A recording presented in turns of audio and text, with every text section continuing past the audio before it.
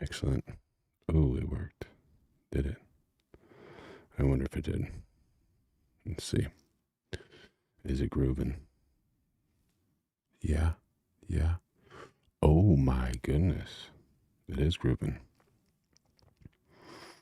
This is so cool. This is so cool. So stoked about it. You know, there's some things in life you're like, it's all right. And then some other things you're like, yeah, this is super cool. This is like really, really, really, really cool. So I'm stoked about it. Man, everything's excellent.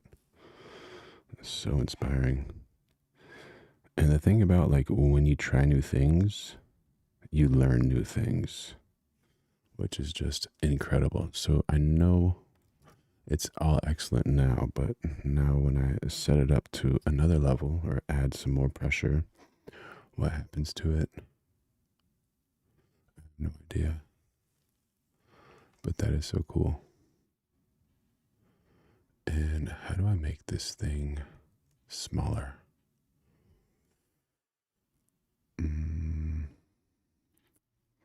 I guess that's good for now.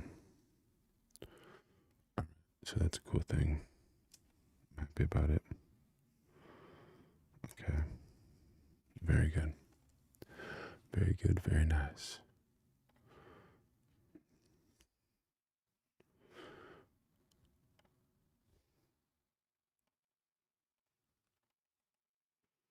All right. Just trying to see how long that is. It takes to get there. Very cool. Very exciting. Um, yeah. So now we have to think of like that perspective of someone who's trying to become a better person. How do we, and a better artist? How do we get there? We gotta find those pictures first. So we check up. Nope, not that one. Nope, not there. Maybe here. No.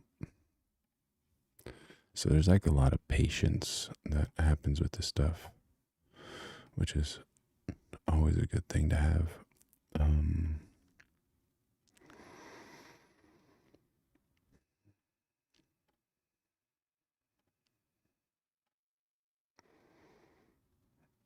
Okay. No. Here we go.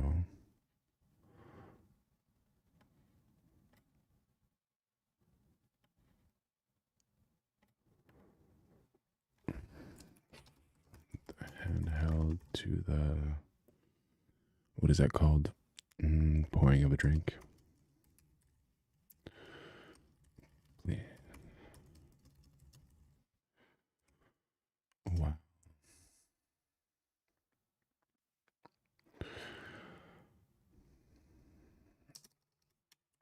And here's what would happen visually.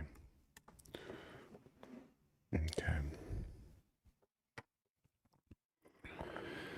I wonder how excited are you guys for this video? Like, I'm pretty excited, honestly. I think it's gonna be pretty cool. And the coolest thing is like they're really cool people too. So it's gonna be awesome.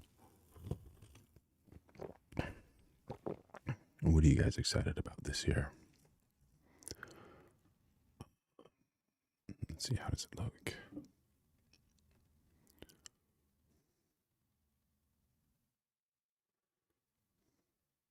Oh man. Horrible. Horrible. Where's that end frame? Actually I think we might be able to use that. But I don't know. I have no idea. Let's see if we can bust that out, show where it is.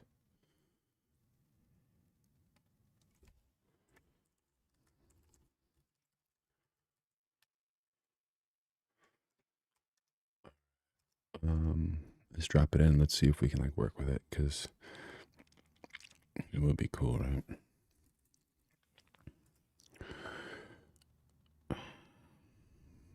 But I know already it has has to be like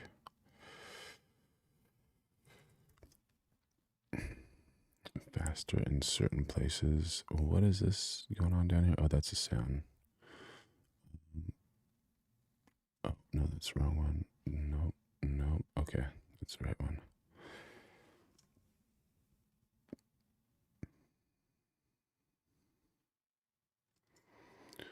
So I guess we're gonna grab it from like here, maybe. Take this part.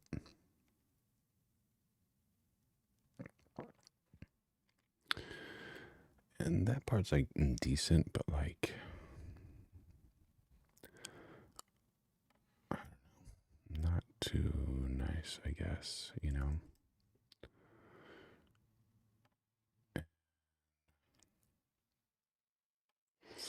For the sake of entertainment, might as well just.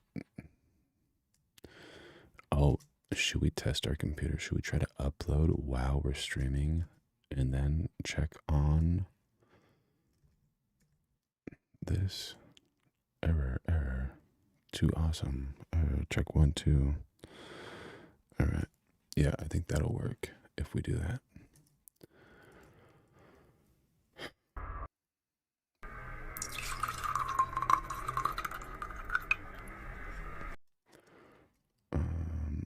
This is like, it sounds like it's in a tin can, you know?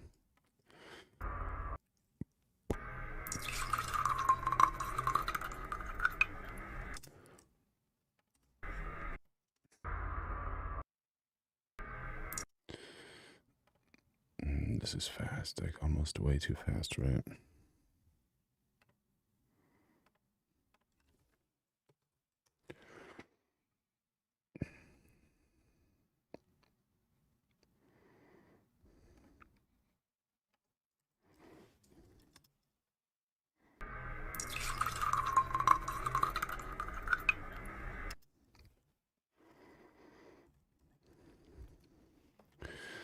I don't know. I don't know how you feel about that. I'm not really too happy with it, but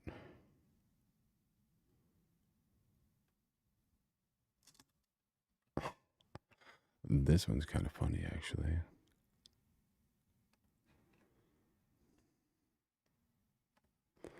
Visually, like, is it entertaining or is it not really too entertaining?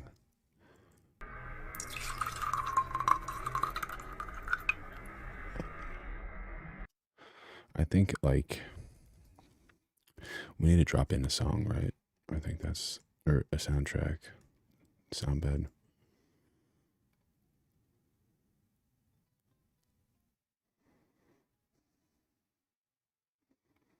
Yeah, we need to give that like that love to it. You need that like excitement. And those sounds are so important. People forget about how important sounds are. They're just always so important.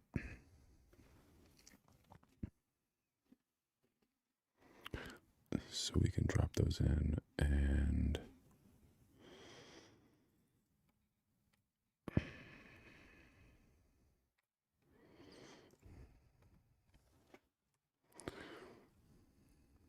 I think this one's like a pretty cool sound.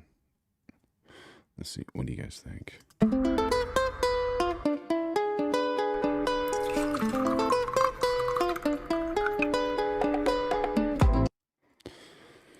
Entertaining or not really too entertaining?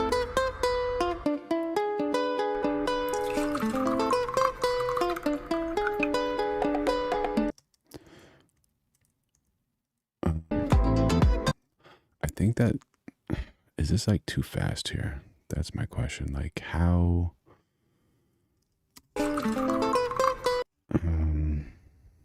okay, so this from here to here is not too entertaining, but from here is pretty entertaining, right? Or am I wrong? What do you guys say? Am I right or am I wrong? So in that case, we can pull it from there to here.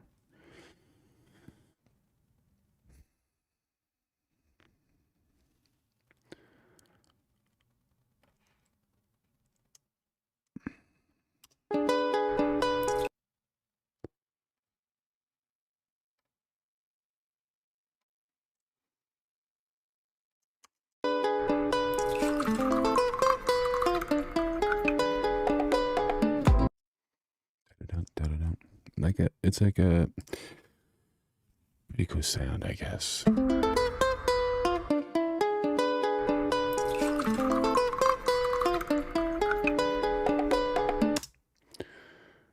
Um, what's missing there? Like, it's cool. It has my attention, but like, what is actually missing there?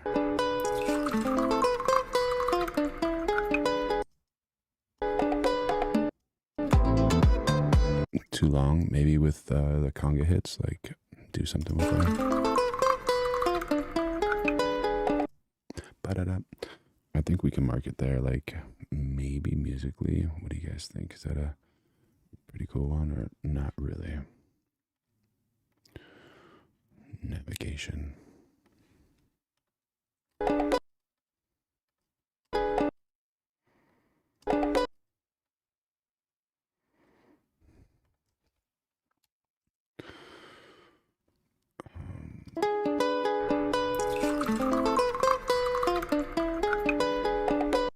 Da-da-da.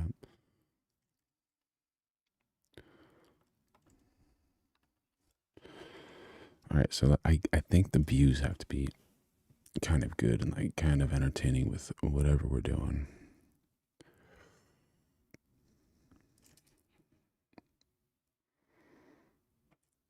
Mm.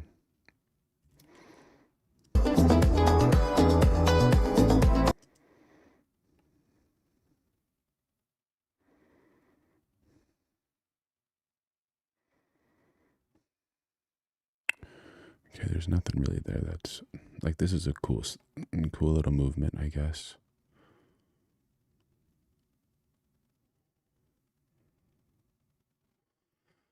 But is it like helping you to understand the story?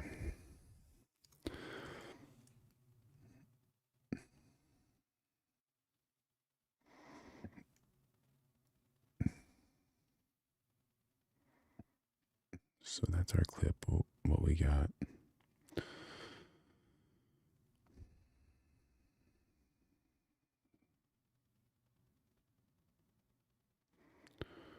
Might be something there, but I don't know.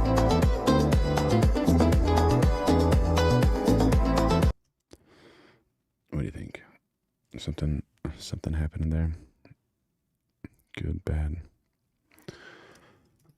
Light up the chat and let me know what you're thinking.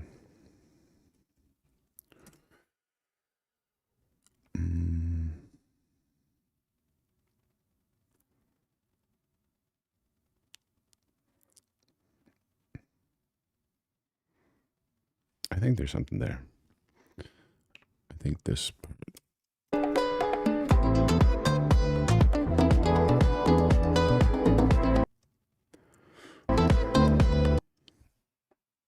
that's it. That's a pretty good part. Visually, pow. Someplace around there is decent.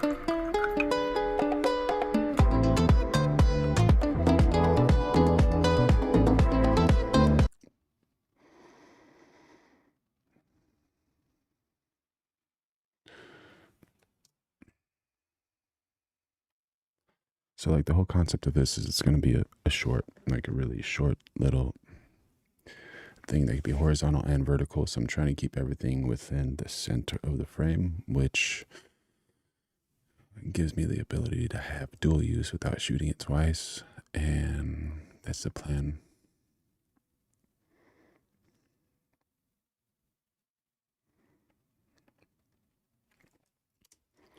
And all of these ingredients are like extremely high.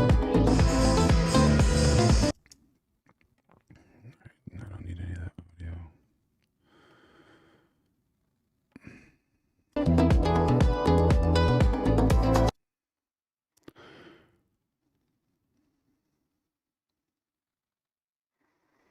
Anything there? Pretty good. Decent.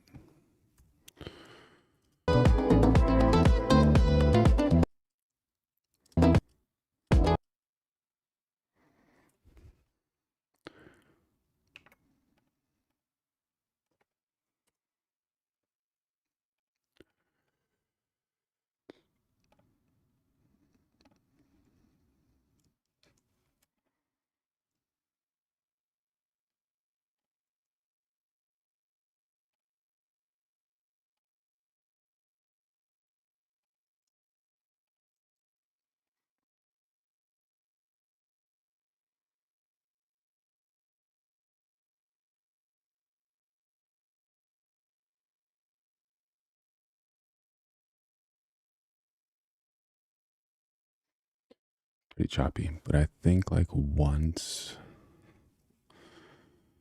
we enhance the visual quality, then it's going to be much nicer.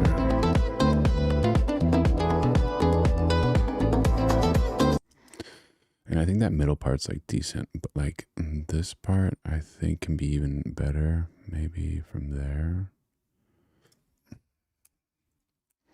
So from here we're going to try to smooth it even more. Oops.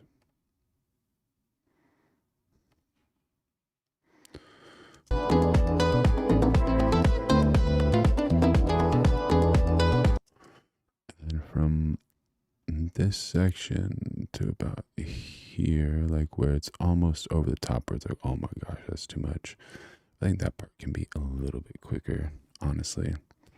Like visually it's not giving me too much, you know.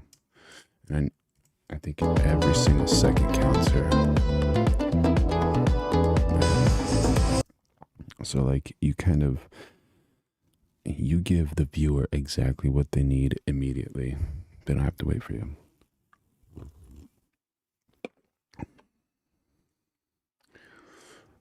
Let's do a little check it.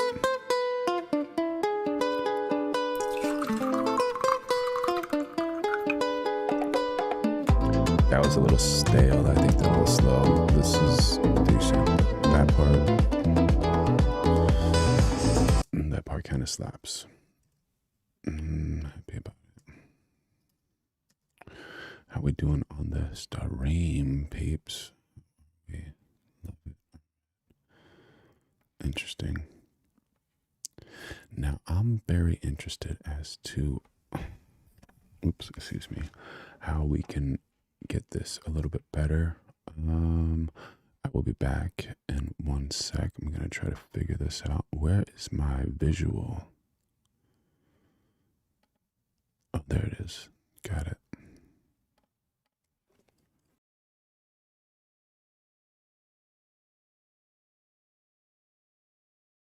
Made that's good. I always wanted to be a filmmaker. I grew up always wanting to make movies. And when I grew up as like a child of the 90s, to make movies meant to be like an independent filmmaker, get to Sundance, write your script, get it produced, and sort of follow that path. And that's all that I knew. And I remember the work that was my favorite when I was young was like Spike Jonze, Michel Gondry, these guys that were making stuff that was radically different. If you remember those like amazing white stripe videos with like the made out of Legos and stuff that Michel Gondry made in the late 90s. And then I started making movies, and I moved to New York City to follow that path. But the only thing that I had the resources to make were these little videos I could shoot in my apartment, or shoot with my friends, or shoot with my brother.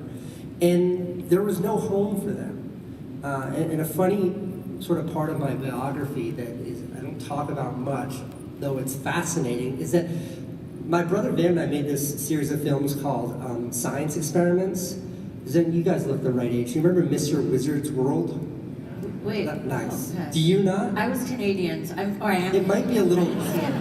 It was a children's TV show with like this old gray-haired guy, and he made science experiments for kids. Okay, cool. So Van and I, my brother and I, bought a book called Mr. and Wizard's World Science Experiments. And we made like 5 of those experiments into these like really precise little videos. There was no YouTube. There was no way to post them online because the internet was too slow then. So we put them in art galleries as fine art. And it's preposterous. You can laugh at that. It's ridiculous. But it was the only home we could find for these little videos. Yeah. And we took that really far. Like we were in big museum shows. And Wait, how old were you? 23, 24. Okay. And that was great. And then we made a series that we sold to HBO that didn't work. The show was fantastic, but they put it on a Friday night at midnight. Imagine if you could only watch your favorite YouTube videos at Friday night at midnight.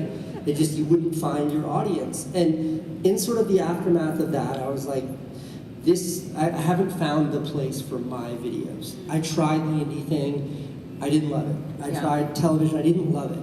And what is the home for the kind of stuff that I make that didn't really fit in any of these categories? And that was how I landed on YouTube.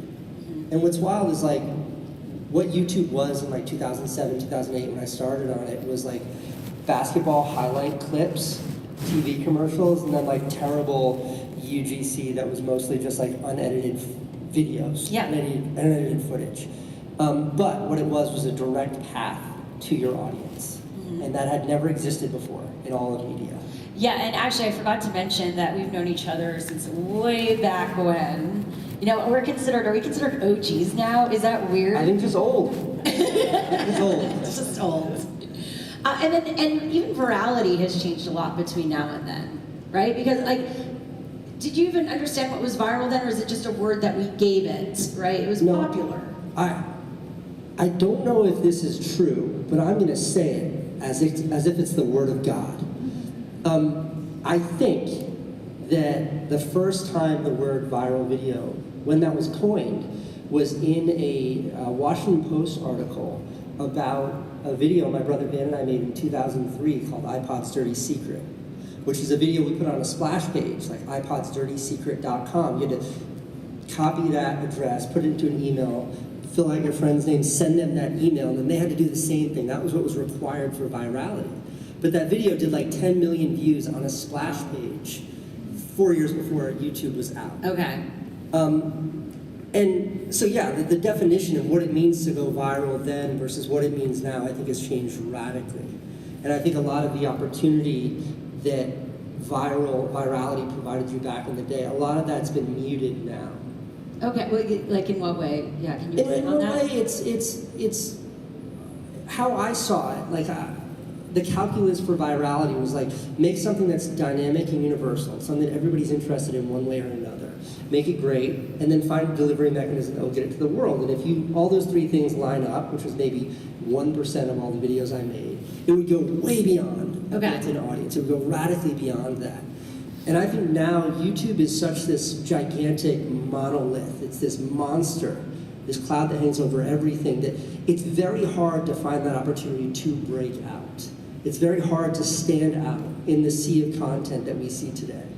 And I think if I did now what I did that led to so much of my early success on YouTube, 300 years ago, if I did that now, I would not have the success. Really? You feel that? No it was just like a time, a moment. YouTube sucked in the late 2000s. If you were good at all, you would succeed.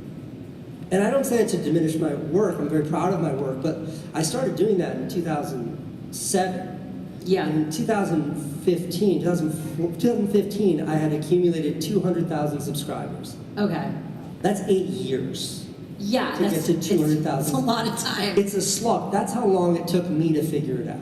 And I feel like still it takes sometimes people that much time to figure it out. Things are happening so much more quickly when it does pop. So let's go back to 2015. You started posting daily videos, right? Yeah, and I think that's why I emphasize those first 8 years where my growth was very slow. I would have viral moments where my videos would pop off. Yeah. It would bring a new audience, and it was just this slow growth. And the transition, the shift that had things take off was when I started a daily show on YouTube. which at the time was relatively unprecedented. Like, if you remember 2013, 2014, 2015, there was like a great guy named Ben Brown, there was a guy named Louis Cole, and maybe a couple of other people that were doing what was then called like daily vlogging, which really was a point and shoot camera, somebody carrying it around like this, being like, now I'm gonna go get coffee, now I'm drinking coffee, now I'm gonna get in my car, now I'm in my car.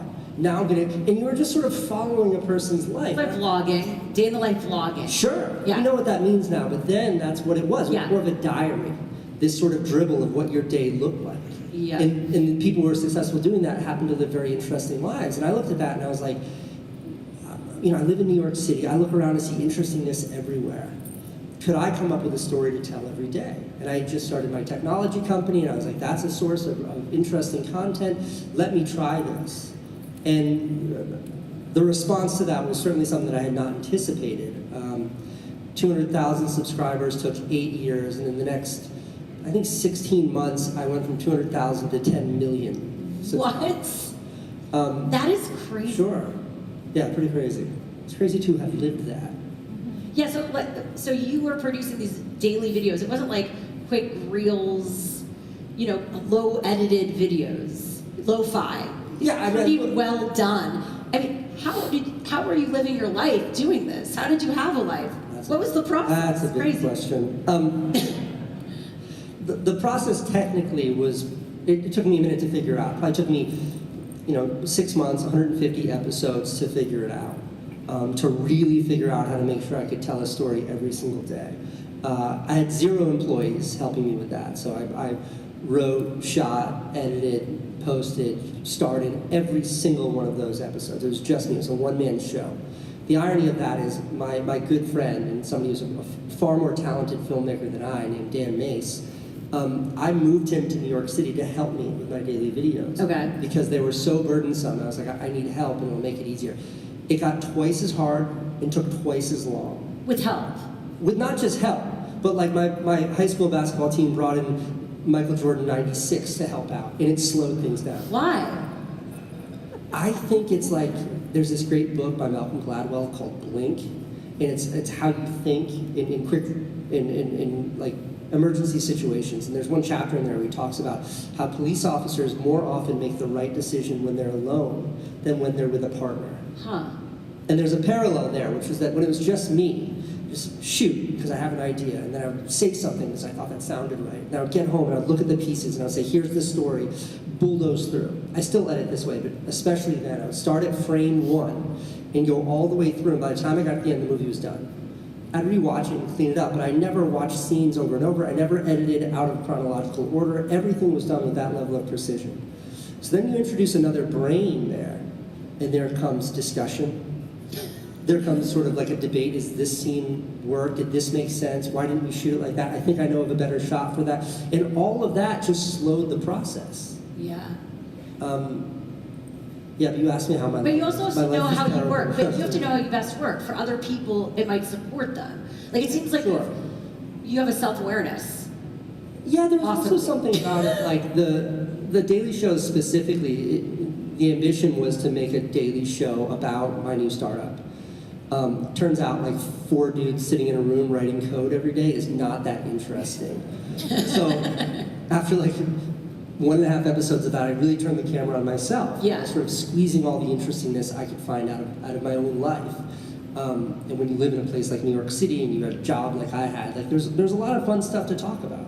But it became more and more introspective and more about me.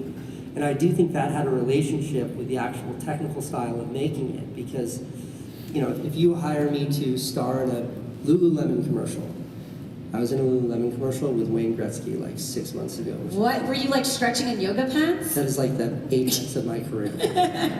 My agent called and I was like, yeah, I love those pants. Who else is in the commercial? And she was like, Wayne Gretzky. I was like, sign me up. That's awesome. But I show up on set, I do what I'm supposed to do, and then I step back, and the editors make it what they want it to be. And that's how that works. But when the videos were about me and my life and my thoughts and my own experiences, to relinquish that to someone else is to sort of put how I depict myself to the whole world that is my YouTube audience putting it in the hands of someone else. And that's a really challenging thing to do. There's so many times where I would just say something to camera, and maybe my eye contact shifted, or maybe my inflection moved at the wrong point. I was like, that's not how I talk. That was like a little performative there. I didn't actually think that that thing was interesting, that I said was interesting. That shot is bullshit, because that's not real. Yeah. Cut it out. And that is a crazy nuanced thing. And that is something that I just couldn't surrender to someone else. And so you've always done completely your own production, everything. Yeah, for the most part. Like my HBO series, which is effectively like my YouTube channel that my brother Vin and I put on HBO. He and I worked in that side by side. Yeah. And I've learned everything I know about making movies from my older brother Van. So that was an amazing collaboration. But it was very much in line with the way I make YouTube videos. But I've also, produced some feature films. I made 2 movies with the Safdie brothers. Both those movies were shot on actual celluloid. One was 16 millimeter, one was 35 millimeter. Even though we had very small budgets, they were very, very legitimate productions with actors and crews and lighting and sound. And so I've done that. I've made feature-length documentaries that I've written and directed, and I've done that. I've produced TV content. I've directed TV content. I've dipped my toe in almost every facet of the media space. And the thing that I come back to, the thing that I love the most, is a version of what my vlog was. So I want to know, you were kind of always behind the scenes in many ways. When you started putting yourself in front of the camera, you became inherently a brand, a star. What was that transition like? Is it what you expected? Is it what you wanted? It's fucking weird, man.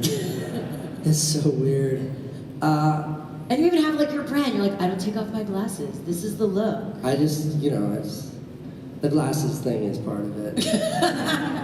There's this great line somebody asked Jack Nicholson why he's always wearing sunglasses. And he was like, when I take my sunglasses off, I'm just another old fat guy. But with my sunglasses on, I'm Jack Nicholson. So when I take my sunglasses off, I'm just a funny looking guy. But when I put my sunglasses on, I'm Jack Nicholson. No, what was strange about it is that All right, y'all. I love making the work. I love making the videos. When I watch a video back and it's done and it's good for me. I don't make videos for my audience. It's just for me, and I think it's good. That is the greatest feeling in the world. It's like climbing a mountain and standing at the top and looking around, and there's no one else there, and you're like, I did this. This is mine. And that's what my whole career has been. Just that.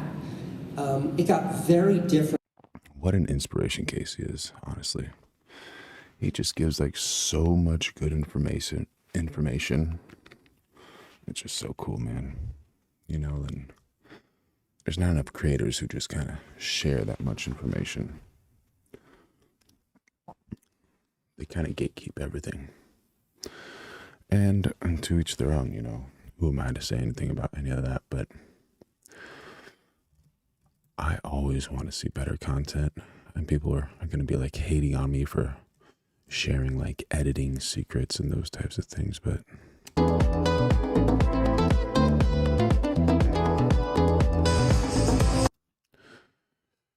how is the quality of this one? It's not bad. All right, so now we're looking for another clip.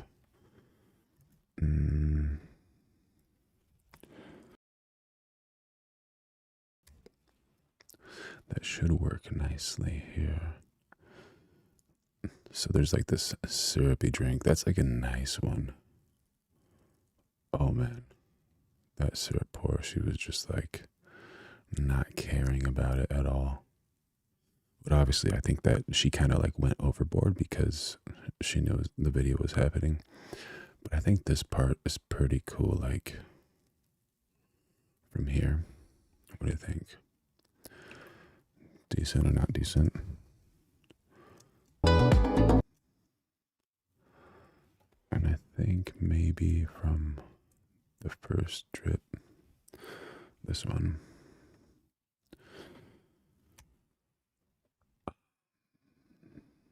To here maybe. Good spot. Just try to have some fun with it.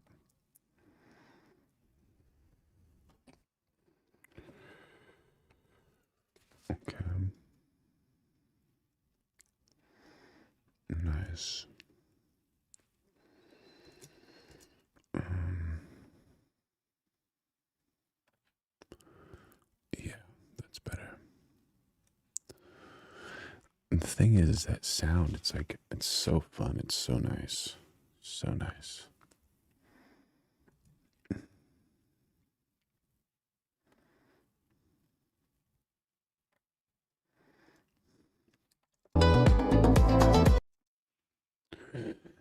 And the thing about like being smooth with your camera movements is whenever you do any type of ramps, it's really, really cool.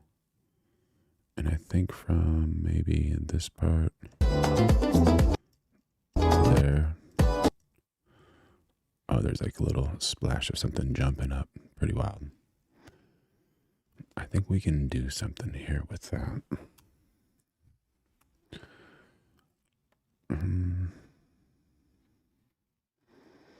What do y'all think?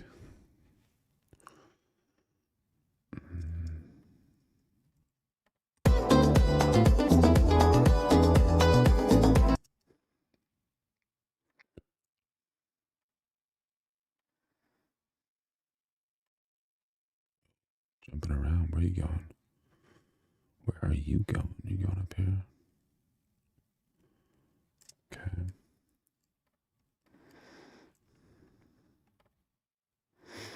Oh, it's already got the optical flow going. Bam. Nice.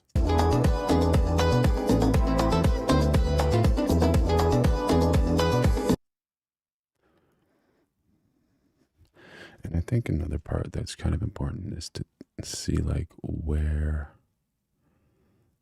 those like end shots are nice and like where the camera movement's not too much, you know? Like maybe to here, we can kind of get that going a little bit faster. How fast, we'll see. That's pretty good. Can we make it even faster? Because every single second counts.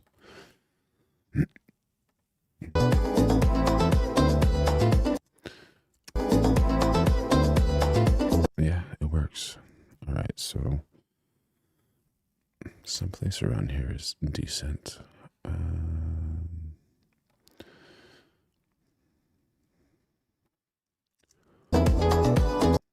Let's do a little scroll, see if there's anything that happens. Not really. Now I guess we gotta listen to the music, right?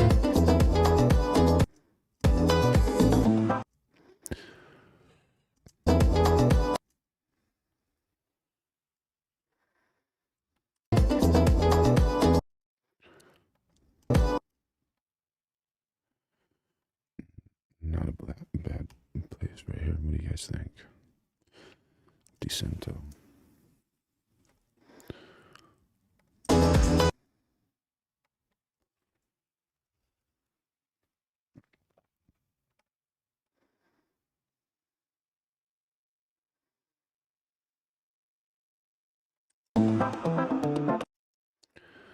That's not doing anything for me.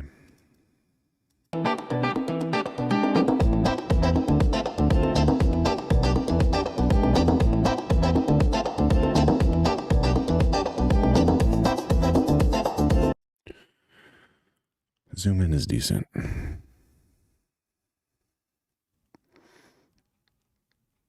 But what I'm curious about is like, what is even better than that one?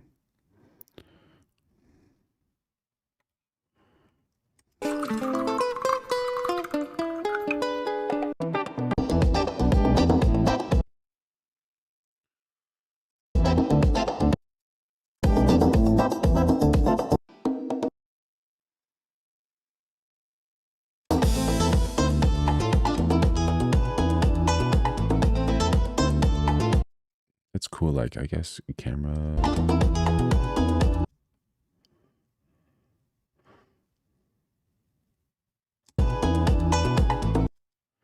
That's pretty cool.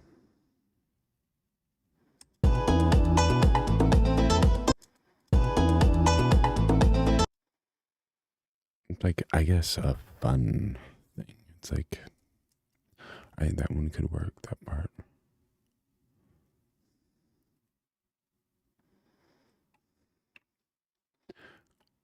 Now the question is it okay? We can kind of, I think we have a cut here as well, right? You can get your B roll while you're getting your A roll, just letting you all know. Might as well. And so let's see, this part was pretty cool.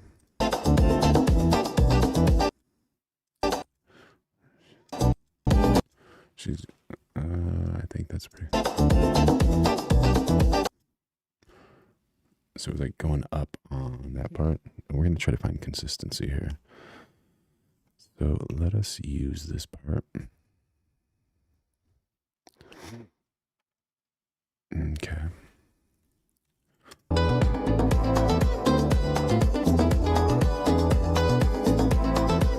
have this part. And we don't need to show that process of pouring everything in there because that's all right. We have the smile. And then we also have, I think from here might be a good frame to start. No, don't do that. All right. So let's see if this like seamlessly transitions.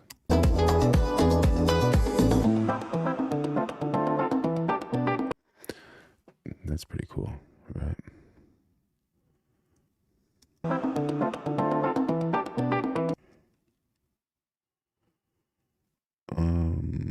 I think that's okay there. If there's something better, we can surely find it. But let's do something now.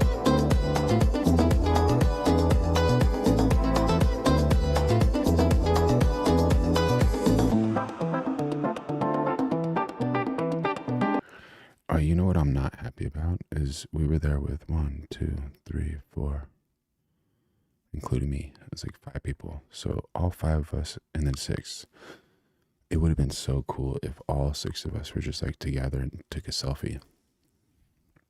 So if you're ever making content, it's almost never bad to overshoot your content. Just try to make as much and don't be afraid to ask. Like on that first shot, I actually asked for her phone and I was like, can I get a picture of your t-shirt that you guys are going to sell? And then I asked her for her phone and I got a picture of her phone. So that's like the opening shot. I can show it to you right now if you want to see. It's really cool. So let me just zoom out and here's the opening shot. So this is actually like a zoom in of the t-shirt and the actual t-shirt is right here. And so this is me holding her phone. So if you're making your content, like don't worry about asking questions. It's always good to like ask questions because the more data you get, the better it can be. And here's the vids thus far.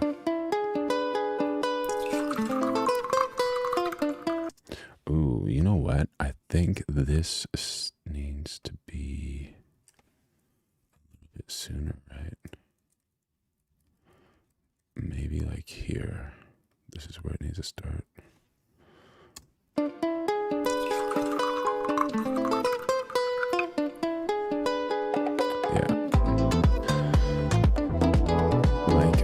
Drone was talking, he's like, man, audio is so important, and it is, you know, like, I need to throw in my audio clips and like the sound of honey rolling on a finger and all those types of things, which is like important, you know, and how delicate does your microphone have to be to catch that? So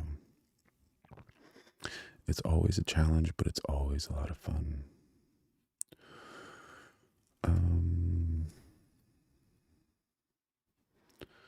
Let's see, like, let me just show you this little part right there.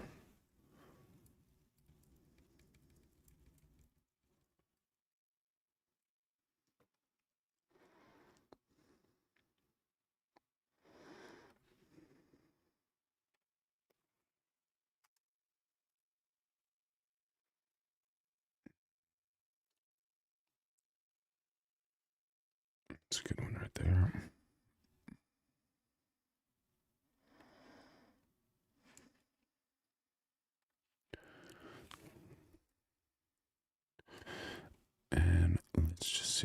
whole song just so I get some backing tracks. I want to hear some music.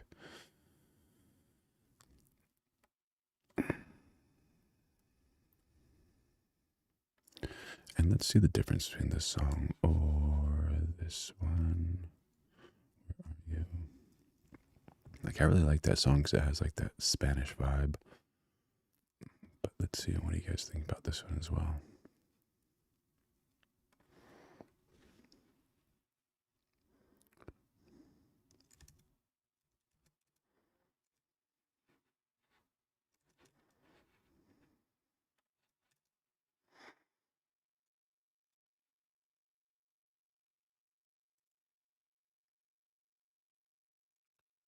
Where did you go? Song. There you are. Second one, whatever. Okay.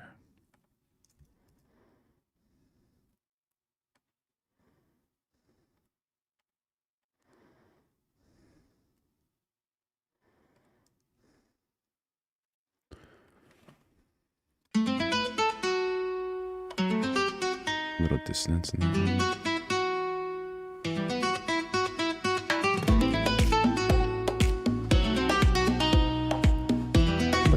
Whenever you start editing to a song and the rhythm's a little different and it hits a little different, your edit needs to be way different as well. So.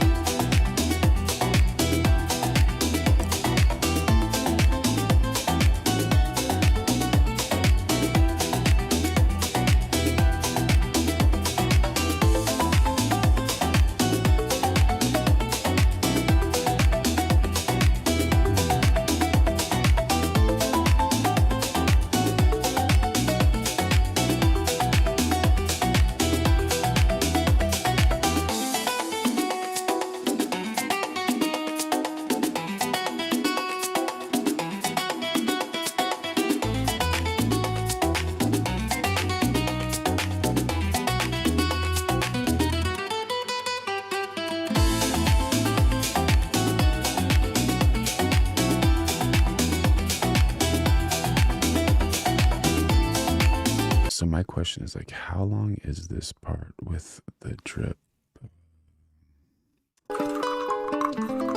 Not this shot. This one.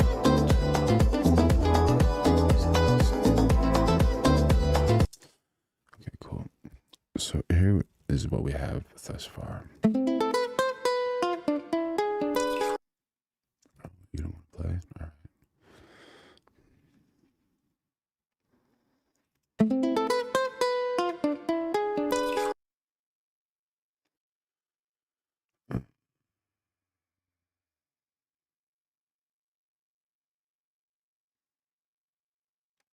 I don't want to create proxy.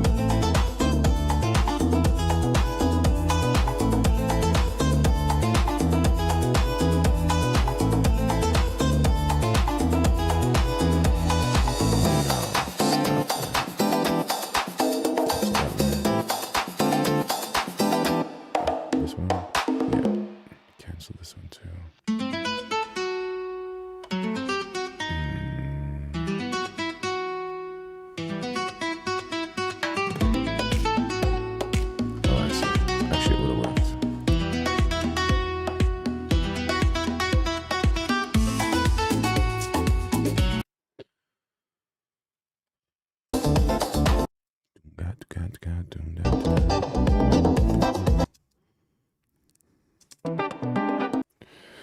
let's see. How are we doing here?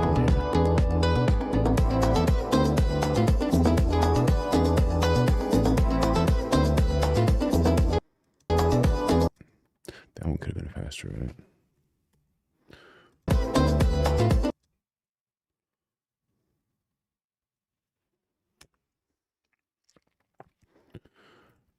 I don't want to ruin anything with the viewer. I just want the viewer to enjoy the process and let it go smoothly.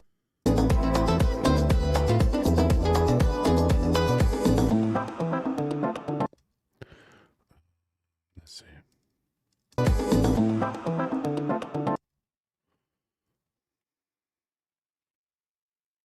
I think from this part, this is probably,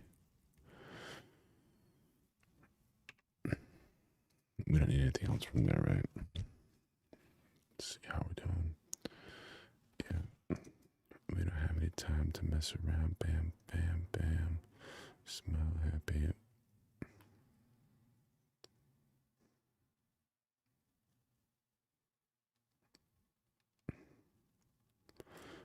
So we like kind of like the movement from here. Okay, so I think that's like the only important part from like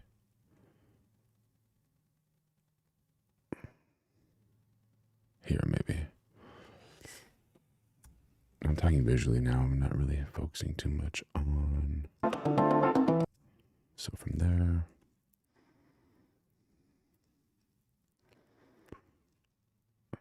And if y'all want, you can like get in the chat and let me know what you think, if it's a weak frame or a strong frame.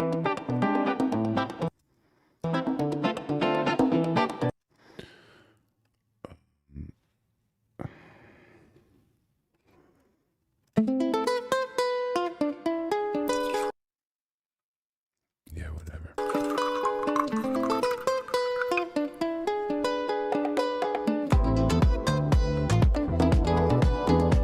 Weak frame. I gotta save myself a weak frame.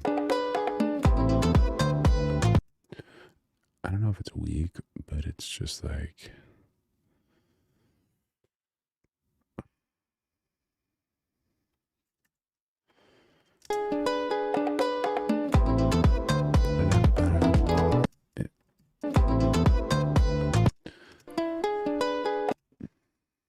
I think that person might be a little weak too.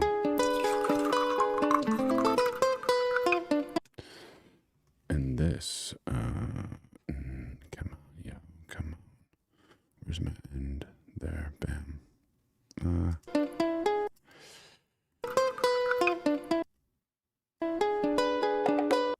Oh, do we have to change that to the ending here? What do you guys think? I think that's better.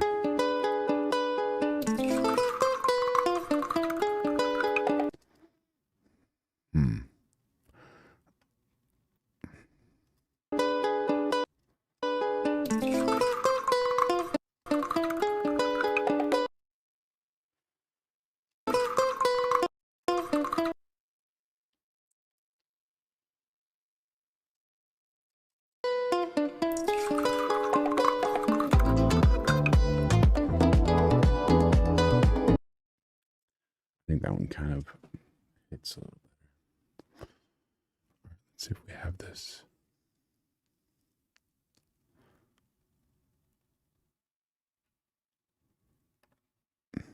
Dude, white noise. Come on, man. What are you giving me that white noise for?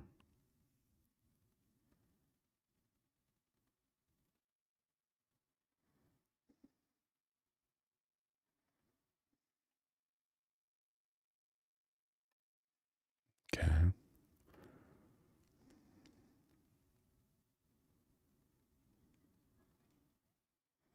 Oh, dude. Shut up. Oh, come on. Are you serious? So bad.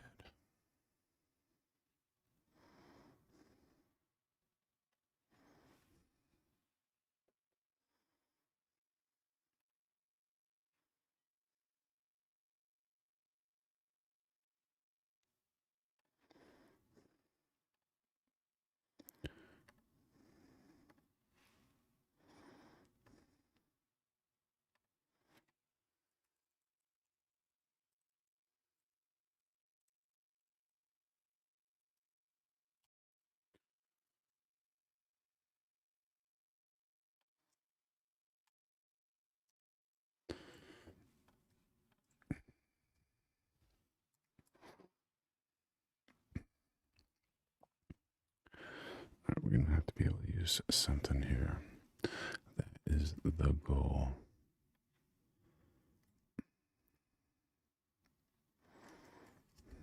How did this thing jump around?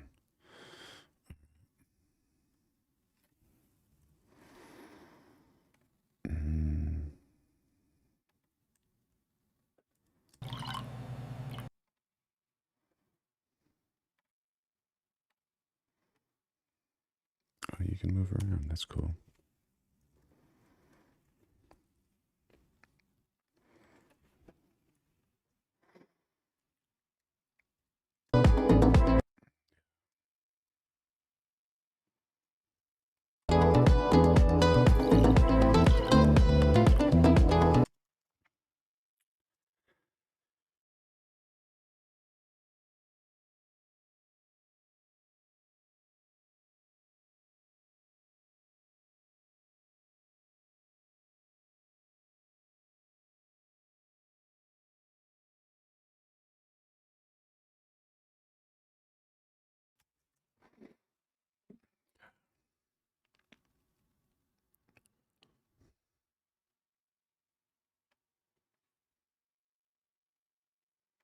What happens here?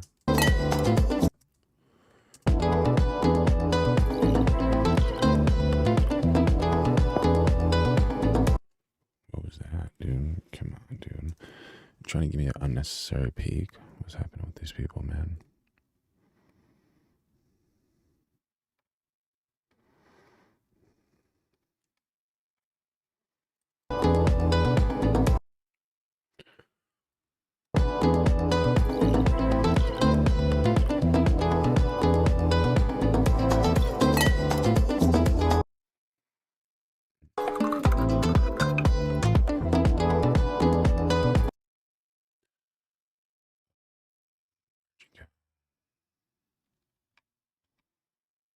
Oh,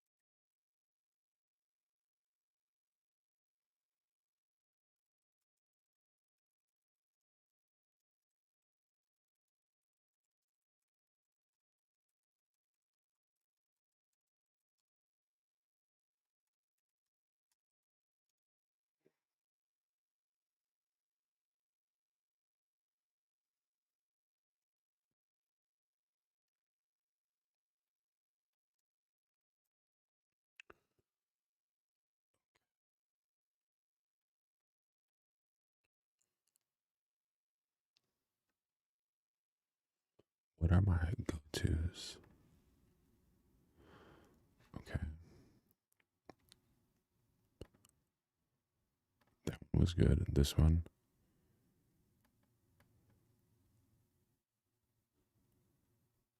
Okay, visually decent. This one, no, don't even.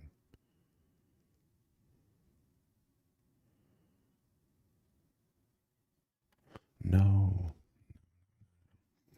that one's not that good. Okay.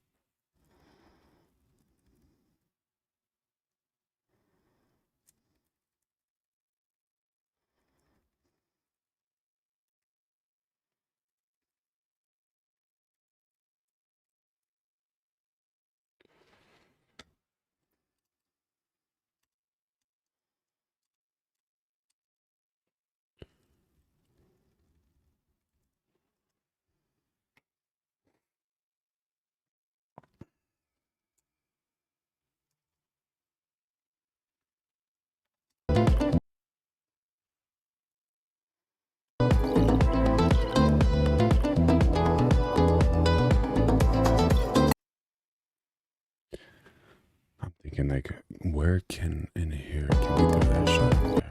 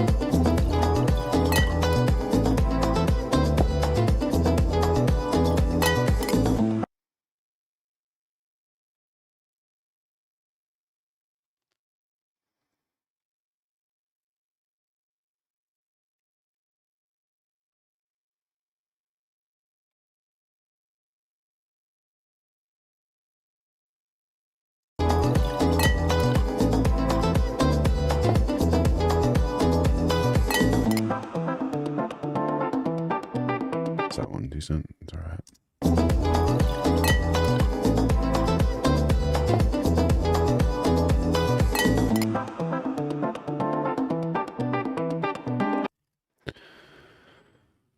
Okay.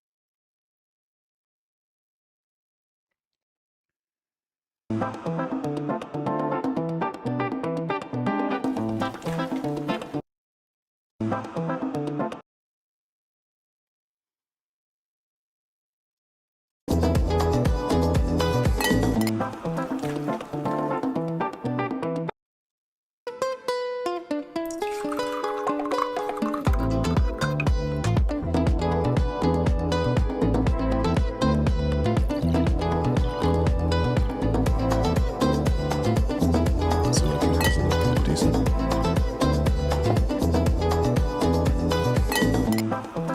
Get to the cup, you. We need to see what she's making. Come on. Let's do that. That's pretty cool.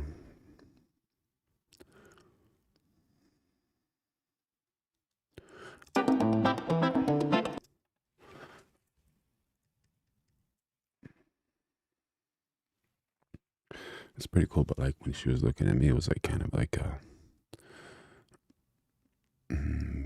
better shot from here. Full focus on the drink.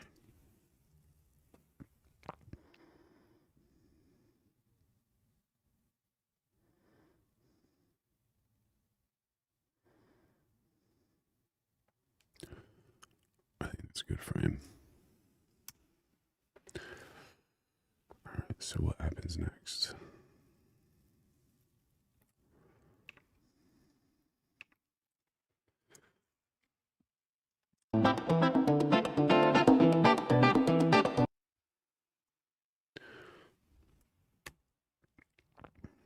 I think it's nice, but I don't know if we're like kind of wasting anything there. So there's a little stutter there, right?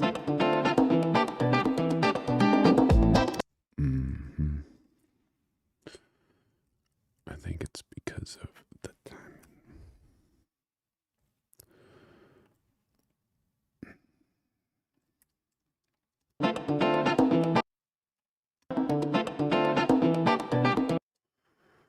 What if? So the view is here now, and when it jumps here, it's a little bit here. What if we like start it from there? I think that would be a little bit better, honestly. Even though that's like a pretty run in, I think just visually there's less pain for your eyes to jump around.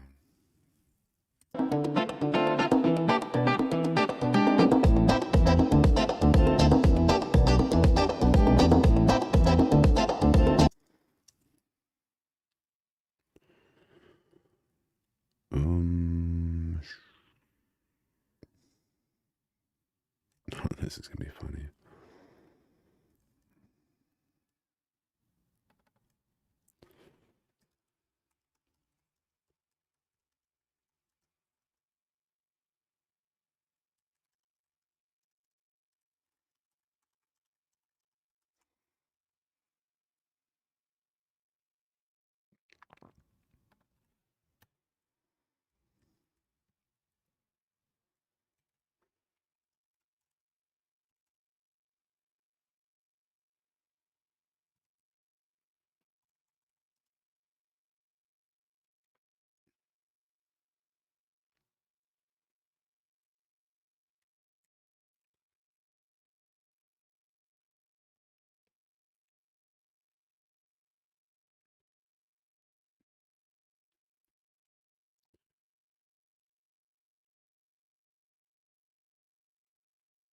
which one was the...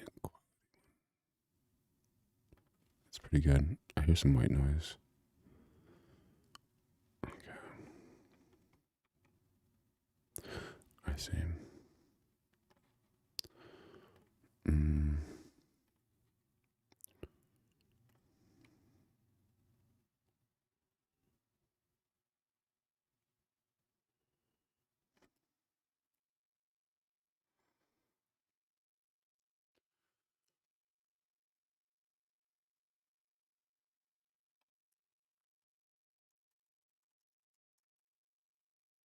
What are you doing?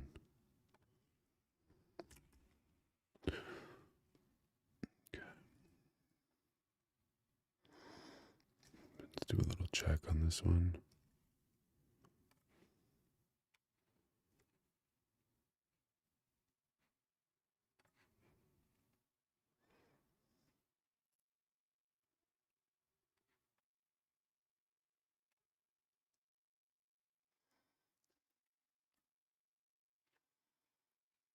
I doubt it. I doubt it's like that, honestly. It should be better.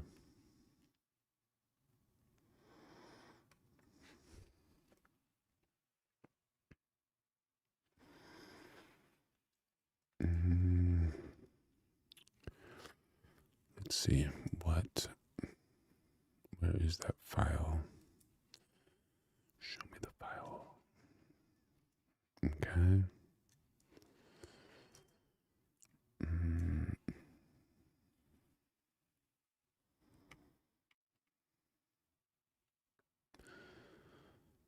Mm. Let me try here. No, it won't work that way.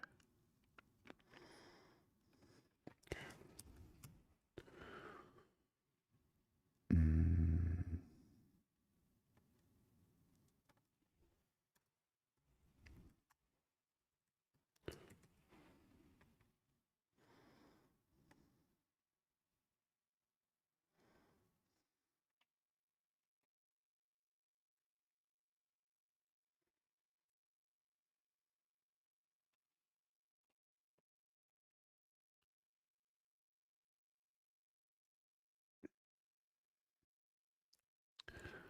Is it?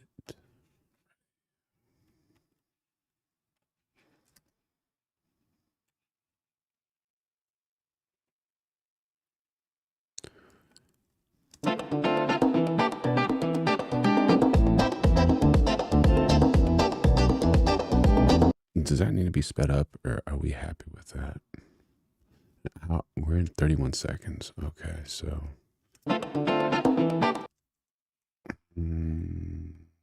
That's all.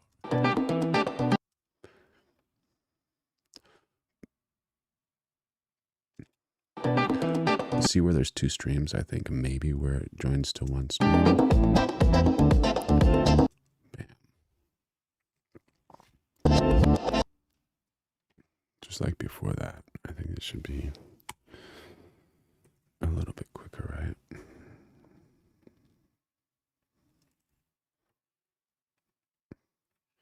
All right, 120 divided by 30, 60. So that's quarter time.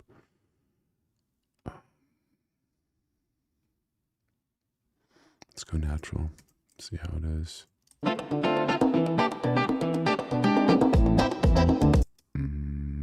let's go double natural.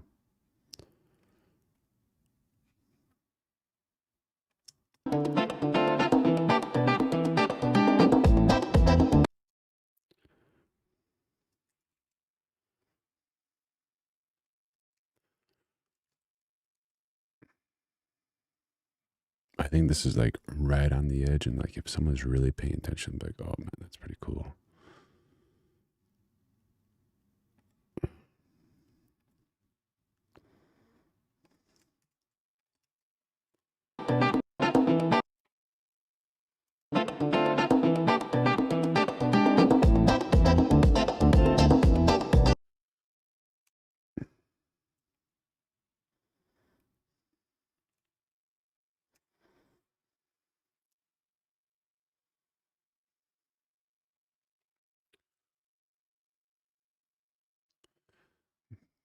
from there, how far do we go? Like, what do we want to see? That's the question.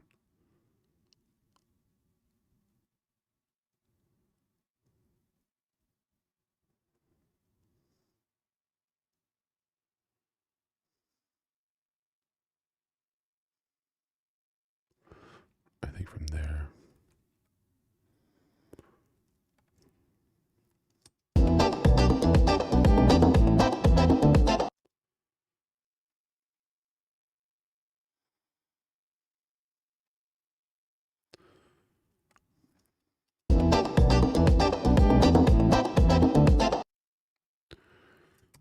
I guess the hand, like, going in there, reaching in there is pretty cool. Is there anything else we need here? I think for now that's all right.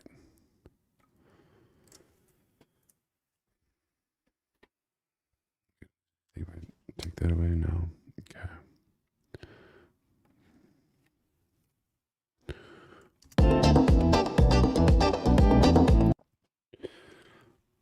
Let's see how that's sounding.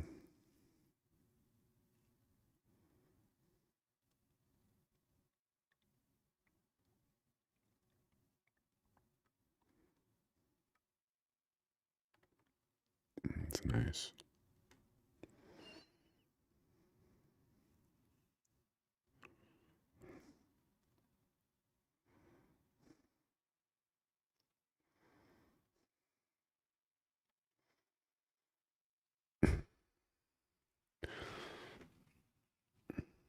I think this one's going to be a little too heavy for this, but we'll check it out.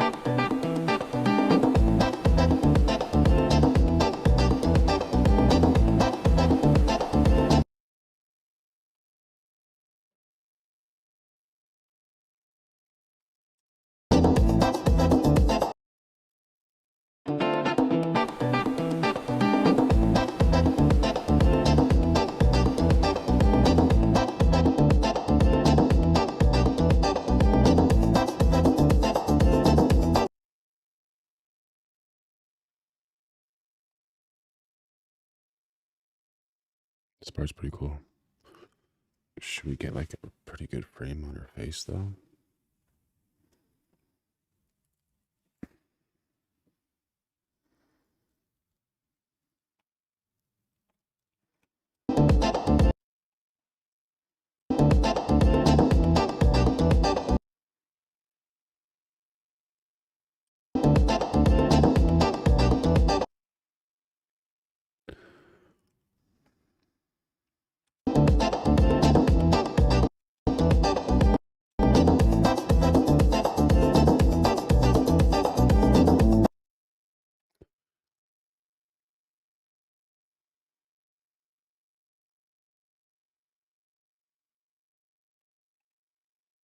It's pretty cool. Or is it better if her in center frame? Probably that, right? Yeah, it's pretty cool. All right, y'all, I'm gonna be right back. We'll be right back. I will be right back.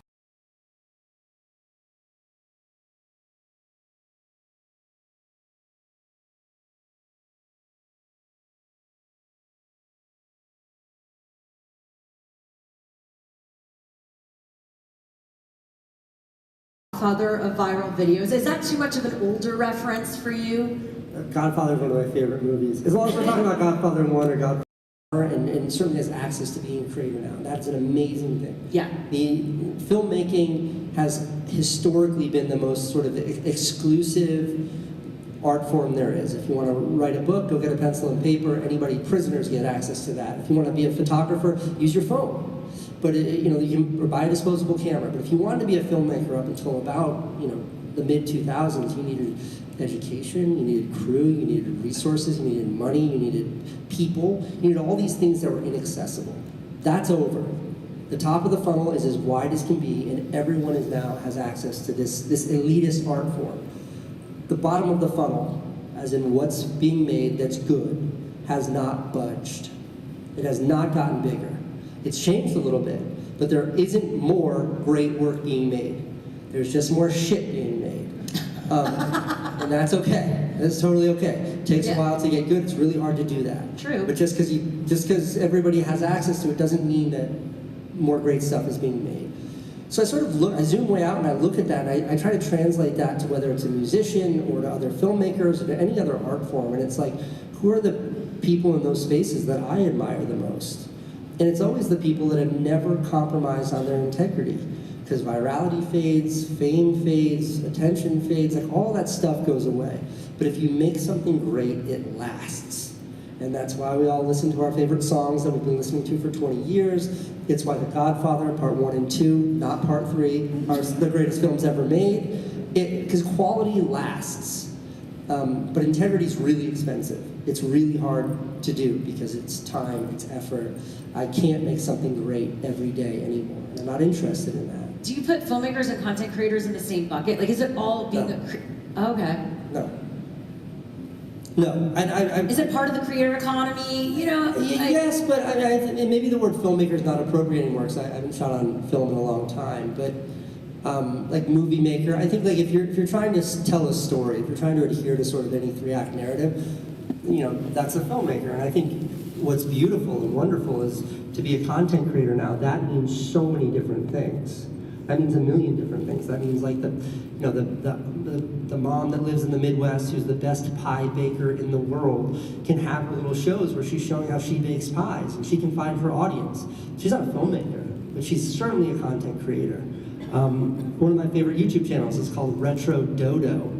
Does anyone here watch Retro Dodo? That guy. It is a YouTube channel.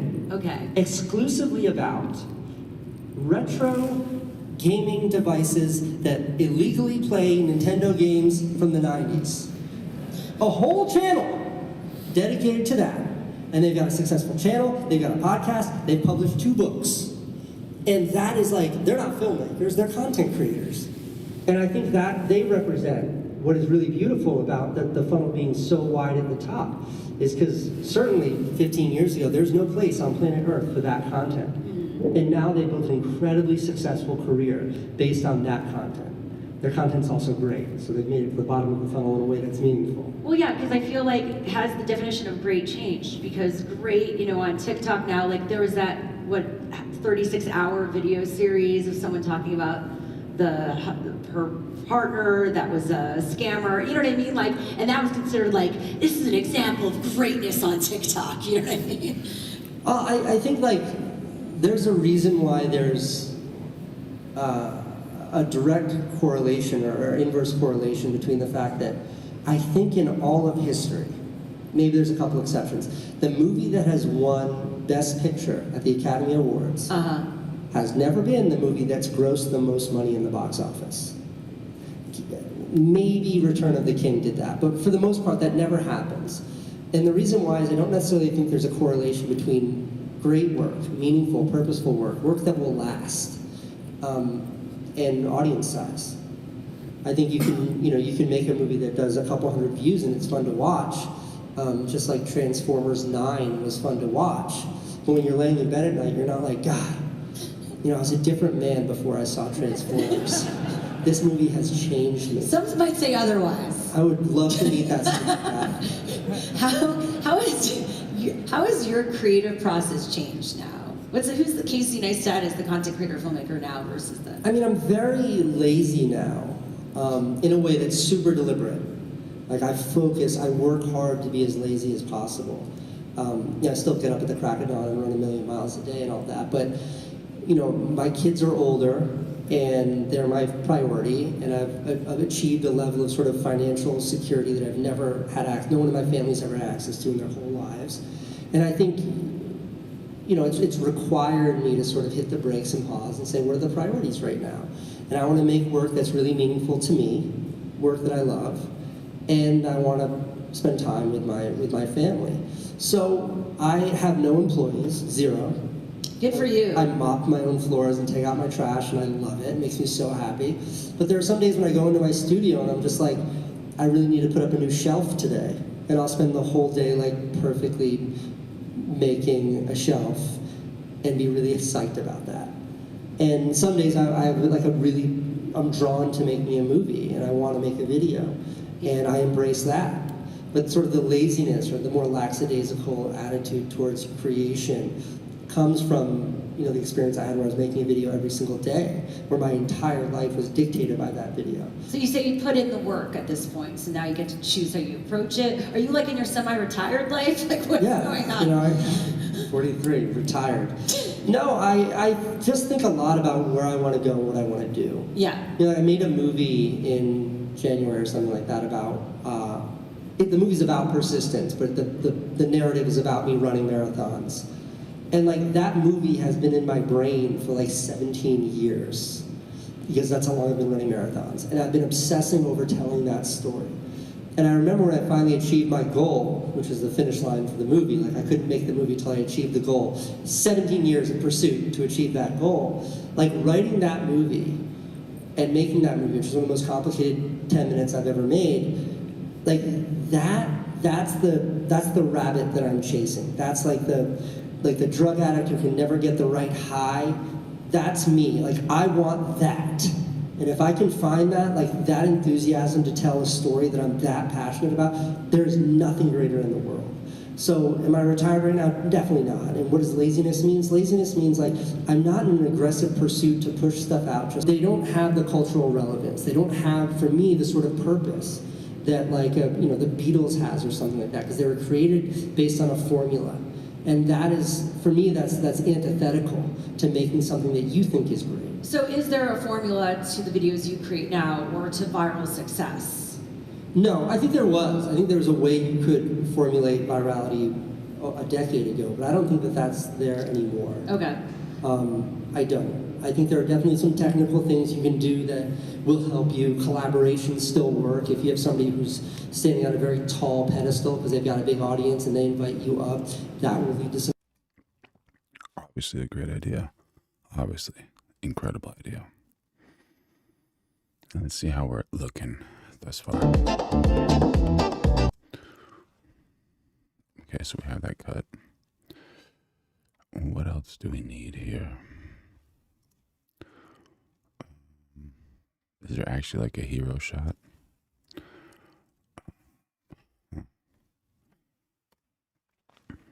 So we're just about done. We just need to like add a few transitions of this and that. And where's that dip?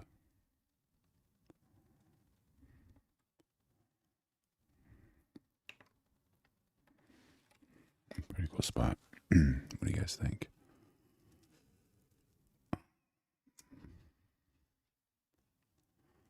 I'm just curious of like what are those other things we need in there.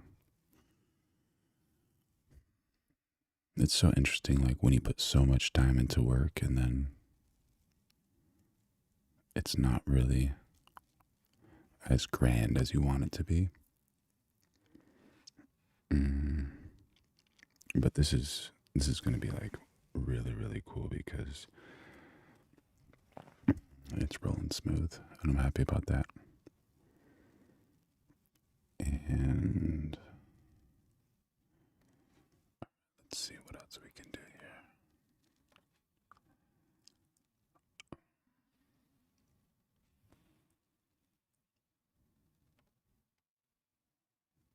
Okay.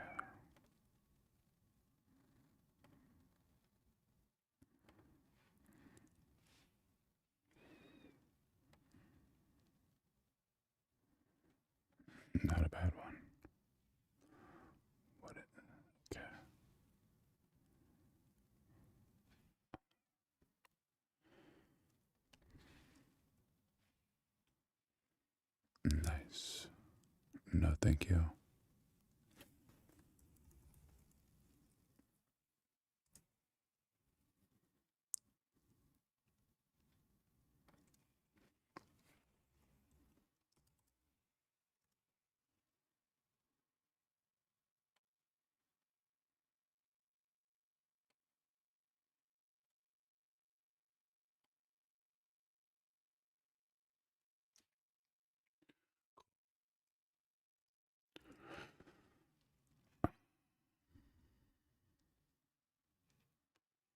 How is this not? Okay, let's put it here. Okay. This one. Okay.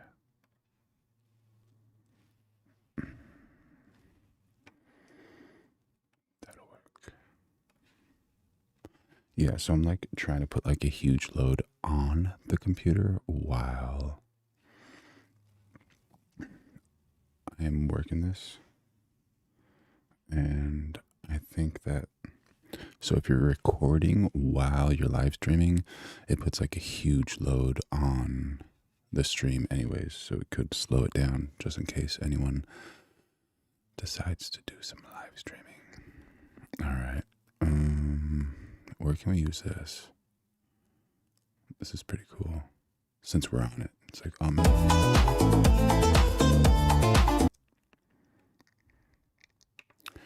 you know what? I think this could be like a cool transition through like the beginning parts. What do you guys think? Take it from the top, see where we can add that.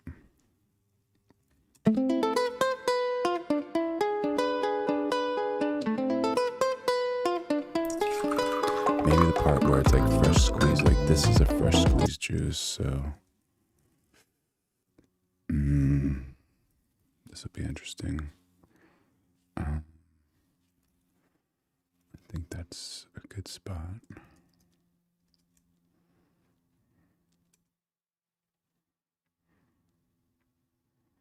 Where's this thing? Okay. Okay, so is this a good spot to do it? I think it is. What do you guys think?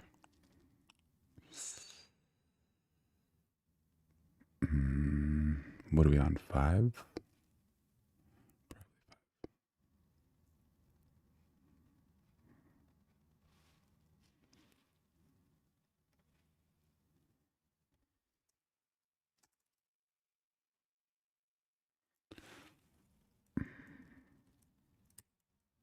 No, you son of a.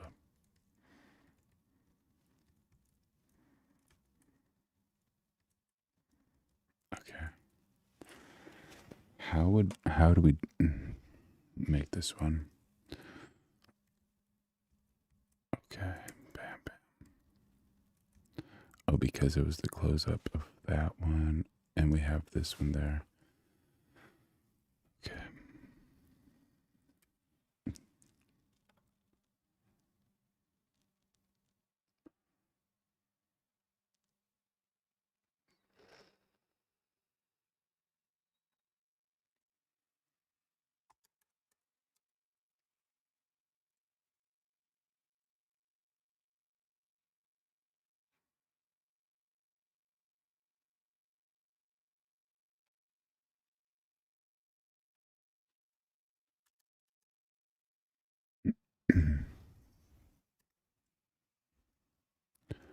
So what are you asking for? You know, the button I pushed. What you doing?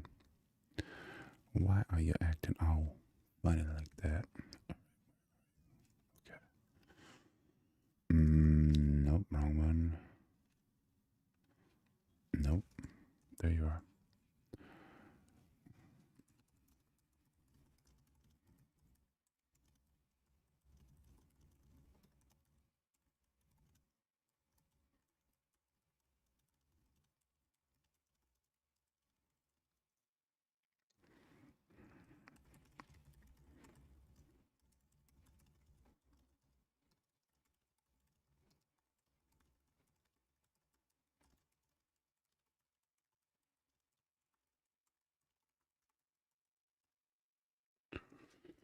Gotta learn to tap fast if you want to get things done quickly. What are you guys working on in 2026? Thank you for supporting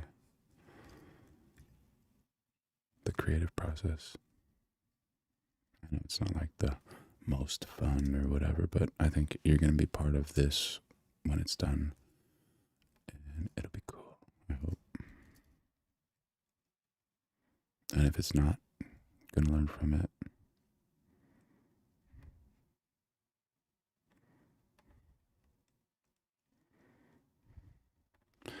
And the thing is, you always got to be creative. You got to be creative with every single thing that you do and figure it out.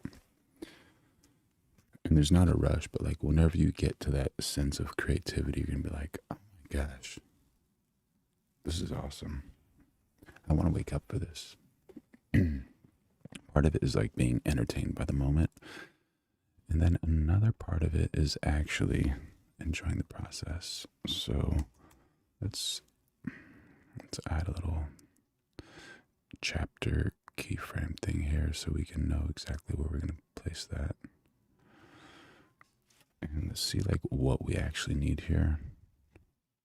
So we have everything pretty much except like the hero shot.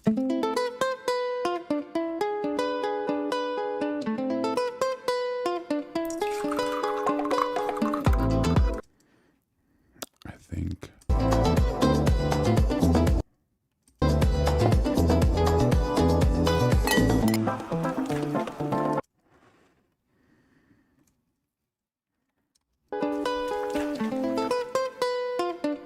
do we double that shot?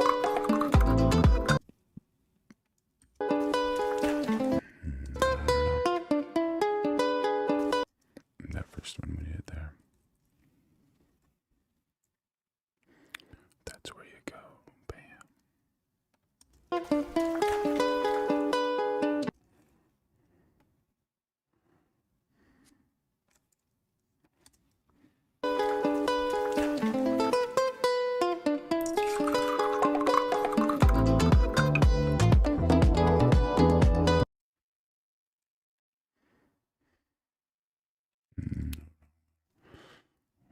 You river. There you are.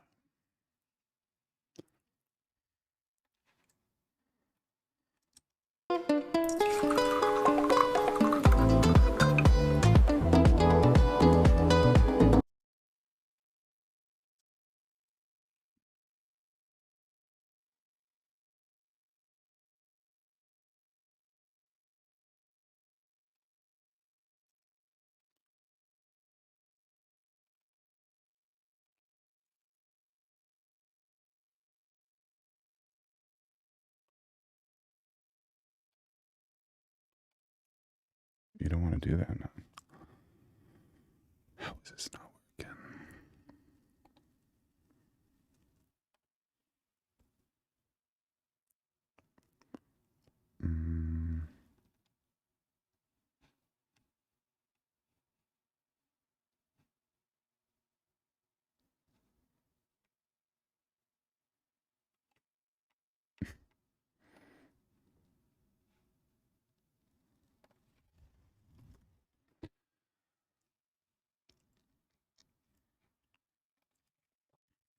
I think Final Cut is like a really cool thing, but one thing I think that it lacks is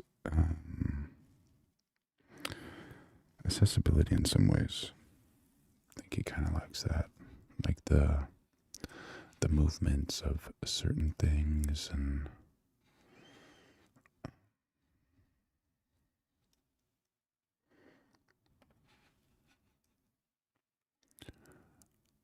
okay.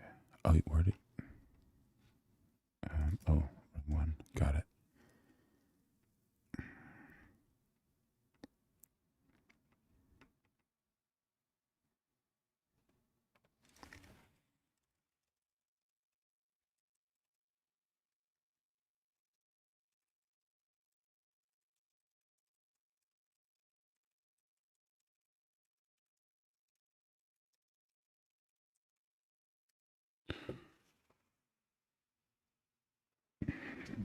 need to hydrate, right?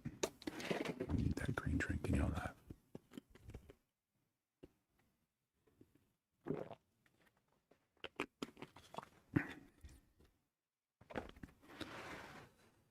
Okay. Even better. Excuse me.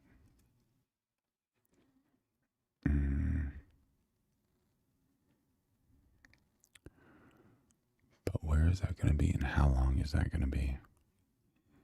Very much the question. Okay, so from here and then to here. I think the beginning part is pretty good, but it might need to be better. Like it just might need to slap and hook way better than it actually does right now. And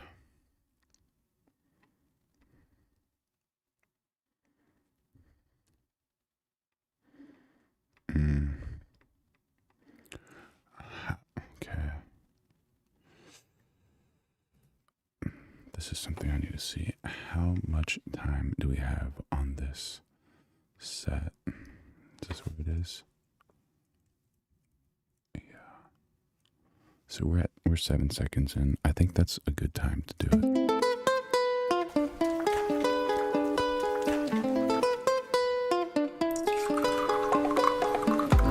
Yeah.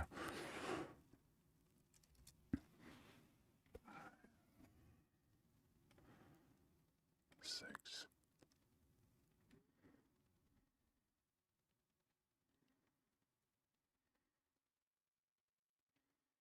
Okay.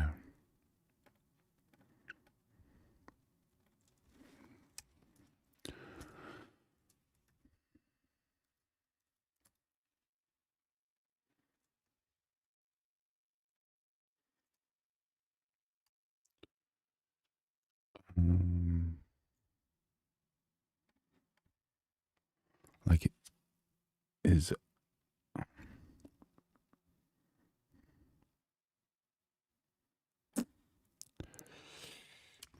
I'm curious, like, how much fun can we have while watching the video too?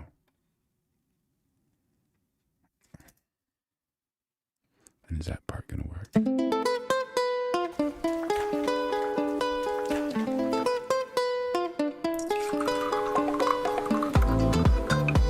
And I was thinking about changing the lighting and all that type of stuff, but if I change the lighting there, the lighting is not going to be like accurate to what it is in real life.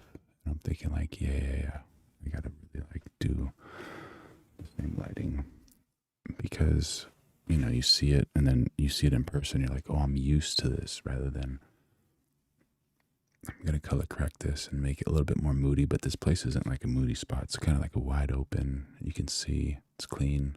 It's a really cool spot. Really cool people. Good service. Yeah, so I think that one there. And if you guys are surprised, like this is kind of how the editing process works. So if you have any questions, yeah, feel free to ask any of them. Make sure to like, subscribe, and turn on notifications if this stuff rings a bell for you. But let's see. The thing I'm curious about is if so it's supposed to be on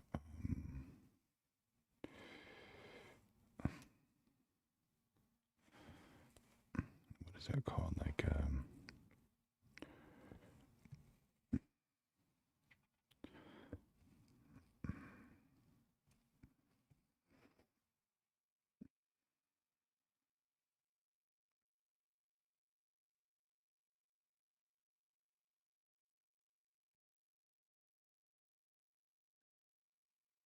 so interesting. Oh, okay. This is what I'm curious about. Shorts, no. This one, no. This one.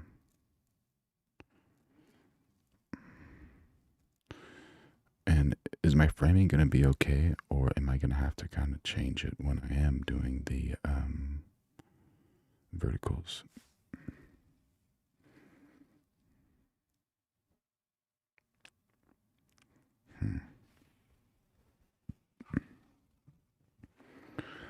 I think it should be okay.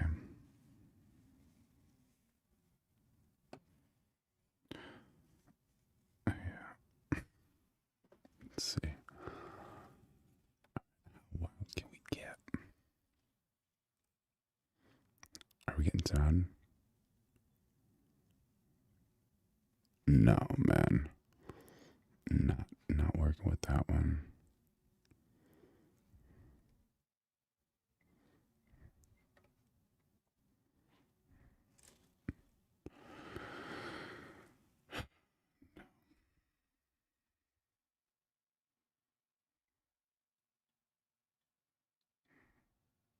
No. No. Mm.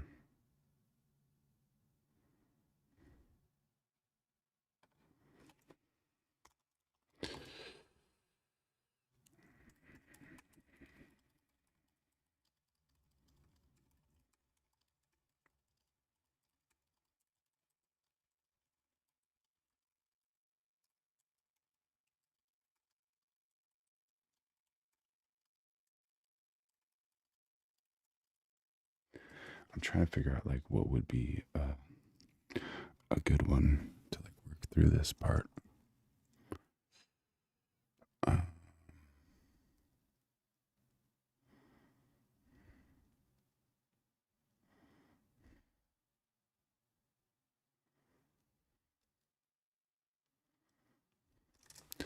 and is that part? Do we need it there?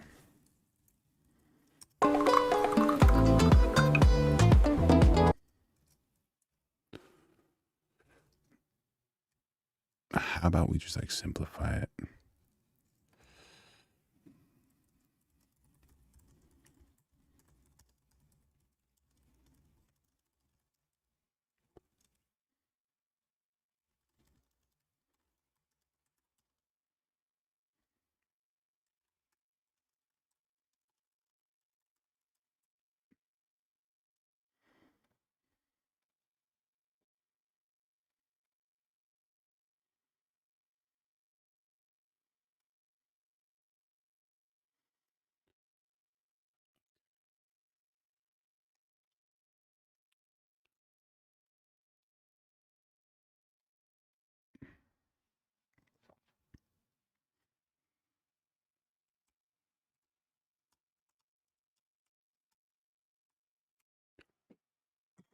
Okay, that's good. Yeah. Mm. Oh, you only give me one there.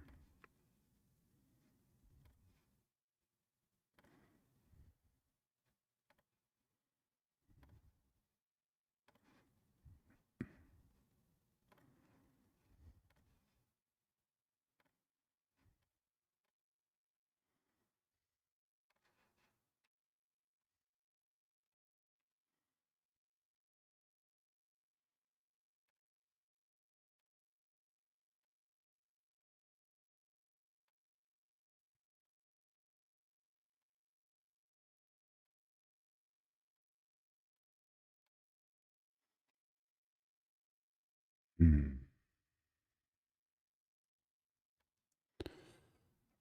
Gosh.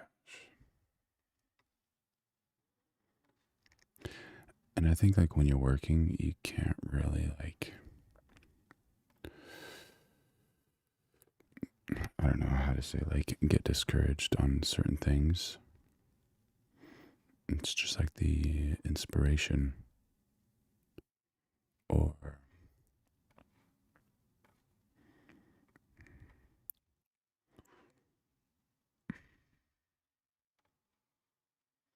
those inspirational quotes, you just got to keep on going and do as good as you can. Yeah, but that's not going to work there. How are we doing on the stream? Excellent. I'm excited very much.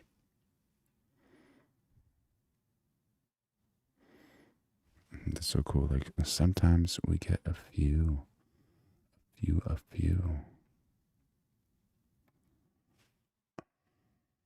good things happening. Okay. Stoked. Excellent. Minimize.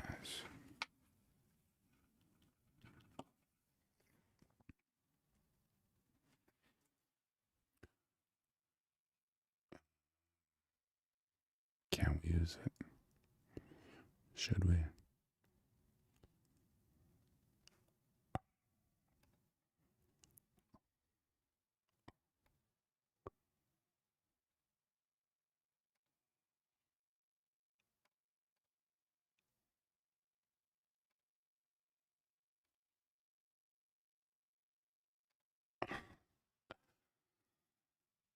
Mm,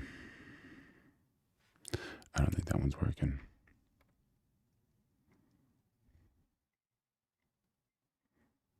Mm, okay. Hmm.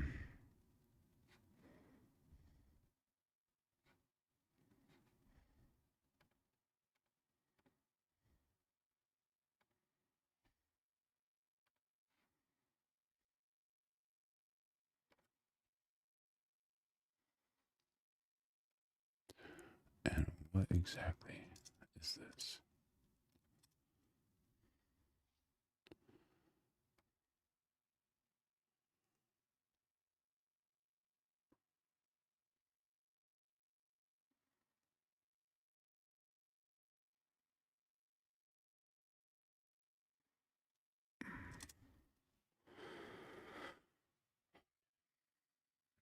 It's kind of interesting on like figuring out which shot is best and which works with the story.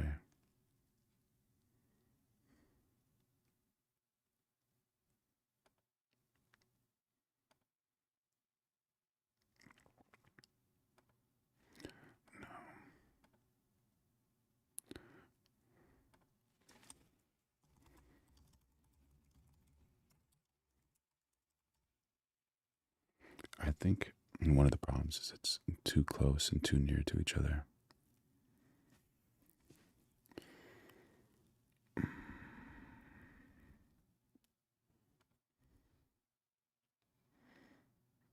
I'm not a fan of that.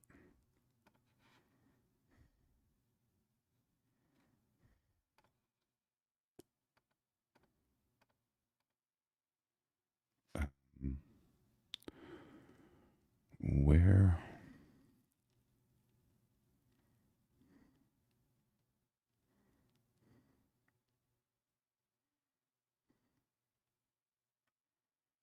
That's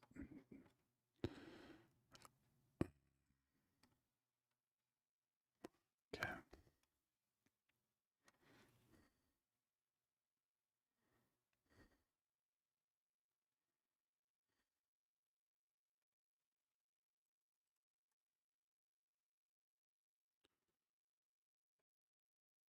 And then sometimes you got to figure out like, is this worth it or is it not worth it to work on this section? Because it's almost, it's taking a lot of energy out of me to work on this section and it's not really giving me what I need. And I don't think it's that important. So instead of like jumping on it,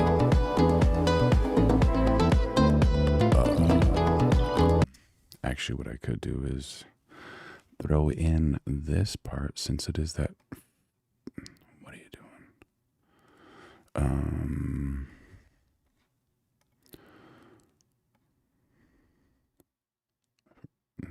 Fresh squeezed lemonade or whatever it is. I can add that there. I think this will help with it, just because it's like visually different.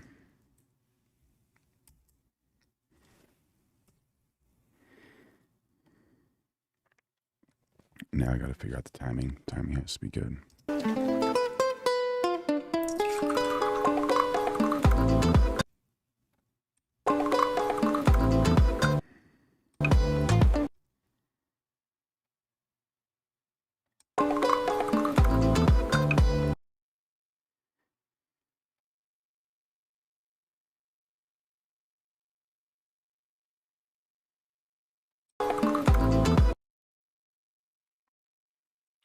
What do you guys think? 2 beats is all right? I think so. Let's try it. Is it sharper over here? No. It's sharper there. You know, since it is sharper in the start of the frame, let's do this. And let's see if there's a difference from here. No, you son of a bitch. To here. So is there a difference here and here? There is. And I think we're going to use that one because sharpness is always good. Where we at?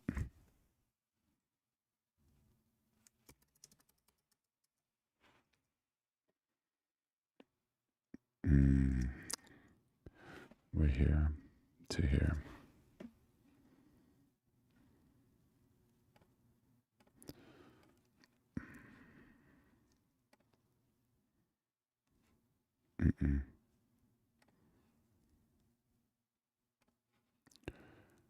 Yeah.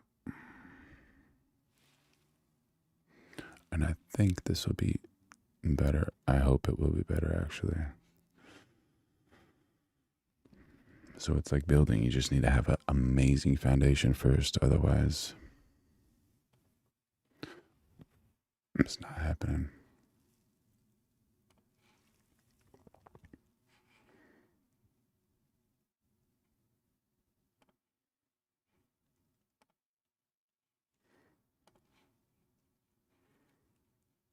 What's going on over here?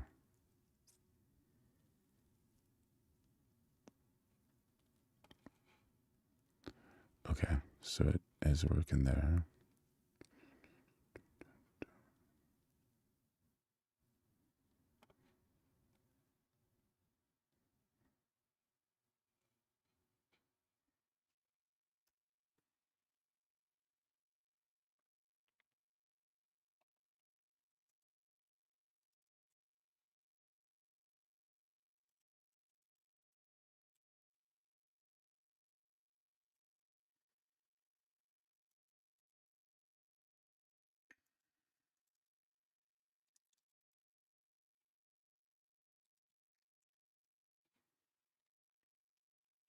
If you have any questions, light it up in the chat.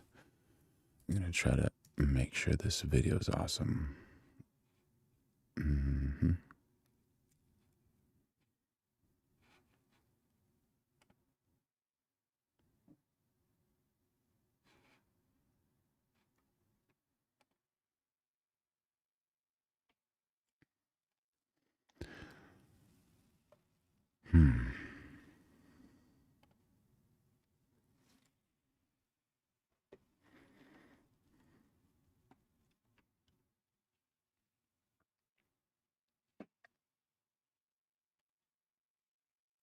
What's the last frame like?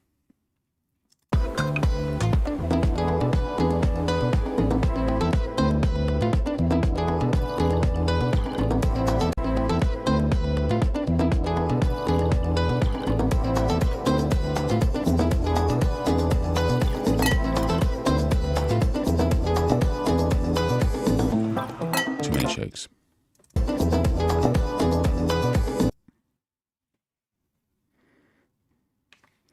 Like I need everything to be fast. I'm going to see just awesome visuals always.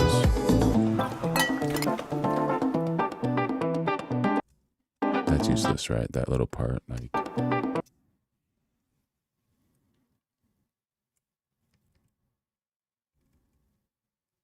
That's decent there. Like, never be afraid of like chopping your video. Like, you just want to have it all so entertaining all the time.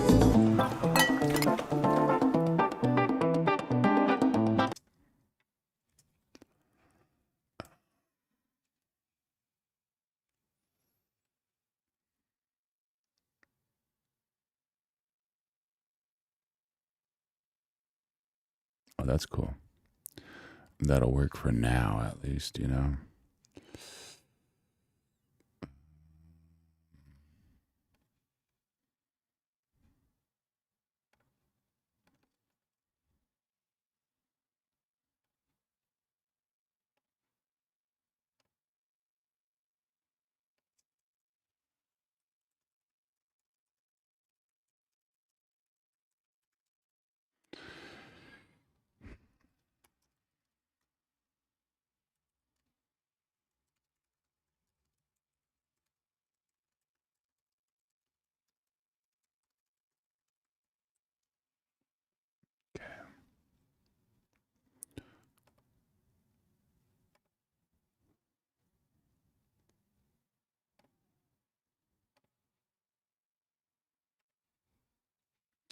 Let's see if it'll work.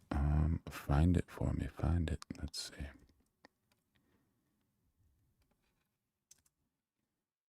And that's it.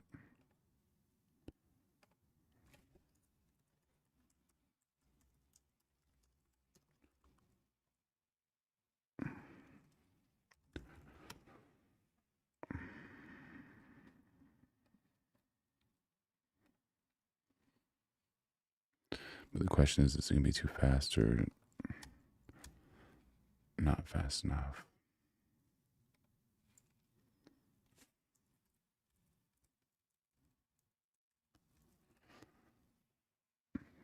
Is it here?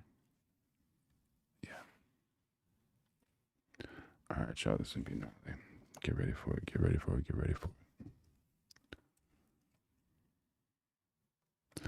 Excuse me.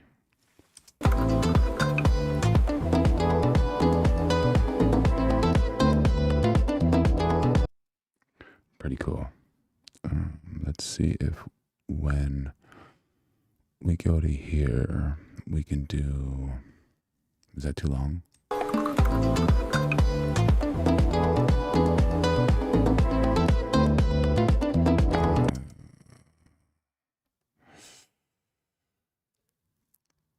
think what we could do.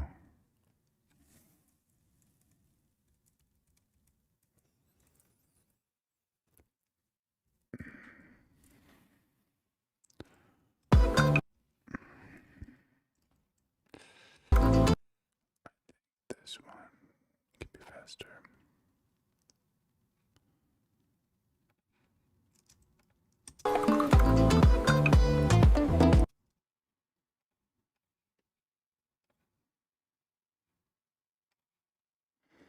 What do you guys think? Is it decent or is it kind of? I don't have time for that.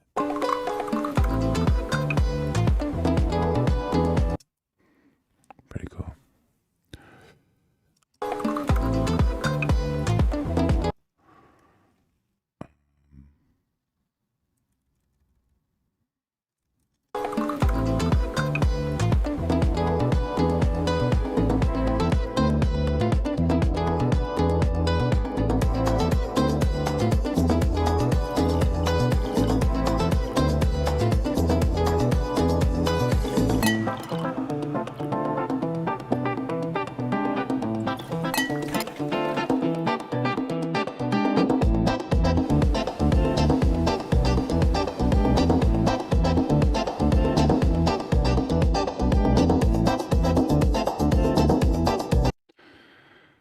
I think it's all right. It's getting in the right direction at least, but I keep on moving these little elements. But let's see here.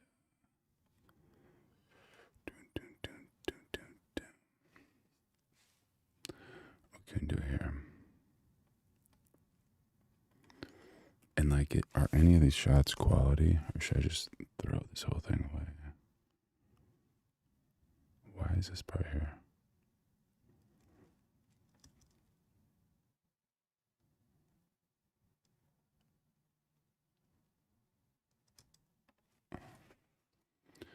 You are funny.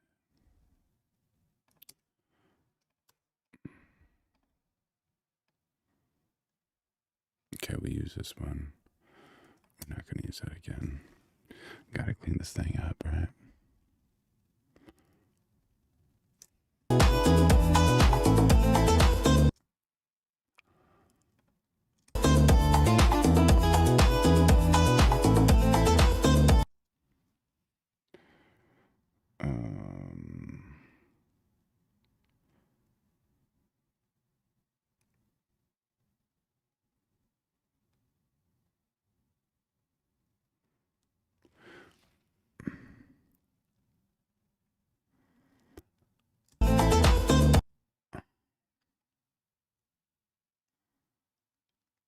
So what's cool about this part, there's like a little reflection here. I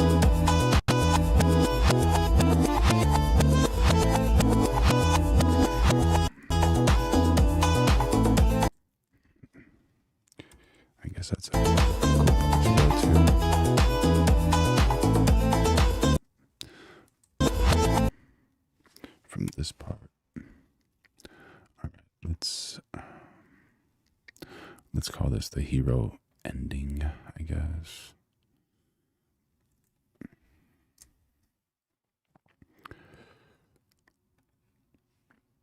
One thing I wanted to tell her was like, put some garnish on there.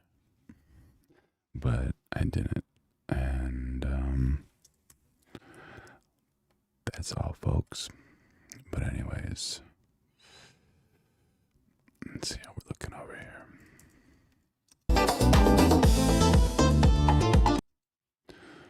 Decent. But where do we go there? From there, like, do you guys have any ideas? We gotta do something, right?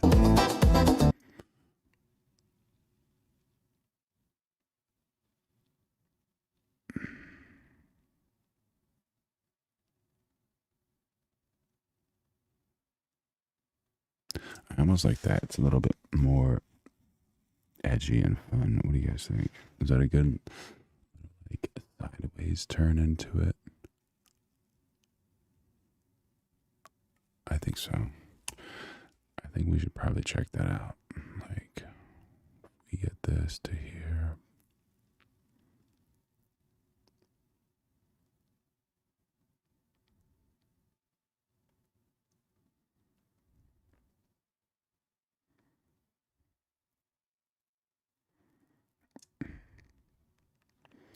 All right, so we have from here to here. Oh, no. Didn't want to do that. What do you guys think about this shot? Decent. And I need like a few frames of clarity, and I think I'm losing the clarity there.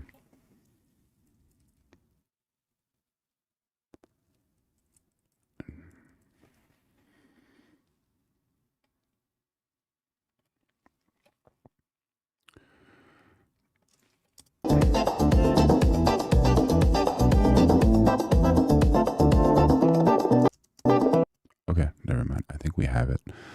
There's some clarity, but let's see what we can do here.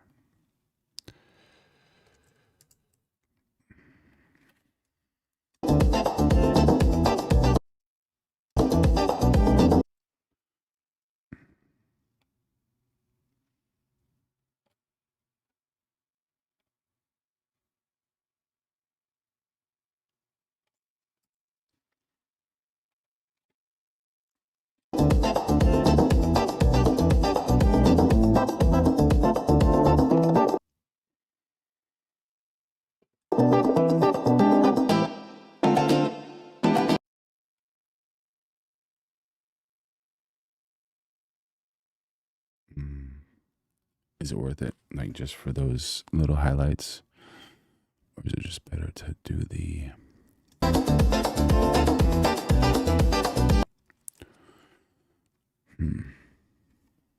What's our previous frame?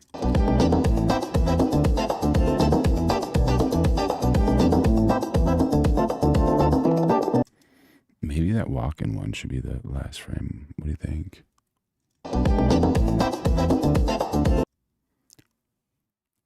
Oh, I got an idea. I think that's a good idea. What do you guys think? That was my ankle. I'm not farting over here.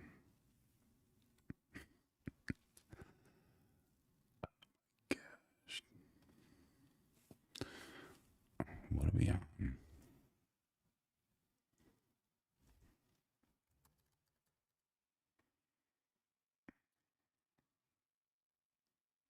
How would it work? How would it work? Oh, oh my gosh. I think it's gonna work. Oh, I think it's gonna work. I think we have the shot. Yeah. Um,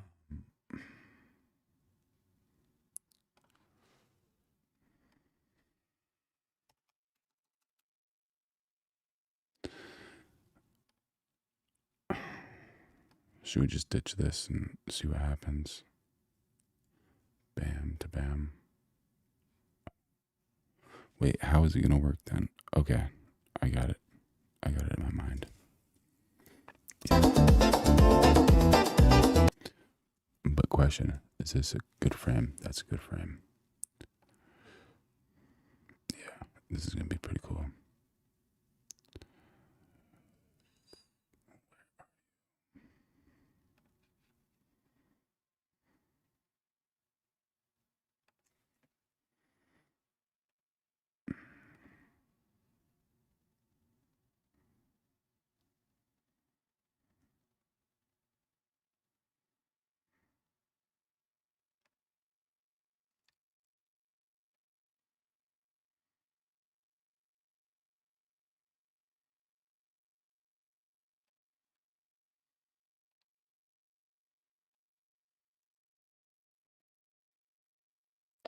Okay.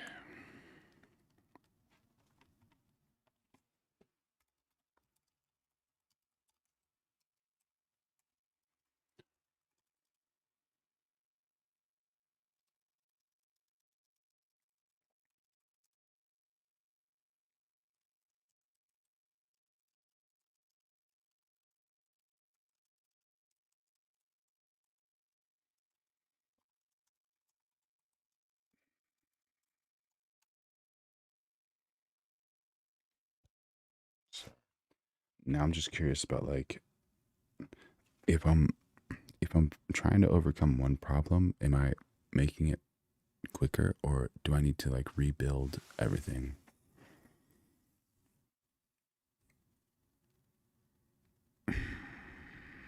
You know.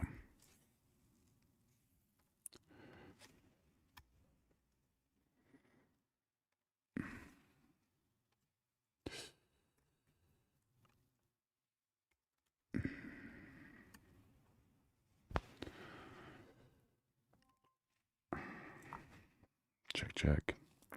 Thanks. Nice. Oh, did I already throw it in there?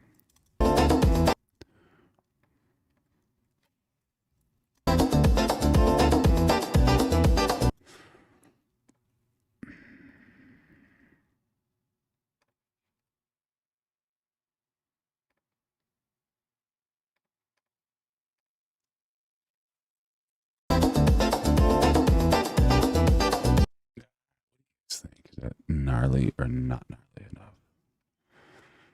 Oh shit. Let's see. Did it work? Oh, I like that one. But that's not what I'm working on right now. Son of a son of a. Okay. So we have that one, but it's not that one because it's this one. No. Is it? Oh, it is. Okay.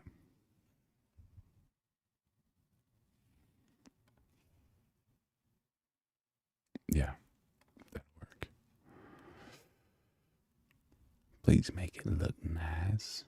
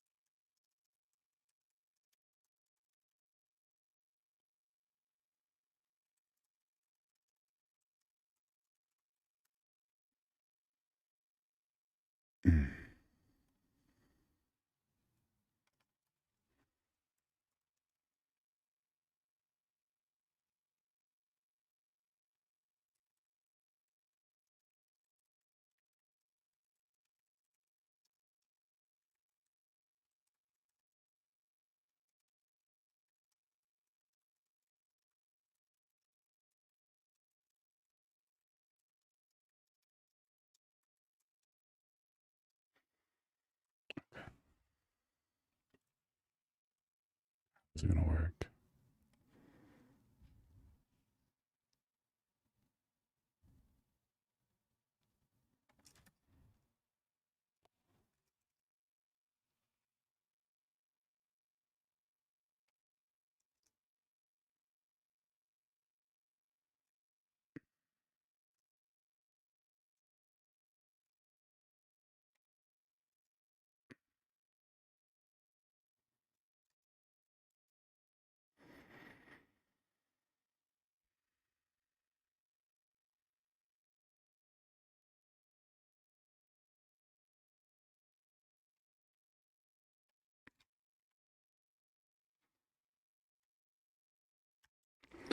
I wonder if it'll work. I have no idea, but we shall try. I don't need this. Oh, that saves a little bit if I don't need it. Okay, cool. Okay.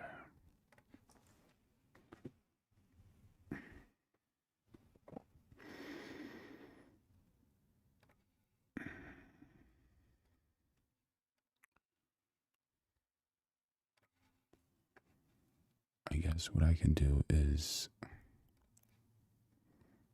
Oh, you only give me that. Okay. No, no, no.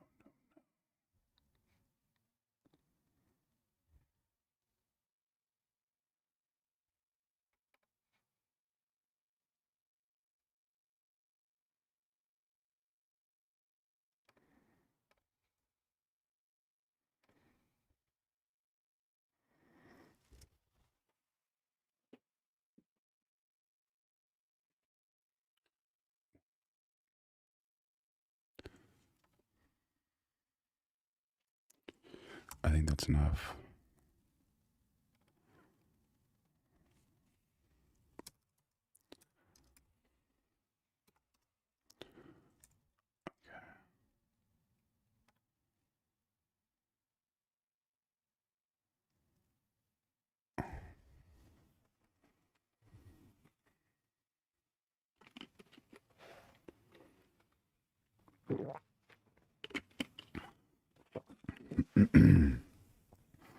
I'm curious, like, where should the monitor be for like ideal things? Ideal efficiency in working. Where you at? There you are.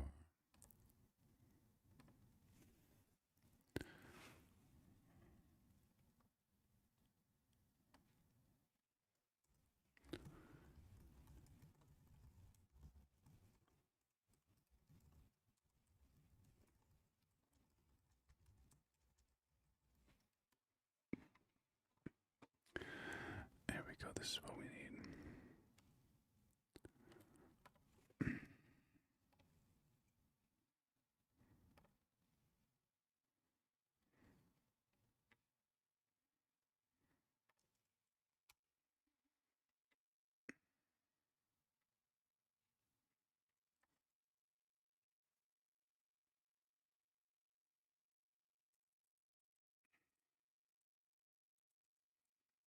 Where did she put the ice cube into the? There it is. Yeah. I knew you were there someplace.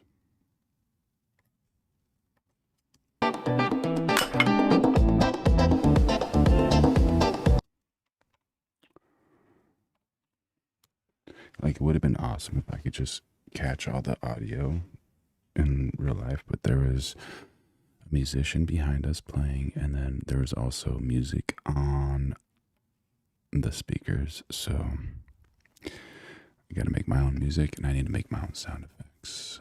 And that's part of like a challenge, but make it fun, you know? No reason not to.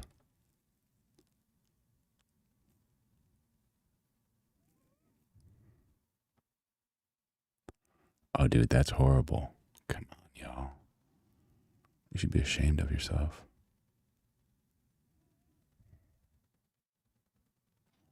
Horrible.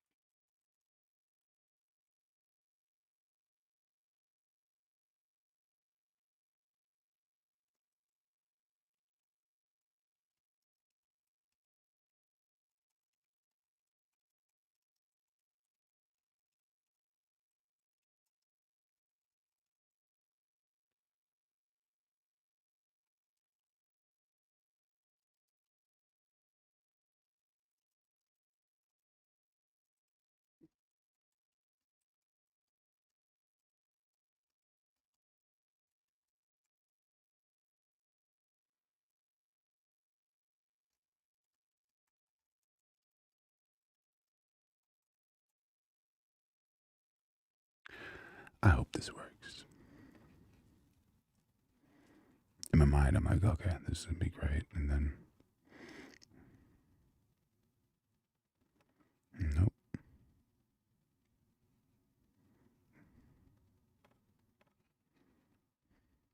Oh, you son of a. You son of a son of a.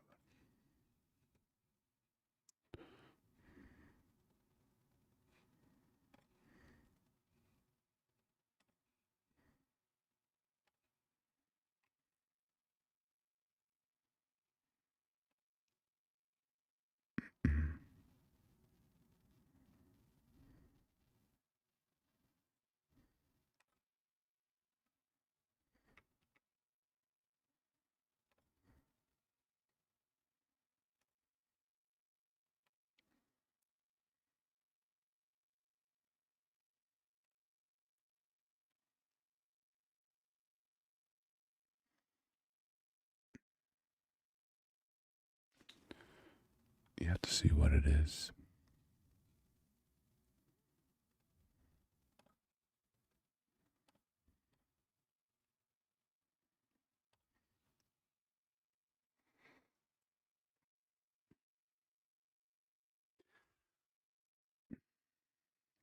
Let's see if it works. And let's see what we need.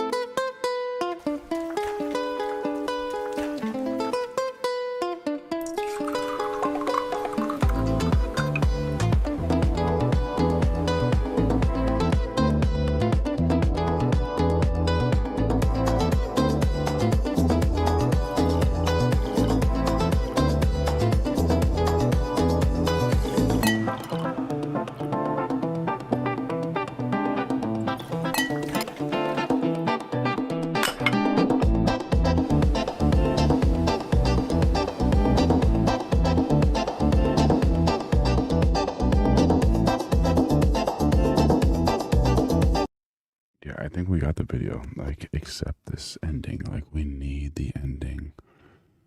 Please work.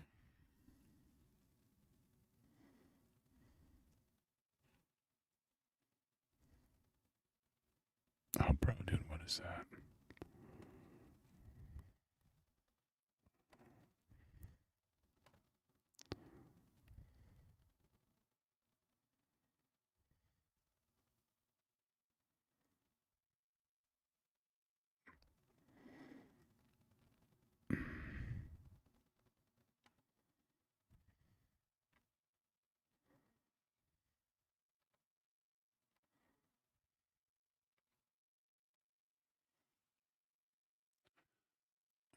pretty good, but there's one mistake. Now, how do we fix that?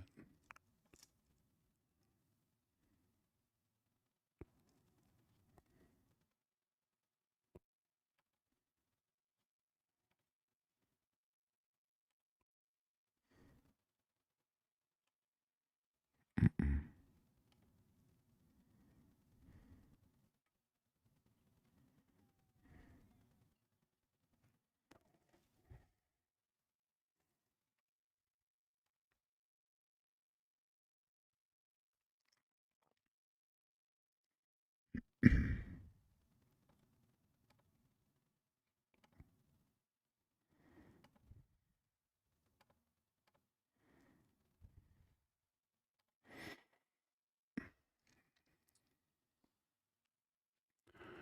I think it might work. I think it might work.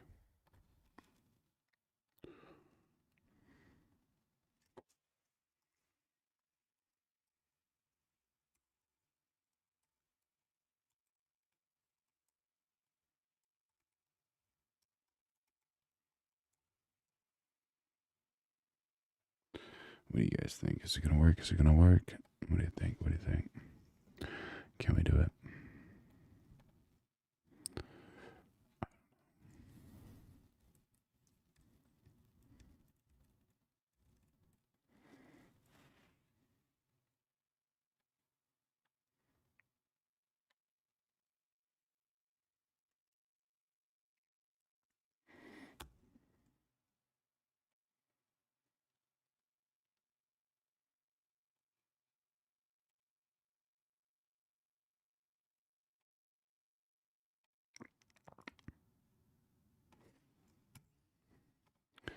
All right, y'all. Moment of truth.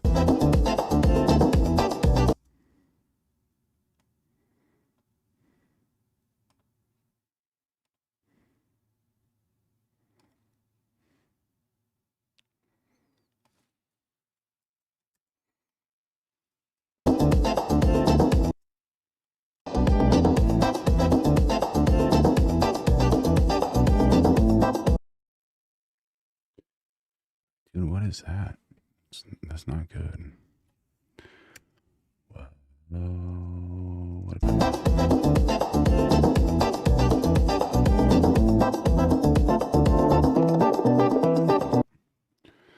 Still weak. Still weak.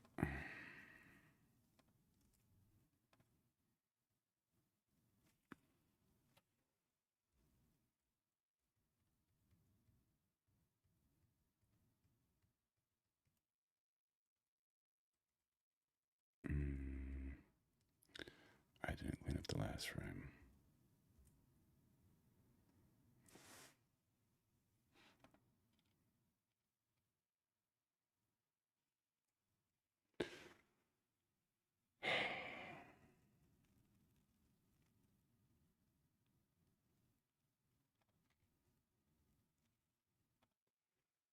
Yeah, so that was my fault there. You live and you learn. Big deal.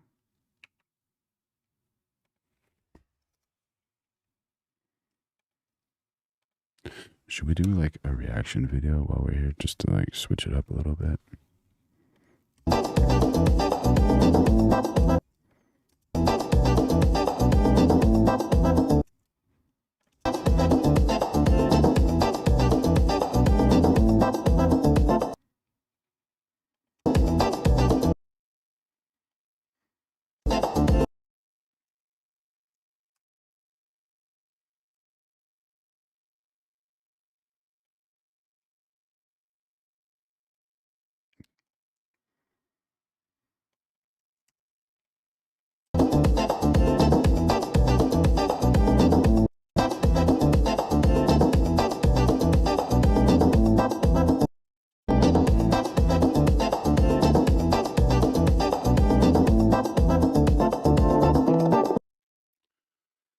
So it's there. That's what it is. But how's it looking?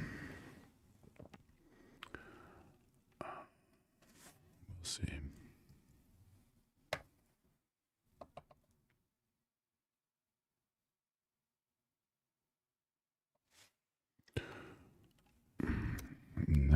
can't say no, man.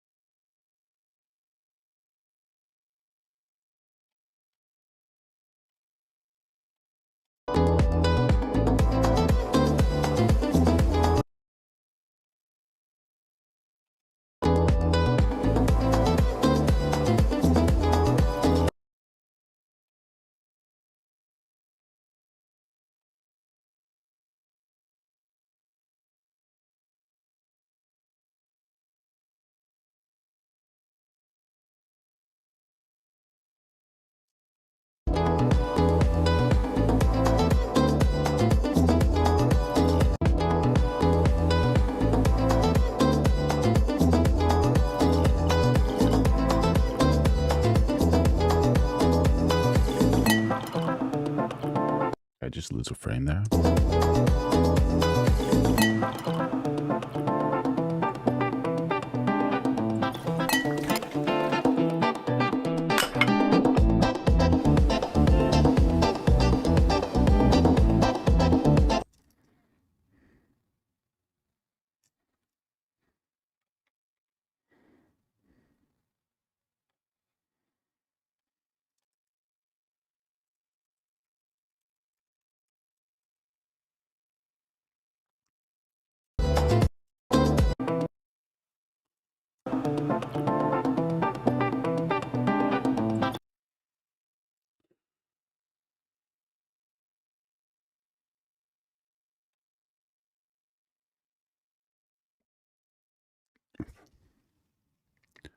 Excuse me.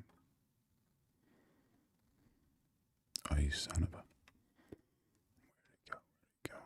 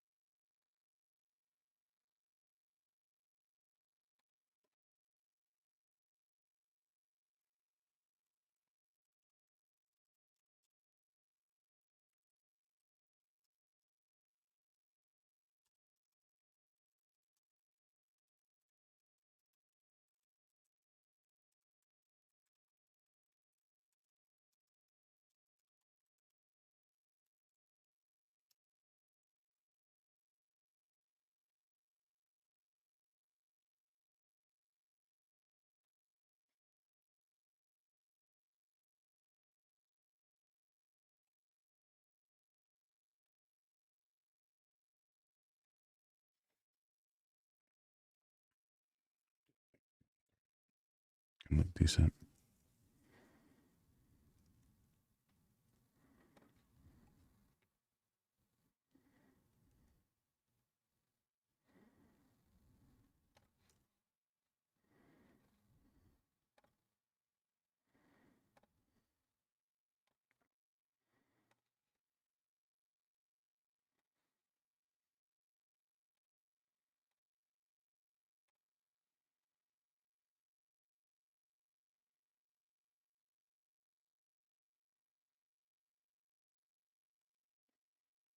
Don't see it here.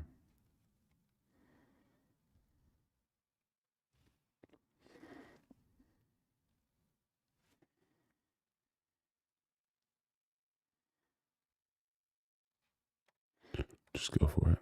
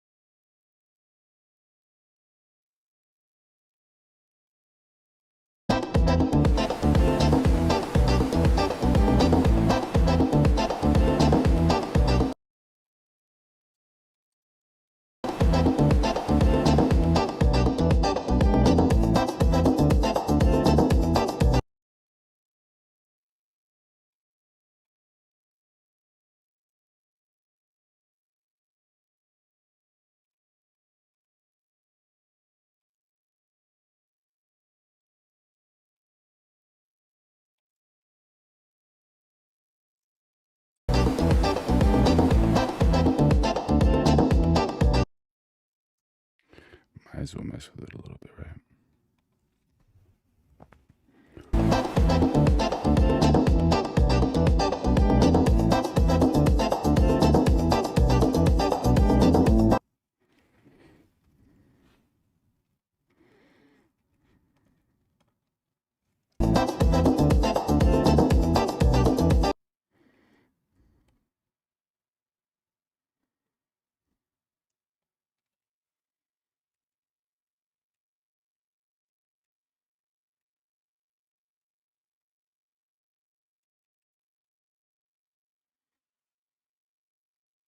What happens if I change it?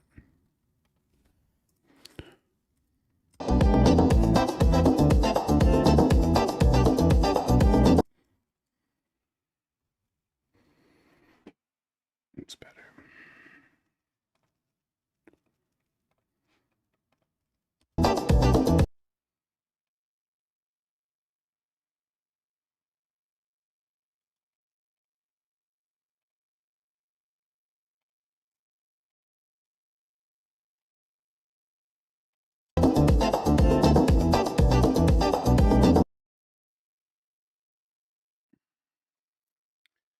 I think this one has to be like changed.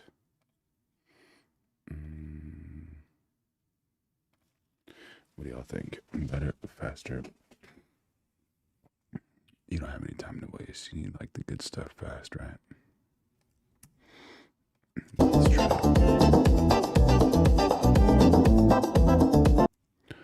Decent.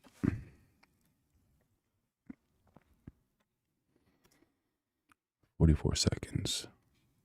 Set showing off for 44 seconds. Is it worth it?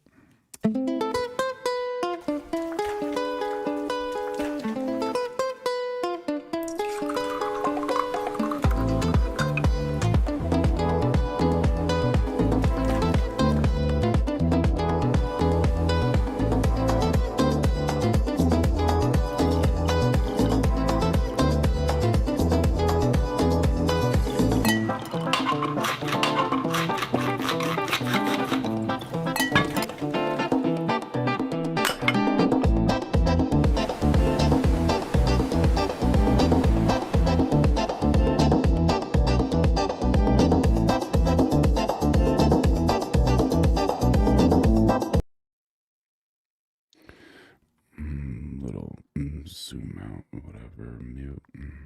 It's good.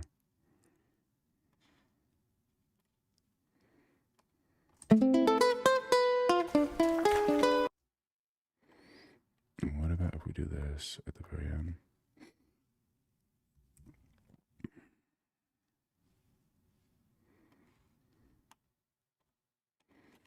And then just upload it?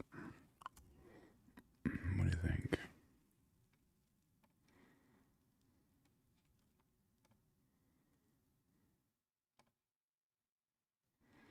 But I wonder if this one's reversed too.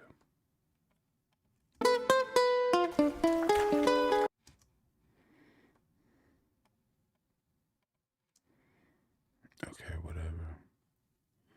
This one's going from left to right. And this one's going from right to left, I hope.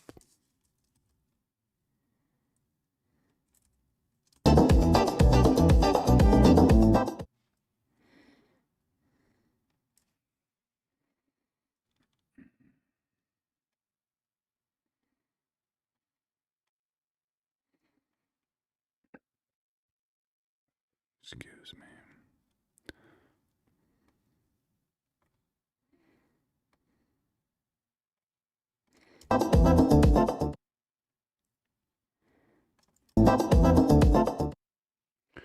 Yeah, decent.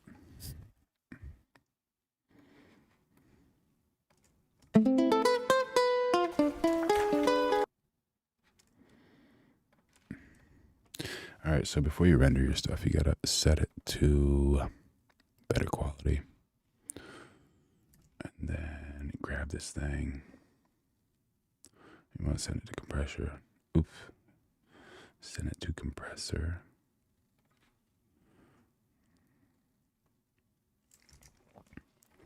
Let's see. Do we have any and this thing right here? We don't need this file. This file we need.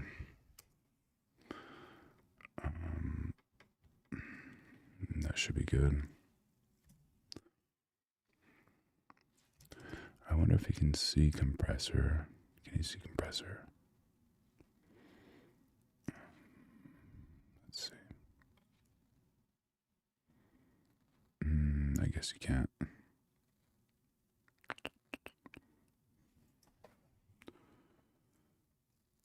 But yeah, that's a good one. I don't know. I was more stoked about how it was going to look than what it looks like now. But we'll see. We'll see.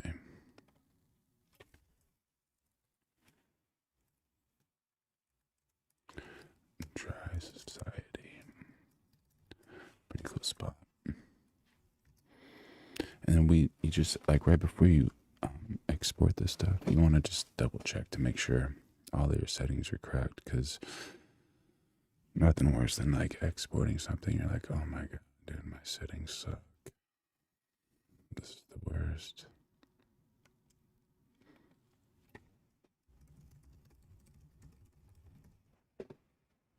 So double, triple check whatever you got to do for your settings. Make sure they're all nice and tidy.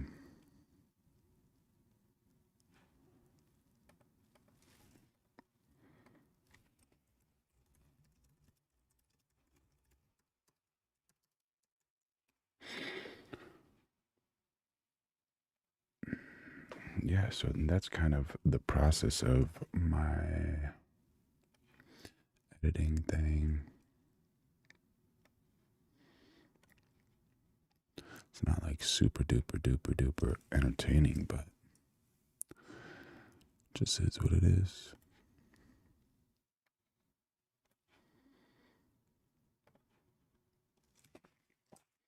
And that's gonna be pretty wild to like compress this footage while I'm live streaming, so I wonder how that's gonna be.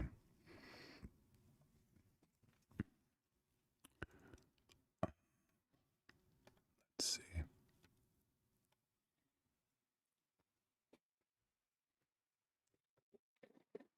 Presets are like super important on like Photoshop, compressor, and all those types of things because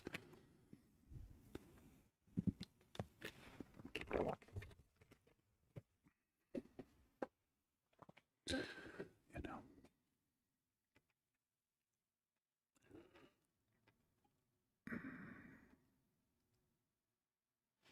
Oh, I didn't even see that mistake.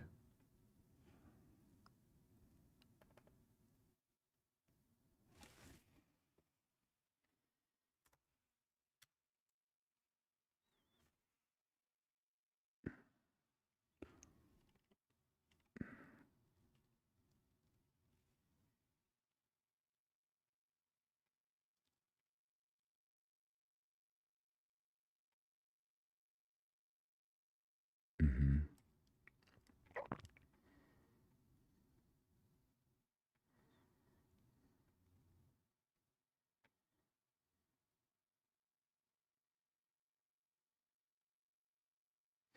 Okay, that's cool. It's pretty impressive to have like only one mistake.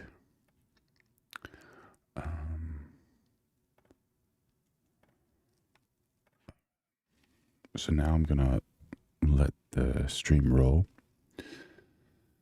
I'm gonna relax a little bit, stretch my legs. If you guys want, grab a drink or relax a little bit, take it easy. And we're gonna put on some Mr. Neistat.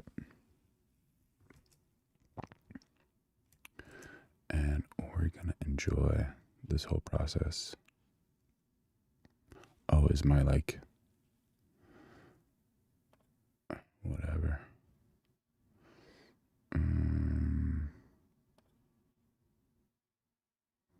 No, we want that. Okay. This might take a while too.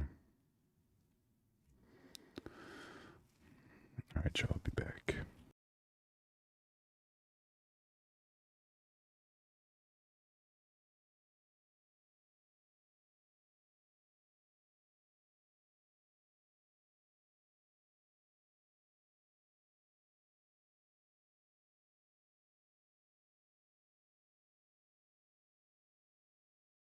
Some fast growth, but I think really we're so inundated with content in 2024. The only way to succeed in this space is to make something new, make something different, make something that's truly unique, which is rare and hard to do, and then keep doing that until you succeed. And for some people it might be 6 months, and for some people it might be 10 years. But I think that's the only way to really build a meaningful career as a creator today.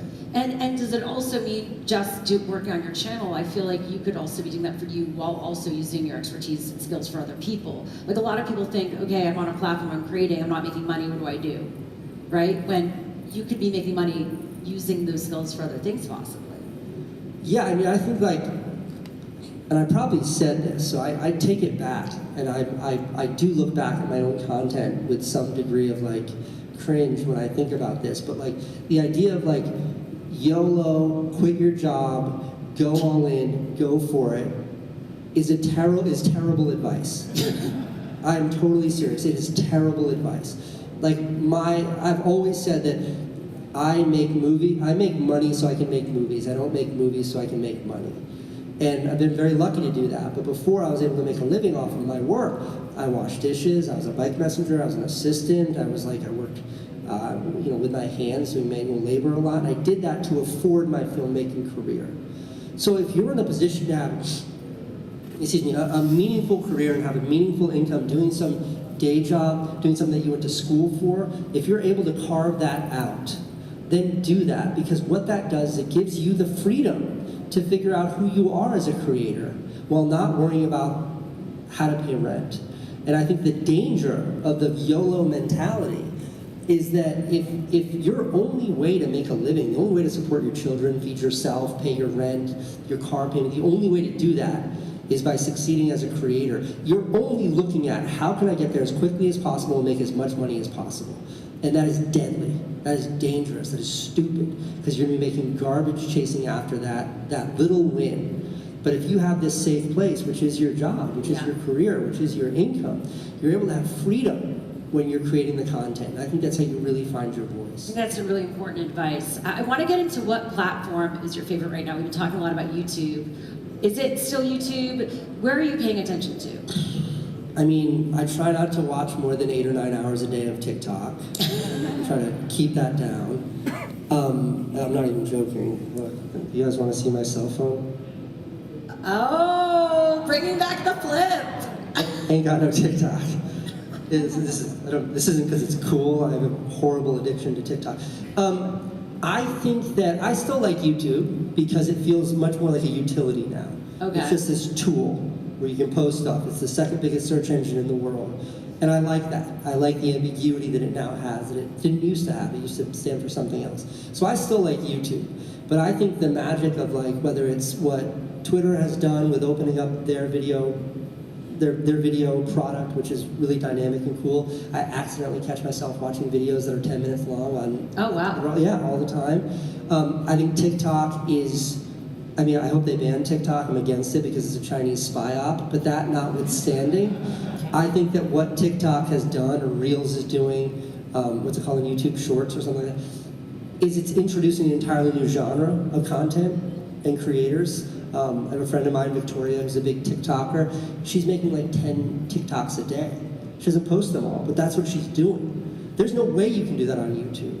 Yeah. And I think when you have that cadence and you have this ability where it's an algorithm-driven content, not necessarily subscriber-driven content, you can try new things. You can fail 99 times as long as you win once, because that's how the platform is built. So YouTube is still me, because I'm old school. I like to make videos in a vacuum and then post them out there like they're precious and have them live in one spot. I'm agnostic about my enthusiasm across platforms, because I think that top of that funnel just keeps getting bigger, keeps introducing new people, new styles, welcomes everyone, and I think that that is a really magical thing. All right, let's get into monetization. This is like the tactical part of the conversation, because I think it's really important. It's a hot button issue for a lot of us creators. What do you think of the current state of content monetization? It's challenging, but I think it's more crowded now than it's ever been, but it's also better now than it's ever been. You know, I made a movie for Nike in like 2012 called Make It Count. And I remember before I could make that video, I had to literally go out to Beaverton, go out to meet with the heads of Nike and explain to them the value of putting a video on the internet, on my channel. And I don't think they got it. I think they were just like, he's not asking for a lot of money, like, let him do his thing. And then it was, you know, hugely successful. And I remember I did a project with Mercedes a year later, and I had to go meet the CEO of Mercedes and explain to him what it would mean to post videos on YouTube instead of buying more ads on MSNBC. We are way past that. No one questions that anymore. The numbers and dollars being spent in the new media space, that social media and all the outlets that we were just talking about, is bigger than it's ever been. And that's amazing. No one's questioning the why. Why should I spend money on YouTube? That's great. All of those numbers have gone up. But along with that, the space is so much more crowded. And the disparity of the amount of money spent at the tip top. And I don't mean like 1%. I mean like 500 people. If there are a billion channels on YouTube and TikTok and everything combined, a couple hundred people are vacuuming up 95% of all the money being spent. Is that an issue? It's great for me. Sucks for everybody else.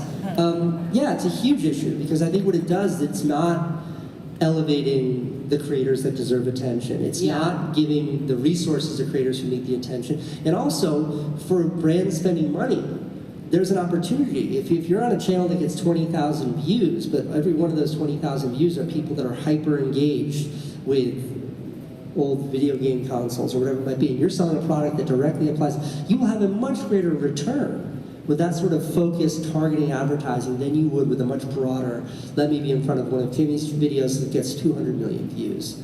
And I think that technology is going to fix this. It's already happening pretty quickly. There's a number of startups that do just that. They connect you directly with the brands. Like, that's great. And they're moving slowly because it's a wild transition. I think that AI and YouTube, Google's application of AI on the platform is accelerating that pretty quickly. So I think that money, even though it's more and more is pouring into the top and it's going to a small group of people, I do think it's reaching more and more people. Overall, I'm wildly optimistic about the monetization opportunities for all new creators. Yeah, so with that, how can creators make money in 2024? I think that's the thing. The how is challenging. I think AdSense is still meaningful. It still matters. Yeah, it's the only platform though. Instagram, there's no monetization. TikTok, barely. TikTok, barely. X is mushy. But it's still meaningful if you can achieve it on YouTube. But I think really it's about, every television channel for all of history worked either their subscriber model, which was very, very narrow, or they were ad supported. Every single television channel worked that way before streaming. Every channel. So the idea that every single YouTube channel should also be incorporating ads, I don't think is so far-fetched. Yeah. And I hope we get there soon, because working with brands is an incredible experience for every creator. It forces you to think in a different way. It forces you to approach your work in a different way. It forces creators to learn what it means to communicate with brands. It forces you to evaluate the value of the content you're creating. So I still think that is both the most challenging, because there's no direct path to finding the brands that you could work with. But I also think it has the most potential. Okay, you're also into gadgets, giving public reviews of them. Let's talk about what are some of your favorite gadgets out there right now as a filmmaker or content creator? I know you had the Insta360 you were posting Yeah, Insta360, they have a booth here. Everybody should go check it out. I've been working with them for a little over a year now. And I think they're a great example. Like, their 360 camera looks like a stick of gum, and it's fantastic. And what that little tool does is it enables you to film and capture in a way that you couldn't prior. And I think that is where my enthusiasm lies the most. Like, I went on this fantastic ski trip in Alaska a few weeks ago, and we're in helicopters, you couldn't bring a camera with you, but I had my phone with me. And I shot all these little clips on my phone, and I'm going back, and I don't use my iPhone that often to film videos. The quality is unbelievable. Like, it's unreal what you can do now with just your phone. So my enthusiasm when it comes to gadgets are how accessible are they and how far can they take you? And I think we've reached sort of a critical mass where they're accessible to everyone. You can't afford the new iPhone or whatever. Just go buy whatever shitty disposable phone they sell at Best Buy for 99 bucks. It still has a 1080 camera on it. That's an amazing thing. The editing software is free. You want the good stuff, you have to pay Adobe, but you can find free software. Windows ships with it and Apple ships with it. So for me, it's about access. Like, I do not care about gear. I don't care about the fancy stuff. I don't care. All I care is how well does that tool help you communicate your story? My least favorite YouTube genre are really beautiful, amazing videos that say nothing. Absolutely nothing. I was at the Eclipse a couple weeks ago. Last week, when was the Eclipse? Yeah, I losing track of time. I think it was last week. Who here got to see Totality? Nice. Well, on video I did. Okay. I'm in a field with 1,000 other people in the middle of Vermont to maximize my totality, and I'm looking around and almost everyone had their cameras pointed at the sun. I get it. But it's you really care about that? Do you really think you're going to capture the sun, this eclipse, better than National Geographic? You can just download their video off YouTube. All of my videos are pointed at me and my friends, because us freaking out about an eclipse is something that happens once in a lifetime. That is what the interesting moment was, not the sun. Not that at all. There's no way you're going to communicate how tremendous of an experience that is by filming the sun. You'll never do it. But turn the camera around. There's this old guy next to me. He had his old camera filming him and his granddaughters. And I was like, that guy gets it. So for me, when it comes to gear, it is a tool, and it's the tool to get you from the story you want to tell to being able to tell it. So the things that excite me are the ones that let you do that the cheapest, the easiest, the newest ways. and anything that falls within that spectrum. I love that perspective. I have to ask, what do you think of the Apple Vision Pro? Because I feel like when that has come out, Hollywood filmmaking, like, how are we going to use it? Well, I feel partially responsible for a lot of people I know buying one. My bad.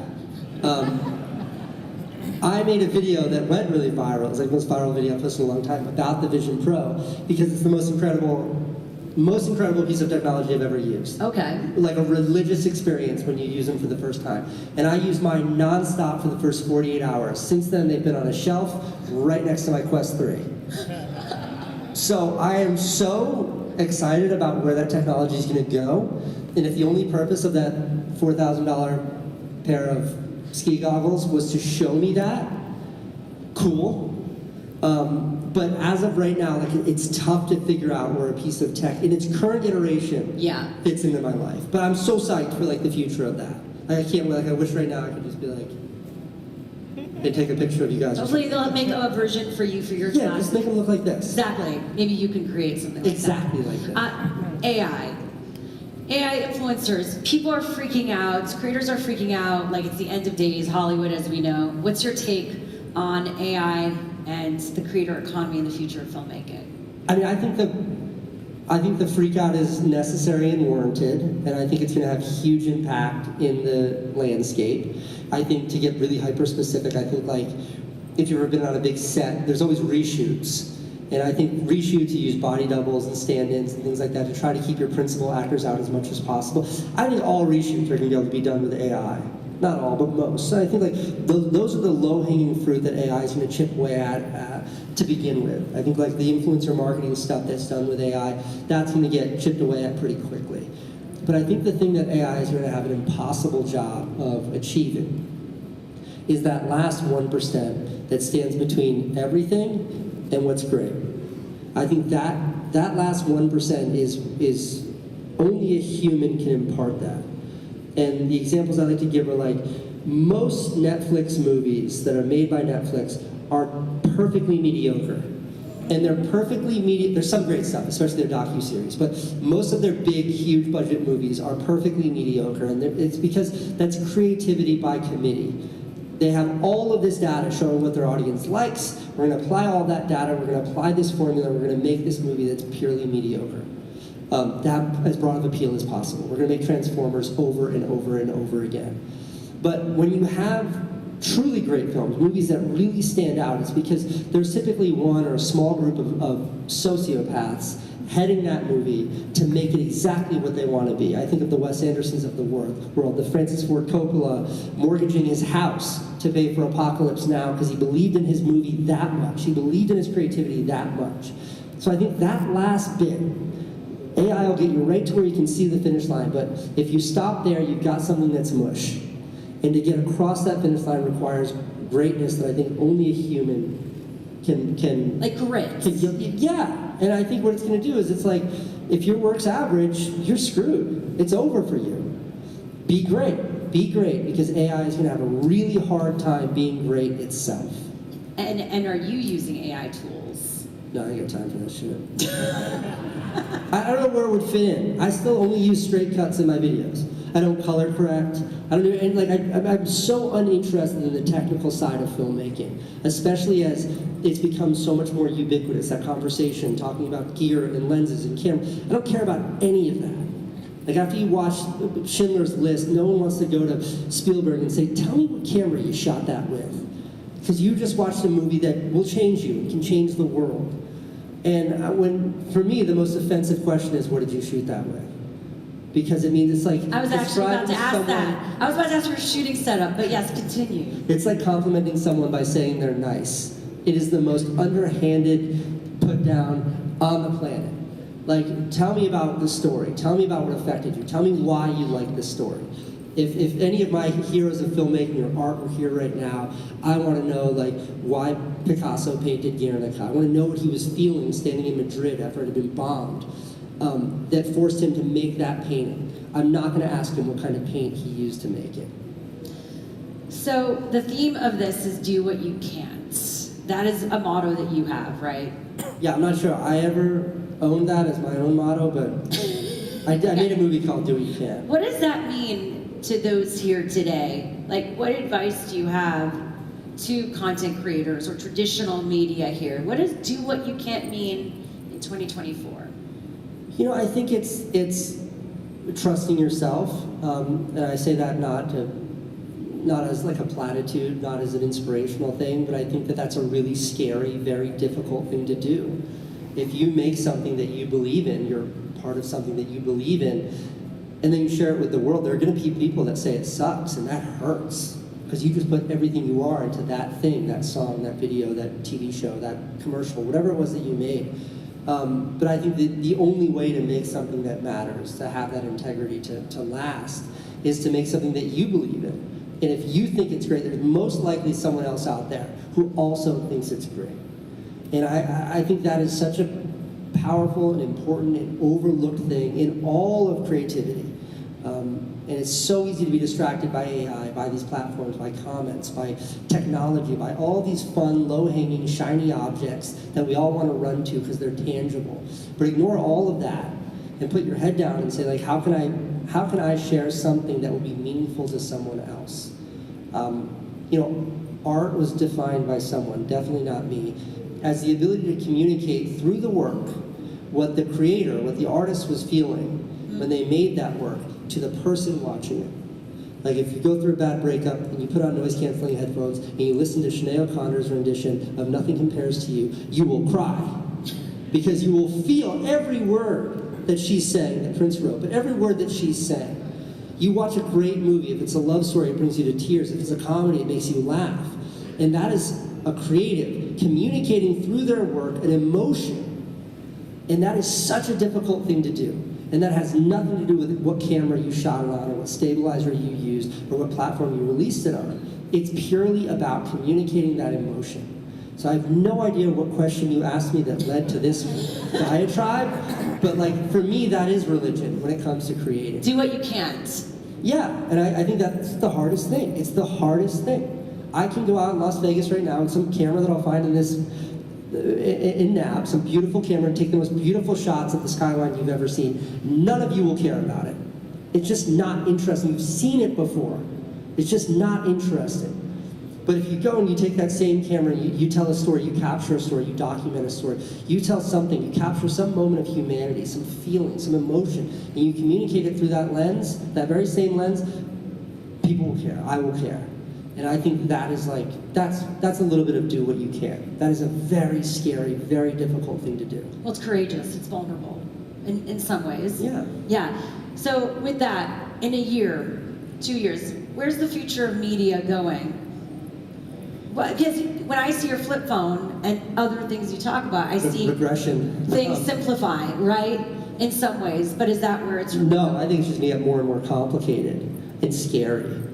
Scary for sort of the institutions, scary for old media. I think as it gets more and more competitive and people's appetite for content changes radically, it's going to be very, very hard for people doing things that have been successful forever that are no longer successful. I look at my kids on their iPads, which we also try to limit to under 12 hours a day, and their attention span is so limited in the way they watch their content. We are so strict with what we let them watch. Yet, the way that they consume is unlike anything I ever did as a kid, except for maybe, remember those old cable TV top boxes where you're like, to change the channel? The equivalent of that for me in the 80s would have been just going click, click, click, click, click, click, click, click. Like that is how they consume media. How is that going to manifest when they're our age? What does that mean? What do they get? Do they have the willingness to sit in a theater for 2 hours? Are there going to be theaters? Or are these huge TVs in our houses going to change that? So I think the industry is changing radically. There's still fantastic work being made. There's still garbage being made.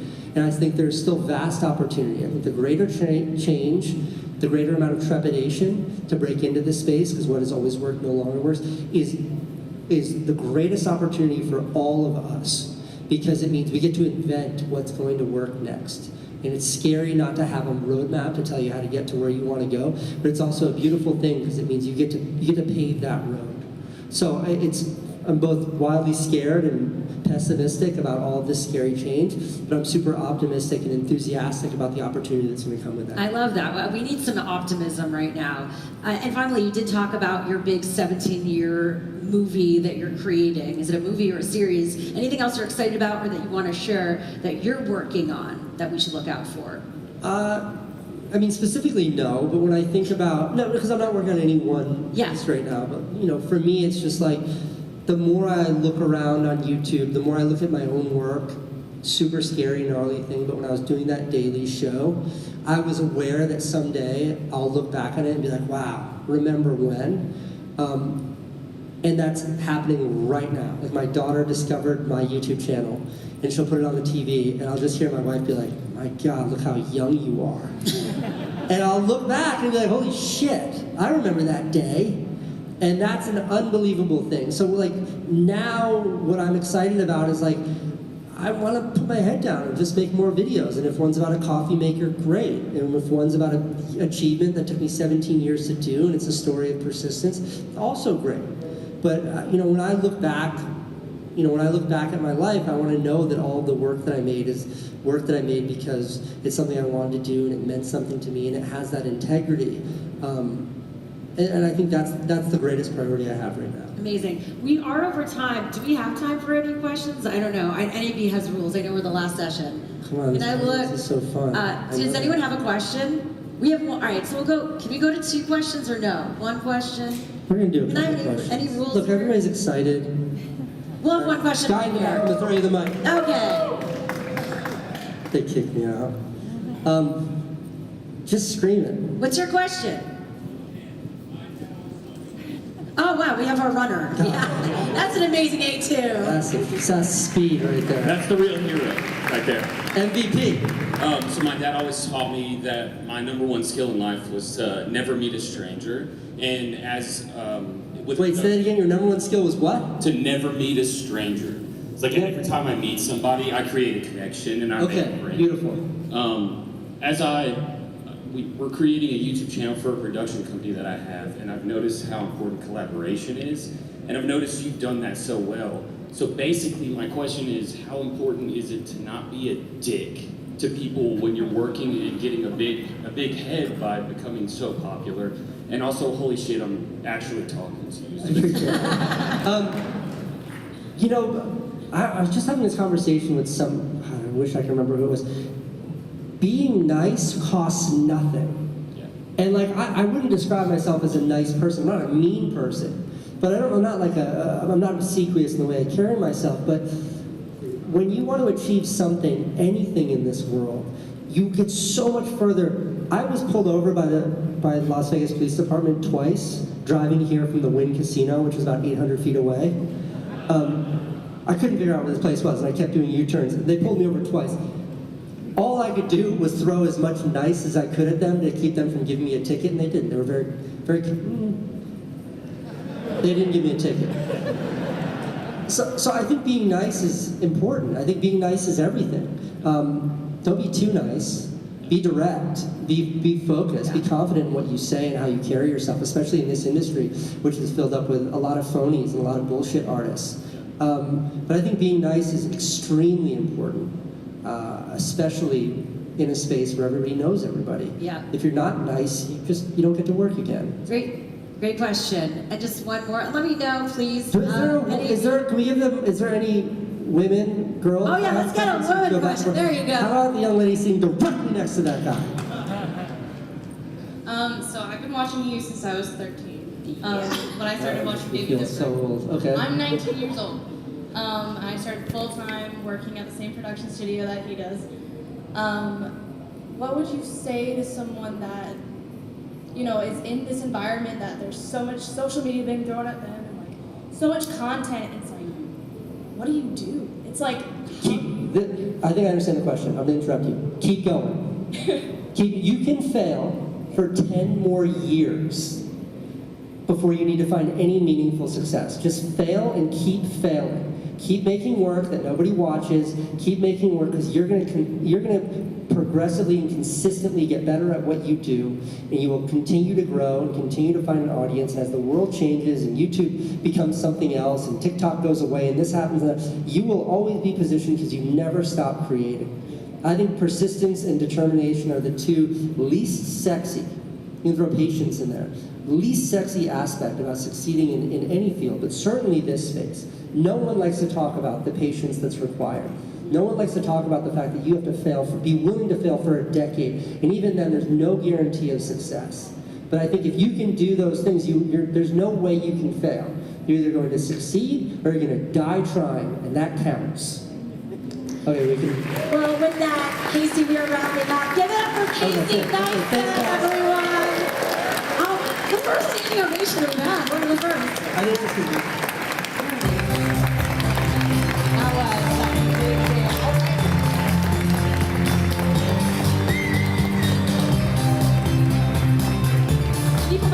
Thank you for joining us the past few days on the main stage. It has been an honor as you all come up here. I've been your main stage host at this event, driving the world of broadcast media and entertainment forward.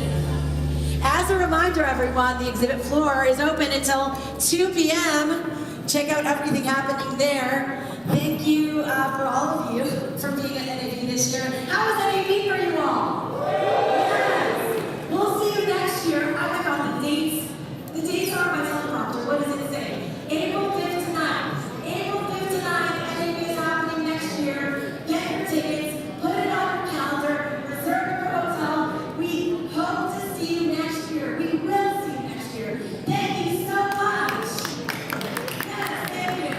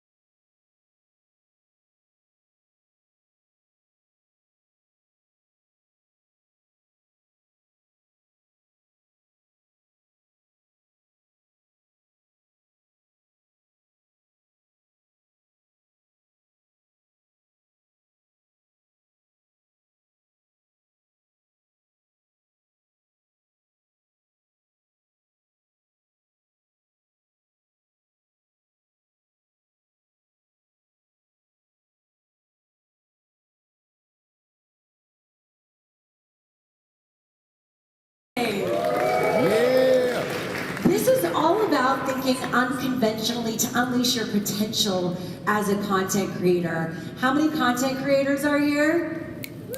Yeah, some noise. Come on. Casey's listening. Show him some noise. I love it because in the beginning when I asked that, people were like, and then this last session, everyone's like, yes, I'm a content creator. Well, YouTube star, digital creator, filmmaker, and multimedia leader, Casey Neistat has always empowered creators to think outside the box and redefine their creative potential. Do what you can't is his motto. And it has led him to more than 12.6 million subscribers on YouTube. That is wild. And millions on other social platforms too. So with that, please join me in welcoming Casey Neistat to the NAB stage.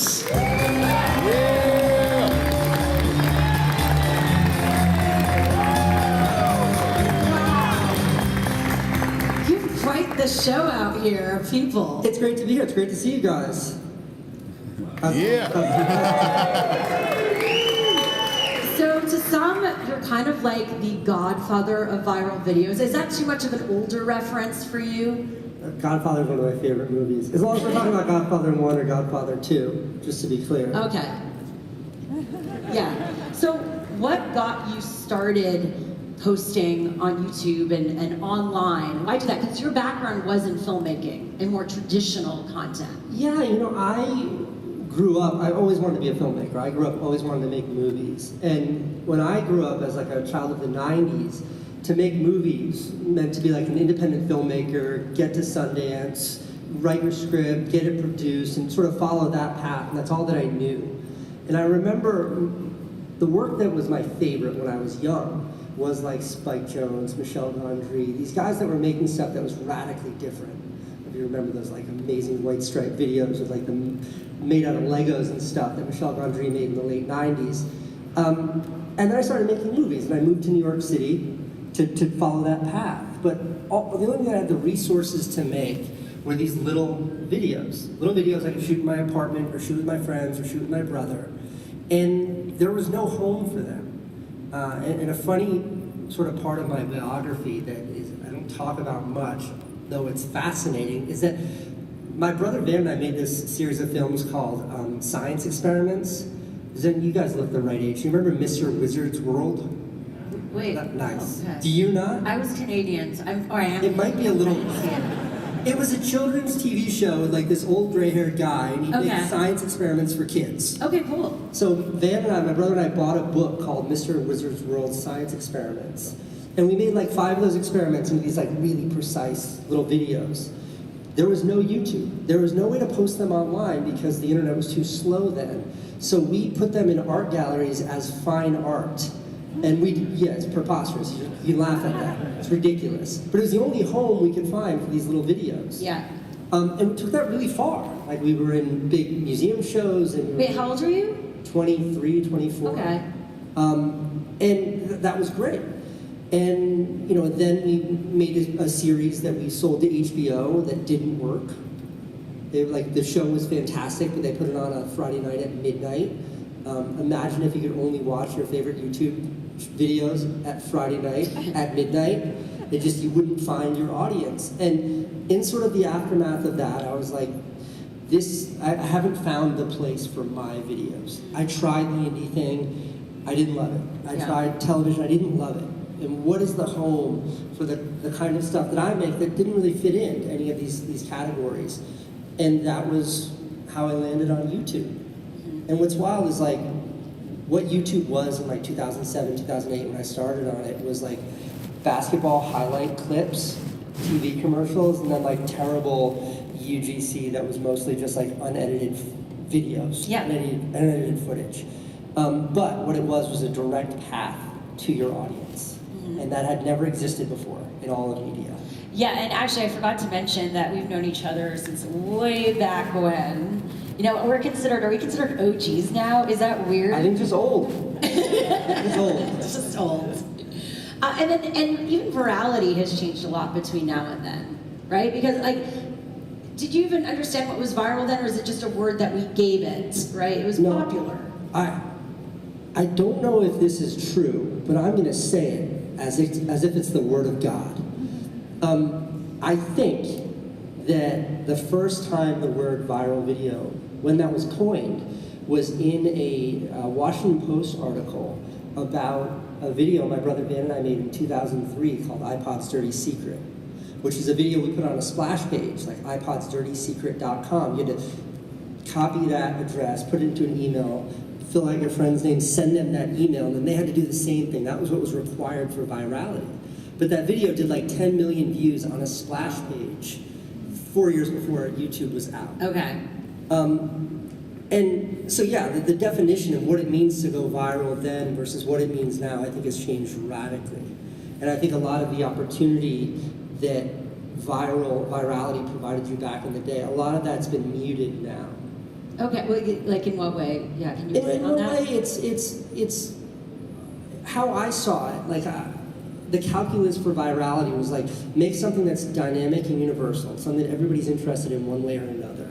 Make it great, and then find a delivery mechanism that will get it to the world. And if all those 3 things line up, which was maybe 1% of all the videos I made, it would go way beyond what's an audience. It would go radically beyond that. And I think now YouTube is such this gigantic monolith. It's this monster, this cloud that hangs over everything, that it's very hard to find that opportunity to break out. It's very hard to stand out in the sea of content that we see today. And I think if I did now... What a good place to stop, and how accurate is Casey Neistat, honestly. He's got a wealth of knowledge, and that man is a genius, just pure genius. And Yeah, so this video is almost done editing. I'm kind of happy with it. But what I'm actually going to do, and you're going to be a part of this, I'm going to have to figure out a way to introduce this video.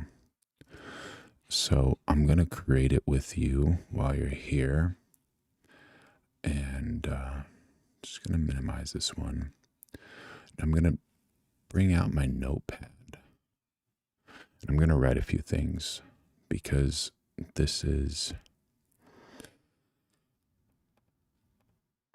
it has this tequila Mandela. And we're going to have to add that into it. And we're going to have to develop a hook as well, a verbal hook.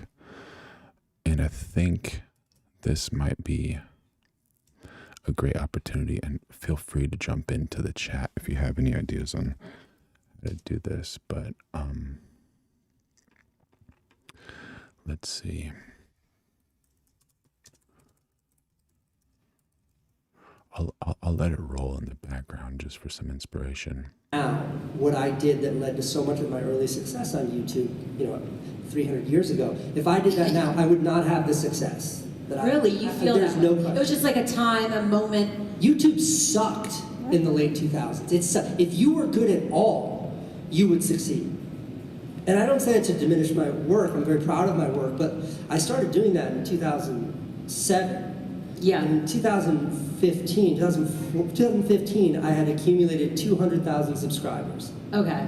That's 8 years. Yeah, To get to 200,000. That's a lot of time. It's a slog. That's how long it took me to figure it out. And I feel like still it takes sometimes people that much time to figure it out. Things are happening so much more quickly when it does pop. So let's go back to 2015. You started posting daily videos, right? Yeah, and I think that's why I emphasized those first 8 years where my growth was very slow. I would have viral moments where my videos would pop off. Yeah. It would bring a new audience, and it was just this slow growth. And the transition, the shift that had things take off was when I started a daily show on YouTube, which at the time was relatively unprecedented. Very cool. Start a daily show on YouTube. I'm going live every single day of 2026. A great guy named Ben Brown. There was a guy named Strums record, Louis like, Cole, subscribe, turn on and maybe a notifications. couple of other people that were doing what was then called like daily vlogging, which really was a point and shoot camera, somebody carrying it around like this, being like, now I'm going to go get coffee. Now I'm drinking coffee. Now I'm going to get in my car. Now I'm in my car. Now I'm going to, and you were just sort of following a person's life. Like vlogging, day in the life vlogging. Sure. Yeah. You know what that means now, but then that's what it was. It was Yeah. more of a diary, this sort of dribble of what your day looked like. Yeah. And the people who were successful doing that happened to live very interesting lives. And I looked at that and I was like, I live in New York City. I look around and see interestingness everywhere. Could I come up with a story to tell every day? And I just started my technology company, and I was like, that's a source of interesting content. Let me try this. And the response to that was certainly something that I had not anticipated. 200,000 subscribers took 8 years, and in the next, I think 16 months, I went from 200,000 to 10 million subscribers. What? That is crazy. Sure. Yeah, pretty crazy. It's crazy to have lived that. Yeah, so you were producing these daily videos. It wasn't like quick reels, low edited videos, lo-fi. Yeah, I mean, pretty well done. I mean, how were you living your life doing this? How did you have a life? What was the process? That's a good question. The process technically was, it took me a minute to figure out. It probably took me, 6 months, 150 episodes to figure it out. To really figure out how to make sure I could tell a story every single day. I had 0 employees helping me with that. So I wrote, shot, edited, posted, started every single one of those episodes. It was just me. It was a one-man show. The irony of that is my good friend and somebody who's a far more talented filmmaker than I, named Dan Mace, I moved him to New York City to help me with my daily videos. Okay. Because they were so burdensome. I was like, I need help and it'll make it easier. It got twice as hard and took twice as long. With help. With not just help, but like my high school basketball team brought in Michael Jordan 96 to help out, and it slowed things down. Why?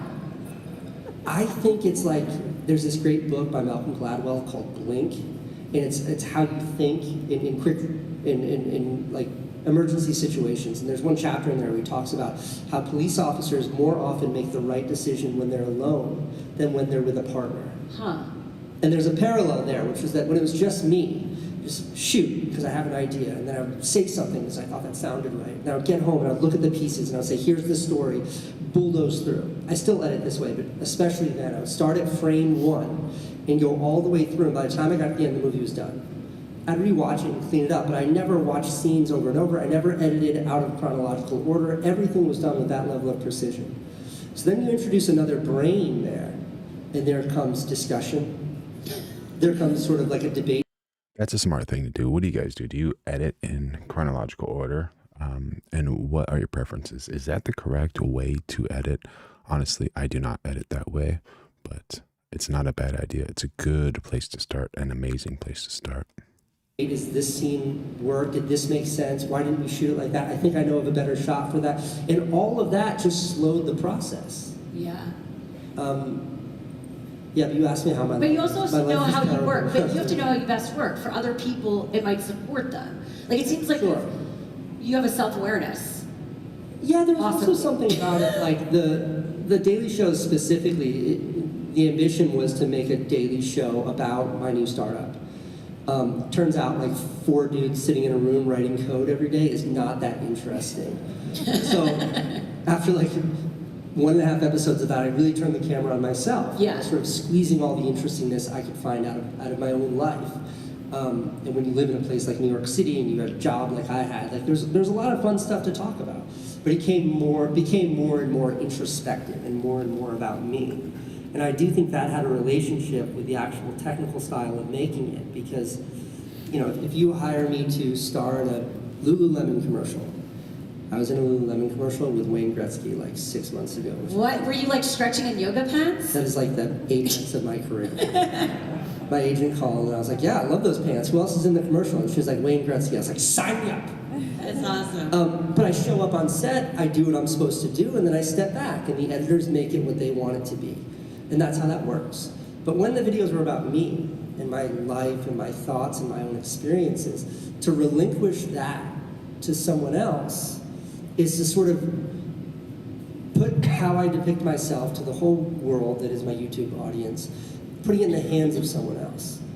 And that's a really challenging thing to do. You know, there's so many times where I would just say something to camera, and maybe my eye contact shifted, or maybe my inflection moved at the wrong point. I was like, that's not how I talk.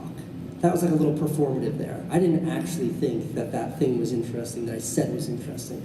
That shot is bullshit, because that's not real. Yeah. Cut it out. And that is a crazy nuanced thing. And that is something that I just couldn't surrender to someone else. And so you've always done completely your own production, everything. Yeah, for the most part. You know, like my HBO series, which is effectively like my YouTube channel that my brother Van and I put on HBO. You know, he and I worked in that side by side. Yeah. And like I've learned everything I know about making movies from my older brother Van. So that was an amazing collaboration. But it was very much in line with the way I make YouTube videos. But I've also, you know, I've produced some feature films. Like I made 2 movies with the Safdie brothers. Both those movies were shot on actual celluloid. One was 16 millimeter, one was 35 millimeter. You know, even though we had very small budgets, they were very, very legitimate productions with actors and crews and lighting and sound. And so I've done that. You know, I've made feature-length documentaries that I've written and directed, and I've done that. I've produced TV content. I've directed TV content. You know, I've dipped my toe in almost every facet of the media space. And the thing that I come back to, the thing that I love the most, is a version of what my vlog was. So I want to know, you were kind of always behind the scenes in many ways. When you started putting yourself in front of the camera, like you became inherently a brand, a star. What was that transition like? Is it what you expected? Is it what you wanted? It's fucking weird, man. It's so weird. And you even have like your brand. You're like, I don't take off my glasses. This is the look. I just, the you know, F-bomb. the glasses thing is part of it. There's this great line somebody asked Jack Nicholson why he's always wearing sunglasses. And he was like, when I take my sunglasses off, I'm just another old fat guy. But with my sunglasses on, I'm Jack Nicholson. So when I take my sunglasses off, I'm just a funny looking guy. But when I put my sunglasses on, I'm Jack Nicholson. No, what was strange about it is that I love making the work. I love making the videos. Like when I watch a video back and it's done and it's good for me. I don't make videos for my audience. It's just for me, and I think it's good. That is like the greatest feeling in the world. It's like climbing a mountain and standing at the top and looking around, and there's no one else there, and you're like, I did this. This is mine. And that's what my whole career has been. Just that. It got very different when that equaled having all this kind of attention and notoriety. And I struggle so much to understand, so much of the younger people in the creator space now, who you can tell very clearly because they say it, like their ambition is that attention. Yeah. And for me, that attention was something I wasn't naive to. Of course, when you're getting that kind of, I think my YouTube channel has like 3 or 4 billion views. You know that there's attention that comes with that. But how it manifests is super weird. And when you go from 200,000 subscribers to 10 million in 18 months, you don't have the opportunity to sort of stop and look around and be like, what's happening? But if I could do it without the fame, without the attention, knowing what I know now, I would sign that contract. I would take that deal. But with the reality of it, there's no way to do that. That deal could never be. Yeah, but it seems like you still accepted it and embraced it. I mean, you kind of like it. It's allowed you to do what you want to do and get paid, and it's you. Brother man does not want fame. Do you see that? Does not want fame. It's amazing. It's amazing. It's amazing. It's just, and it's nothing to complain about. And it's validating. Like you have all these people engaging with your work. It means they like your work. Like there's so much amazing about that. But like fame and attention is this funny thing where you can create it, but you have no control of it. You have no idea where it's going to go or what it's going to manifest as. And I remember, this is a little intimate, so if you guys want to lean in. Lean in. I remember like towards the end of making my daily show, my wife came home completely shook up, and she had gotten into a taxi, and there was some altercation where the taxi cab was screaming at somebody else, and she got in and he's still screaming. She drives away, the taxi stinks. She's like, should I get out? What do I do? And the guy looks in the mirror and turns around and goes, hello, Candace. How's Francine? Francine's my baby daughter. Maybe he's a big fan, but that's a very jarring thing. Yeah. And it's like to connect that, like my love for creating work, my love for being alone in my office, with my head down, making like videos. To connect that with having my wife feel threatened in the back of a taxi cab because the stranger's talking about my daughter, that's the kind of thing that I didn't get to stop and look around and think about throughout that process. So like those are the sorts of fallout. Like it's nice when you go into a restaurant and they recognize you and you get a table faster. That part's cool. But it's just a delicate thing, and I think that internet fame is a very strange kind of fame. Oh, it is done compressing, but the only thing I need, honestly, is to add some voiceover because I was just so excited about how it looks. So I'm going to upload it really quick and then show y'all what it looks like, the finished thing. It's going to be unlisted. Then I'm going to do a voiceover. And if you're in the chat right now, let me know, am I peaking? Because I feel like I'm peaking a little bit and I don't want to peak, but we'll see. But like internet fame comes with this sort of sense of entitlement from the audience. And I feel this way about YouTubers that I like. I feel entitled. And that entitlement is that there's an intimacy there.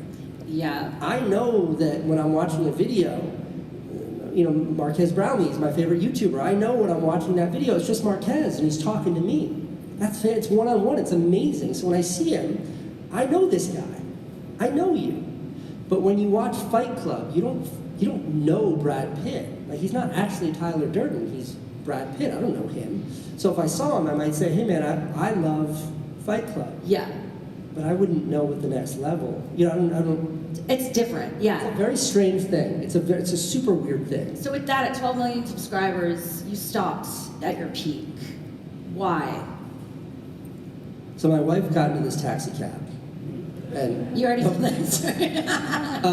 that was it. That was a pretty. Well, it was part of it. I think it was also a culmination of like, And this is getting super introspective and emotional. I love where we're headed right now. You're welcome.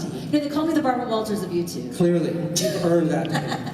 All right, y'all, you ready for this? I'm going to do a live voiceover, and you can tell me how it sounds. And this is going to be pretty fun. It's almost done uploading to YouTube.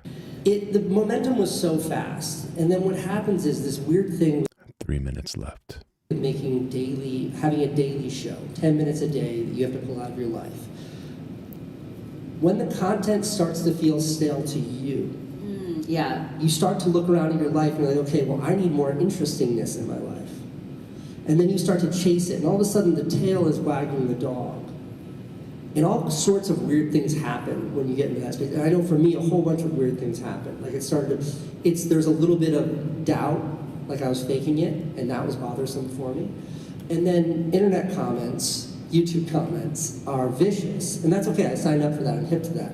But when the YouTube comments are critical of you for something that you're critical of yourself for, Ooh, yeah. that hits hard. And I just remember I made this one video, like it was just an episode, and there was nothing happened that day. I was like traveling, and we just like went out and made some shit up. We didn't fake it, we just ran around and I made a video out of that. And there was a comment that was like, I feel like Casey's run out of interesting things to talk about, and that just crushed me, because it was the truth. Yeah. And it was a combination of myriad things, but I remember reading that and being like, yeah, I've got to stop. I have to which sucks, because you're turning off the fire hose of growth, of money, of attention that you quickly get addicted to. Yeah. Minus the taxi cab driver. Like you're willingly electing to hit pause with that. But I watched so many of my peers in the YouTube space, this is like 2018-ish, fall into this cycle, this vicious, endless loop of like sensationalism equals views, greater sensationalism equals more views. And if you keep in that cycle, it invariably ends in disaster. For every one of those huge YouTubers, it ends in some sort of disaster because they're trying to make more sensational content. And when I watched, Logan Paul and what happened in Japan with that video, Logan's a good guy, Logan's a friend of mine, and his videos were silly and goofy and certainly be critical of them. But when that happened, it was like, I understood. I gave him shit for it. I don't think it's okay what he did, but the point was like, he was chasing that sensationalism in the name of views. And it just imploded because of that. I didn't want any part of that. I felt like I can take a break, and I'm in a great spot, and whatever I'm going to lose because I take a break, I will earn something on the backside of that that's more important to me. So with that, you're still very much active in the space, but in a different way. I mean, you're here. Obviously, you haven't retired. So happy to be here. Yes. Actually, a side note, when we surveyed NAB attendees as to who they wanted on stage, you were one of the people. So Thanks, there you go. You asked for him, and he's here. That's pretty cool. So what does being a creator mean to you now? Like, how do you approach your work and career? Because I do think there is the pressure to always be on, to chase the views, to chase the relevance. But it seems like you've maintained a relevance in your own way. You choose how you want.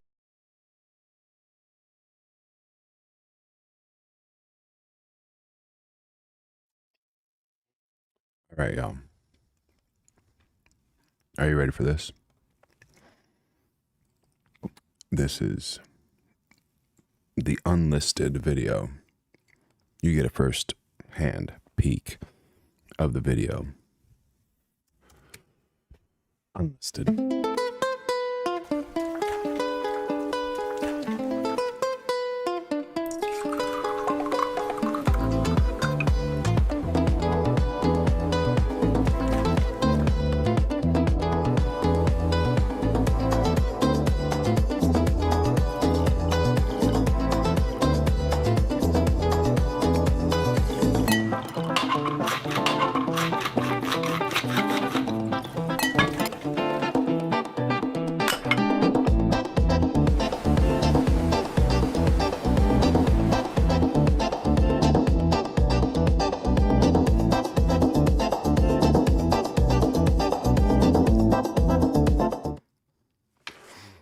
All right, y'all, what did you think? What did you think? So that's the video. It took us quite some time, but it's pretty good. Now, the issue here is, I gotta change the name of it. Maybe I should drop my head a little bit. Where is my... Let's see, maybe I can do this.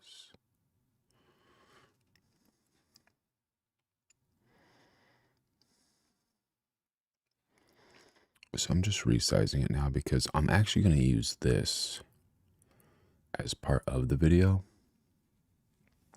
That's pretty much centered, right? I'm going to grab this part. I'm going to get a little bit lower right here. Am I too big? Do I need to be smaller? Okay. So there's two parts to this video. And what's going to happen here is I'm going to shoot it so I can play it as a vertical video and then also as a horizontal video. But the main concern here is I want to get the voiceover. So we're going to do a few takes of my voiceover, and I'm going to start recording now. And I have this. Where are you? Here it is. Here's the document. So get ready. Here's the voiceover. Roast me. Let me know how I can get better, or do whatever you want. Just have fun with your life. And we are rolling. All right, so I'm here and I have to jump screens.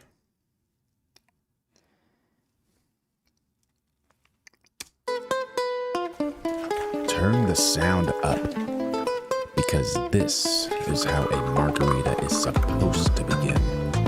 Tequila, mandala, añejo, top shelf, poured like a promise.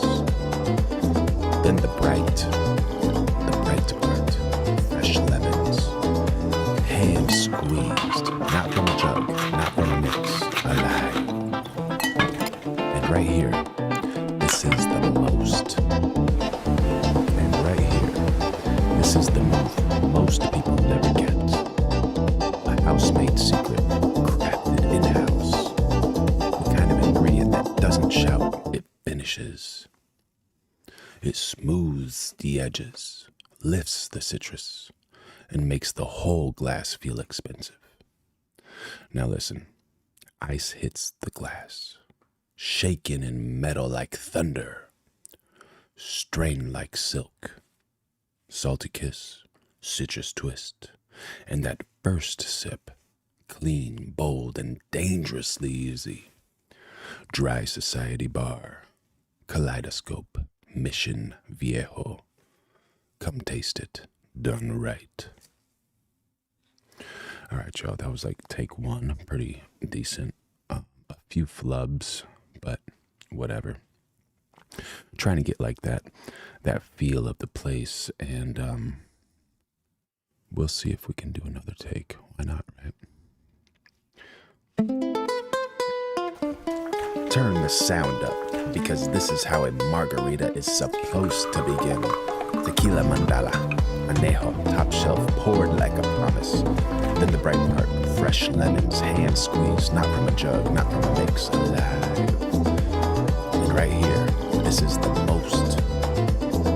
This is the move most people never get. A house-made secret, crafted in-house. The kind of ingredient that doesn't shout, it finishes. It smooths the edges, lifts the citrus, and makes the whole glass feel expensive.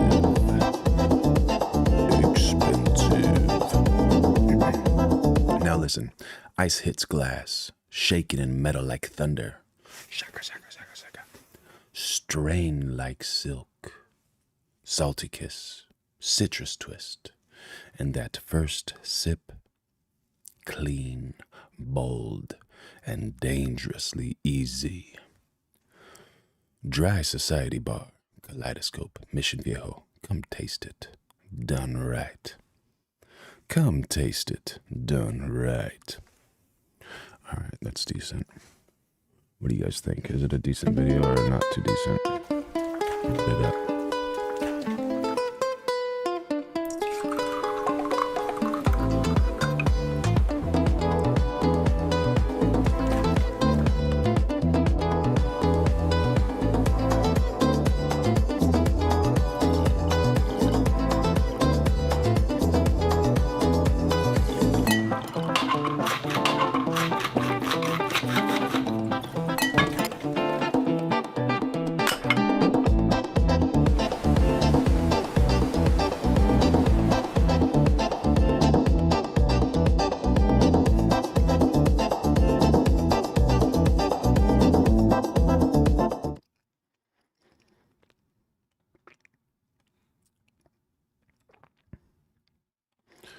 All right, so since we have that one, which is a very good one, in my opinion, let's see, is this it?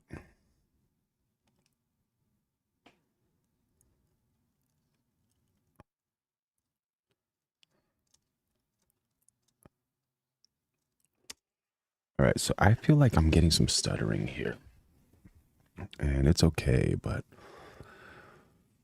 it's just not ideal, honestly.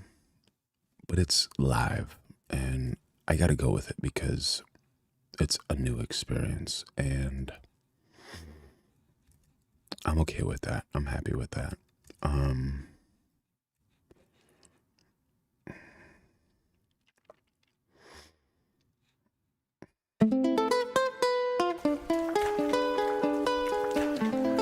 I think now what I'm going to do is I'm going to try to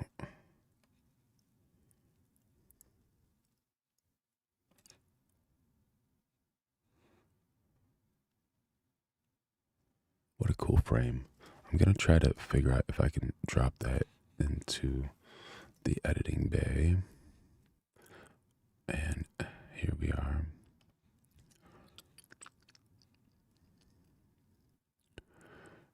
And I'm going to take this clip that I just did. And I hope the audio is pretty good and it's not popping or any of that stuff. So this is like part of polishing a video. You have to just go over and over and over again, but kind of enjoy it. But one thing with hard work is you become more expressive, I think. Right. The right part. Oh, fuck off, dude. You know what the problem is? The problem is I hear who's the edges, lifts the citrus, and makes the whole glass feel expensive. Now listen, ice hits the glass, shaken in metal like thunder, strained like silk. And the problem with this is, I'll tell you what the problem was. It doesn't sound good. It doesn't look good. But I'm still going to go with it because whatever. I'm going to figure it out. And this is what I'm going to do. I'm going to drop this into, let's go into Logic. And I'm not recording now in OSB. It's just live or OBS, whatever. What is it called? OBS. Empty project 48. Are we at 48? Yeah, we're at 48 videos. Usually always at 48. Excuse me. Okay, new audio line. Yeah. Check, check. 1, 2. Check, check. Oh, give me an audio file. Let me give you another source. I'm gonna turn on a new source. That was FCP Macro.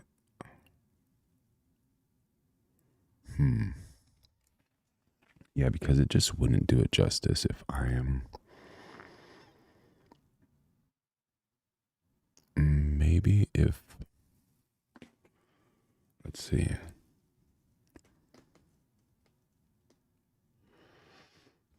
so weird that my recordings are not that good.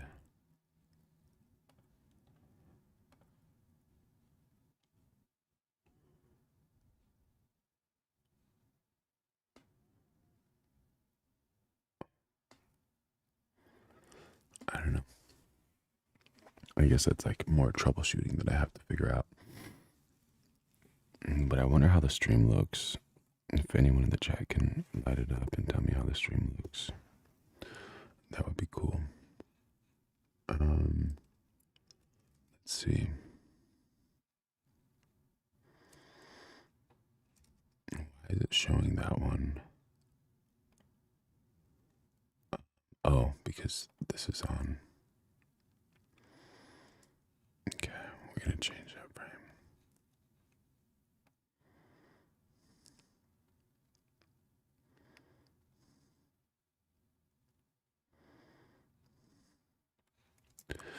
Keep it there, it's a decent frame. Let me give you another source. All right, let's do it. The screen cap. Yeah. Give me a source. Give me a source. Screen capture. Let's do this. Logic.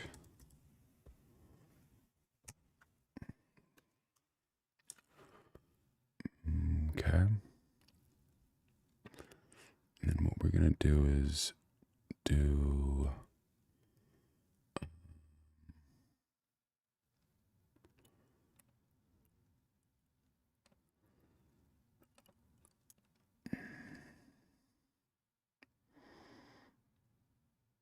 this. Okay. That's full screen. Now I wonder why it's not full screen here. Oh, you son of a.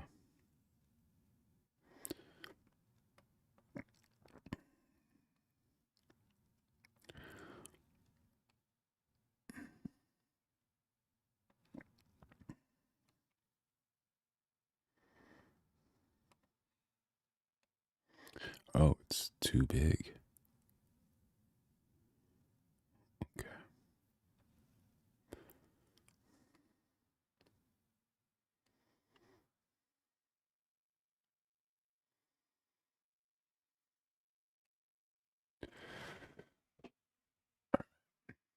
Let's see if we can make this work. What do y'all think? Can we make it work?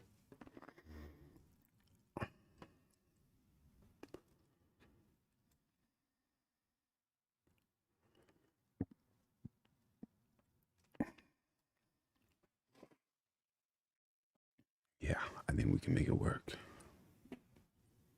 Where is everything?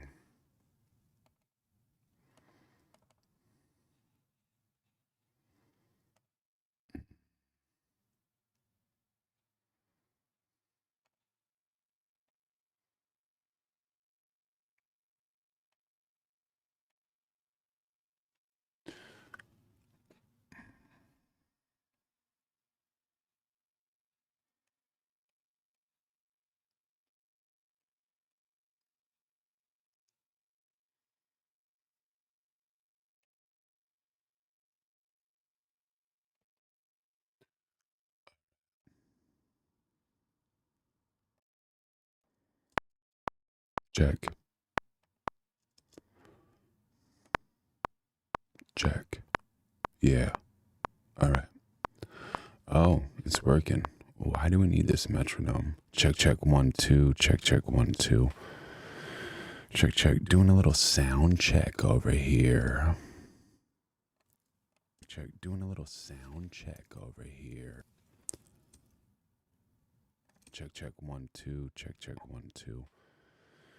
Check, check. Doing a little sound check over here. All right, so we're going to have to do like the voiceover here. Whatever.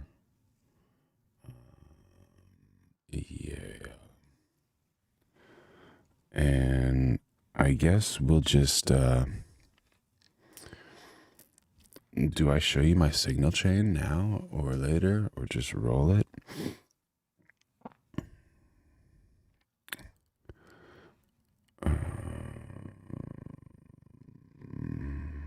Throw it on.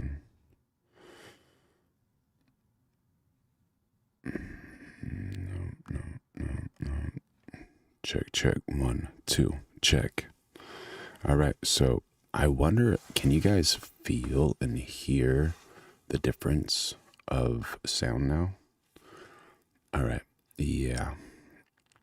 That's my signal chain. And this is just going to be a voiceover for the video, I guess.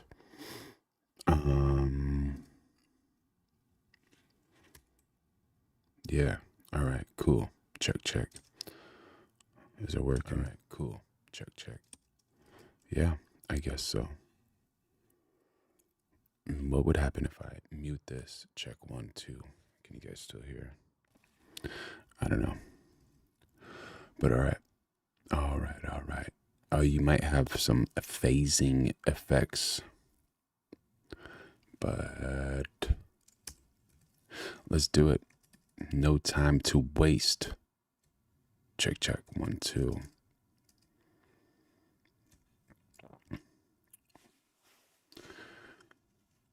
Okay, I gotta move this table a little bit so I can see exactly what I want to see. Check 1, 2. Got it. Turn the sound up, because this is how a margarita is supposed to begin.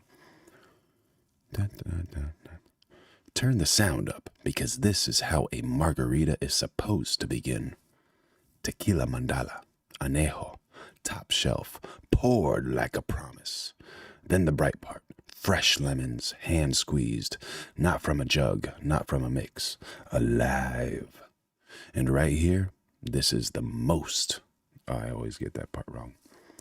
This is the move most people never get. A house-made secret, crafted in-house, the kind of ingredient that does not shout. It finishes. It smooths the edges, lifts the citrus, and makes the whole glass feel expensive. Now listen, ice hits glass, shaken in metal like thunder, strained like silk, salty kiss, citrus twist. And that first sip, clean, bold, and dangerously easy. Dry Society Bar, Kaleidoscope, Mission Viejo. Come taste it. Done right. All right, cool. So that's what it is. Glass feel expensive. Now listen, ice hits glass, shaken in metal like thunder, strained like silk, salty kiss, citrus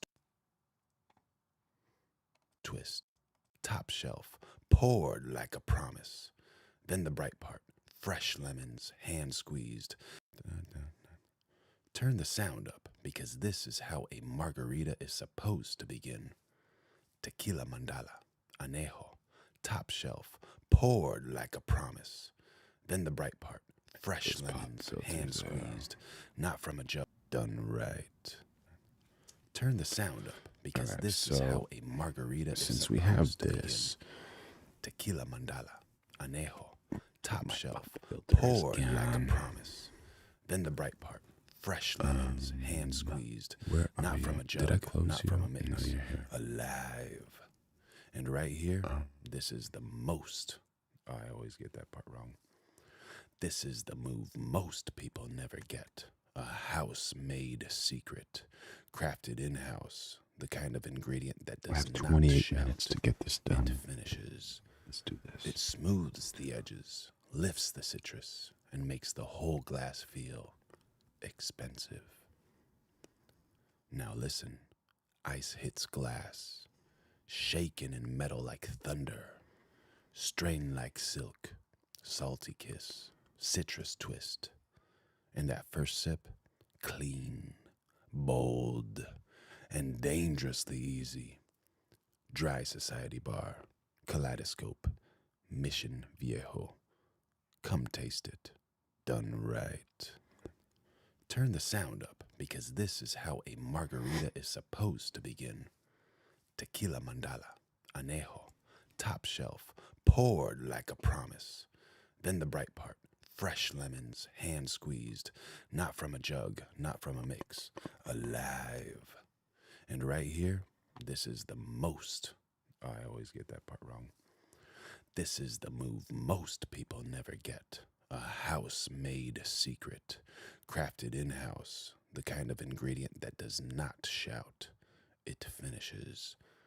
It smooths the edges, lifts the citrus, and makes the whole glass feel expensive. Now listen, ice hits glass, shaken in metal like thunder, strained like silk, salty kiss, citrus twist, and that first sip, clean, bold, and dangerously easy. Dry Society Bar, Kaleidoscope, Mission Viejo.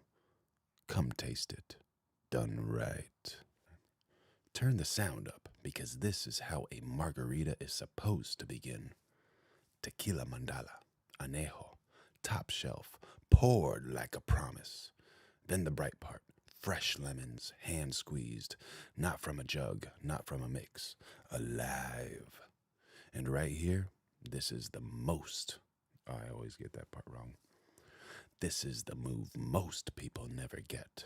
A house-made secret, crafted in-house, the kind of ingredient that does not shout. It finishes. It smooths the edges, lifts the citrus, and makes the whole glass feel expensive.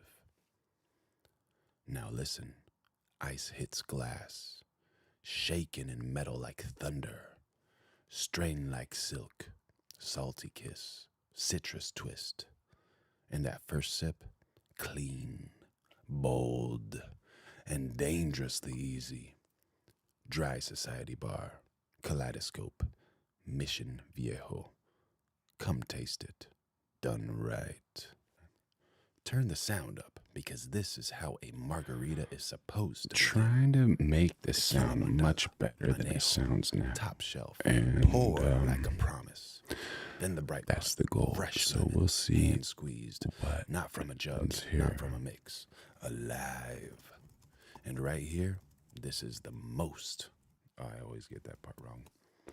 This So that's is the like move my signal most chain, I people never guess, or get. whatever you call A that. If you want to house-made secret, see it, crafted you tell me in-house, if it looks the good. kind of ingredient that does not shout. It finishes. It smooths the edges, lifts the citrus, and makes the whole glass feel expensive.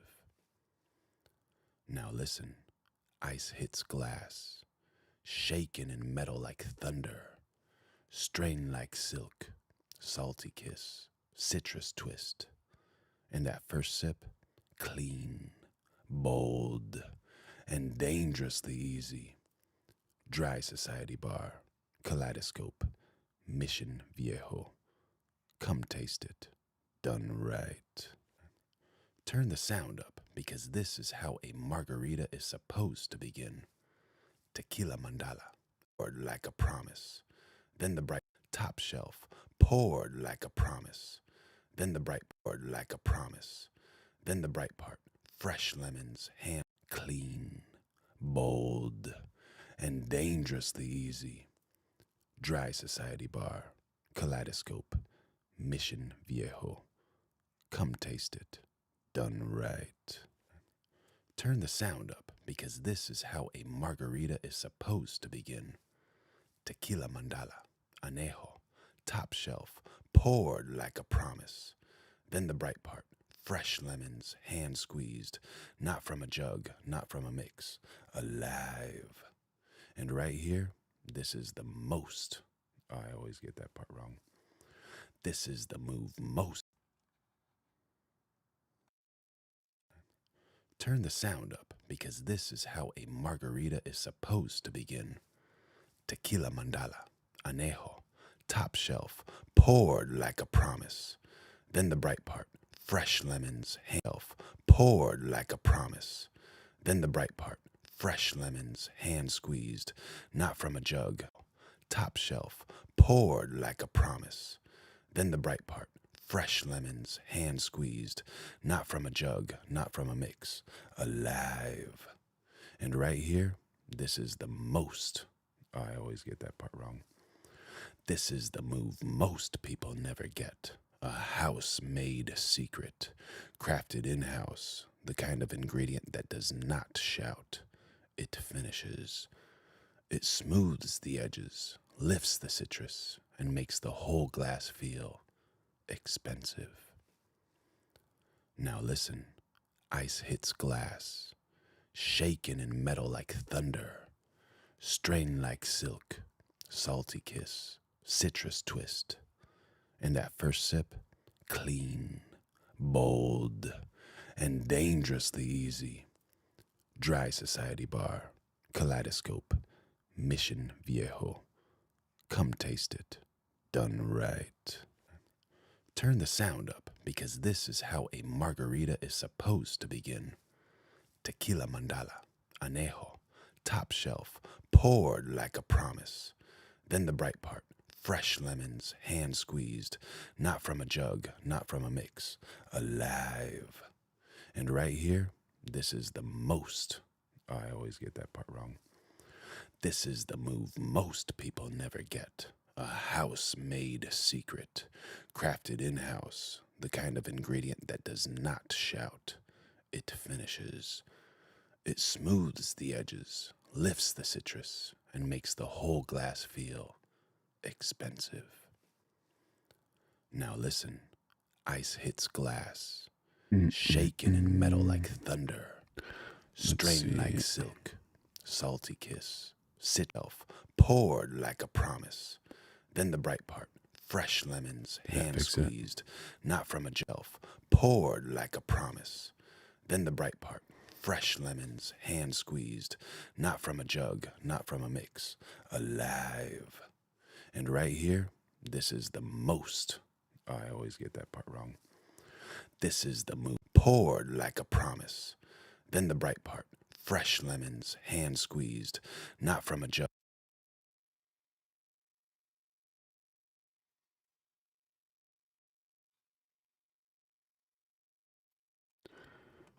Might as well roll with it, right? Who cares? Ain't nobody got time to do nothing else. Just delete all that. Delete, delete, delete. Okay, yeah, cool. Bam. Done right. All right, cool.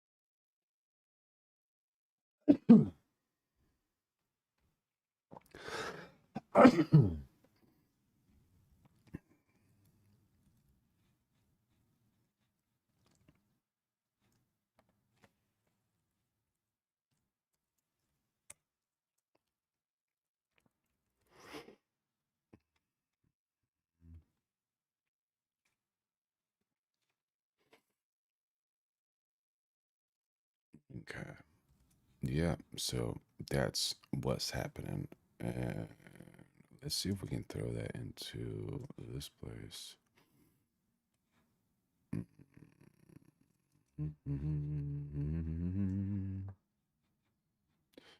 Gotta find it. There it is.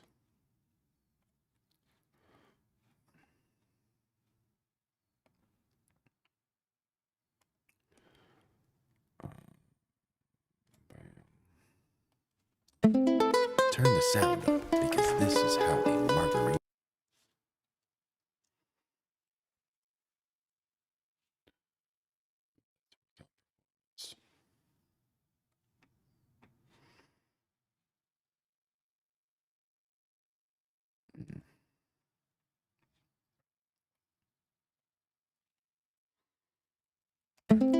Turn the sound up because this is how a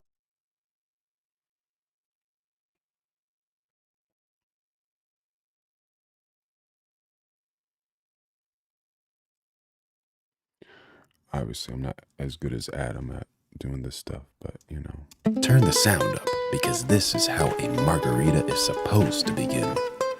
Tequila mandala, anejo, top shelf, poured like a promise. Oh my gosh, dude. Peeking like a bastard is what you're doing right here, dude. Come on.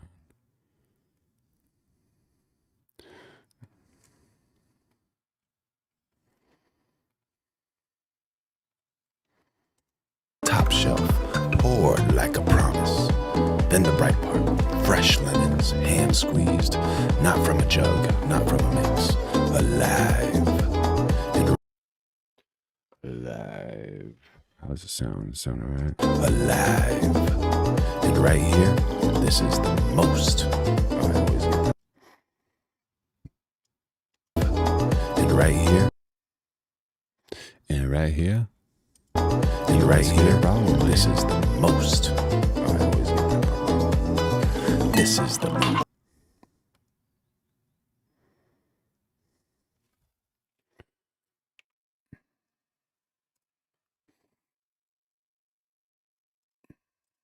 This is the move most people never get.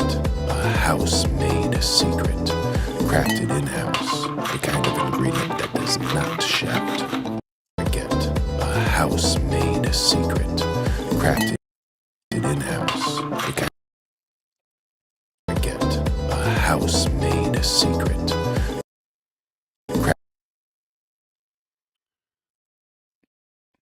It's like, yeah, you said a bunch of words, but what's like the best word? What's the most effective one? Crafted in-house, the kind of ingredient that does not shout. It finishes. It smooths the edges, lifts the citrus, and makes the whole glass feel expensive. Now listen, ice hits glass, Ice. shaken in metal like thunder. This part I want to use. Shaking in metal like thunder. Shaken in metal like thunder.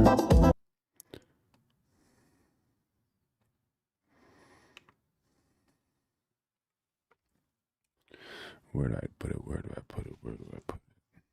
It's got to be here someplace, right? Get a house, a secret, crafted in-house. The kind of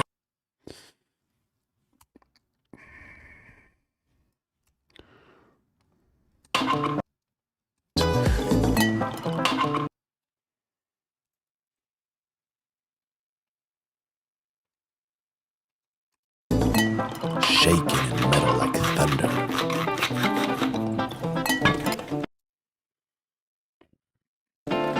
It smooths the edges. Ice hits. Ice hits glass. This part is what we need. Ice hits glass. Ice hits glass.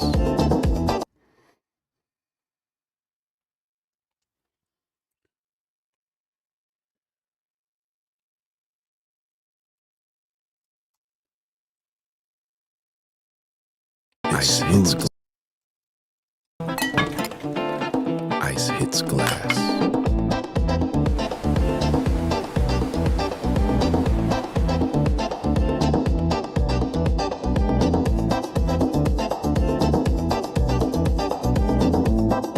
Strain like silk, salty kiss, citrus twist. That first sip, and dangerously easy. Clean, bold, and dangerously easy. Bold. Peeking. Peeking, bro. Peeking.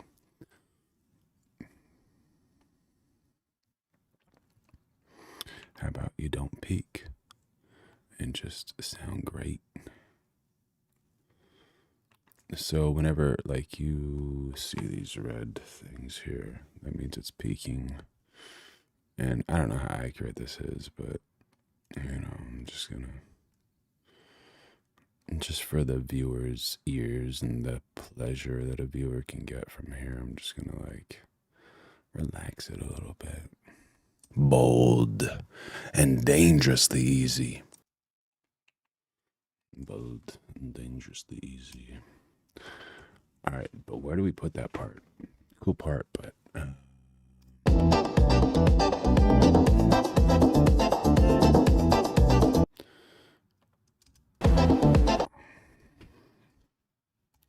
Bold and dangerously easy.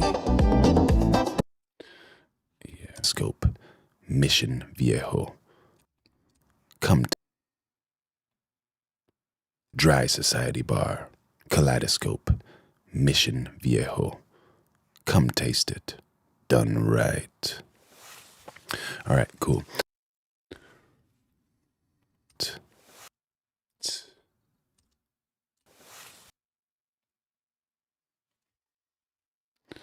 All right, y'all, we're close to it. Let's see if it's like anything, right? This has to be at the end. This is the end, my friends.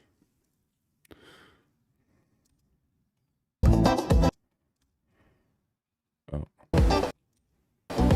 Bold, dry society. Dangerously. no, you're too close to this one. Bold and dangerously easy. Dry Society Bar, Kaleidoscope, mission Viejo. Come taste it. Done right. Done right. Shaking in metal like thunder. Ice hits glass. Bold and dangerously easy. Dry Society Bar, Kaleidoscope, mission Viejo. Come taste it. Done right. A house made secret. Shaking in metal like thunder. Ice hits glass. Bold and dangerously easy. Dry Society Bar, Kaleidoscope, mission Viejo. Come taste it. Done right. Done right. I don't know. Is it good? Is it decent? Turn the sound up because this is how a margarita is supposed to begin. Tequila mandala, anejo, top shelf, poured like a promise. Then the bright part, fresh lemons, hand squeezed, not from a jug, not from a mix, alive. This is the move most people never get. A house made secret. Shaking in metal like thunder. Happened here? What's going on here? This is the move most people never get. A house made secret. Shaking in metal like thunder. Ice hits glass. Bold and dangerously easy. Dry Society Bar, Kaleidoscope, mission Viejo. Come taste it. Done right. Done right. Like silk. Strain like silk. Salty kiss. Citrus twist. And that first sip, clean.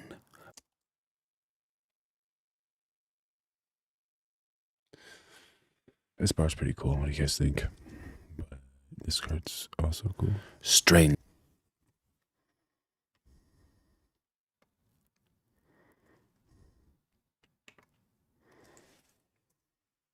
Strain like silk.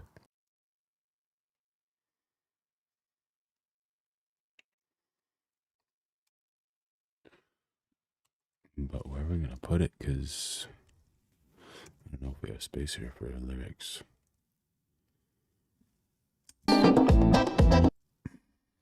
Here.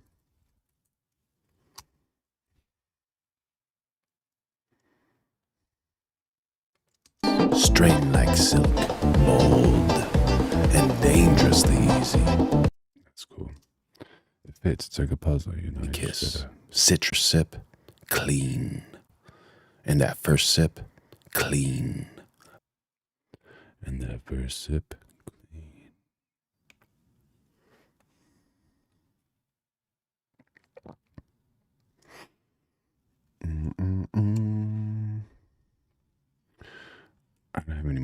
Her lyrics, text, voiceover. Turn the sound up because this is how a margarita is supposed to begin. Tequila mandala, anejo, top shelf, poured like a promise. Then the bright part, fresh lemons, hand squeezed, not from a jug, not from a mix. Alive, this is the move most people never get. A house-made secret, shaking in metal like thunder.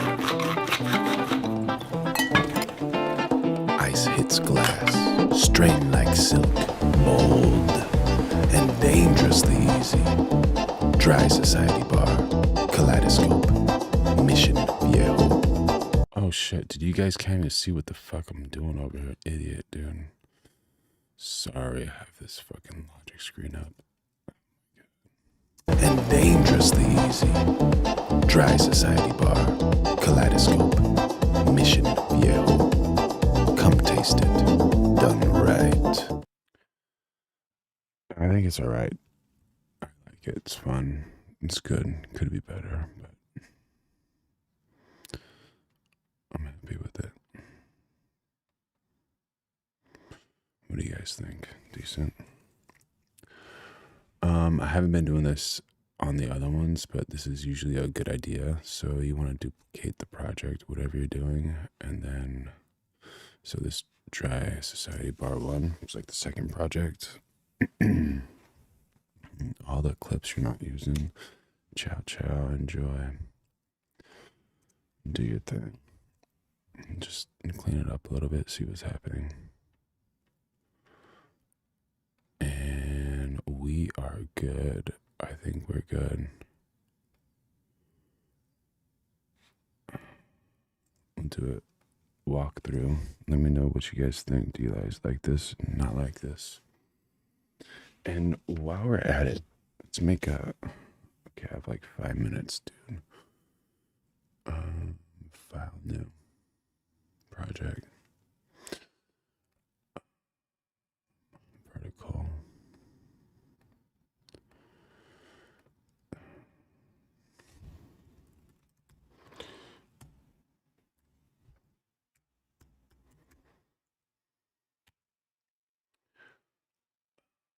Okay.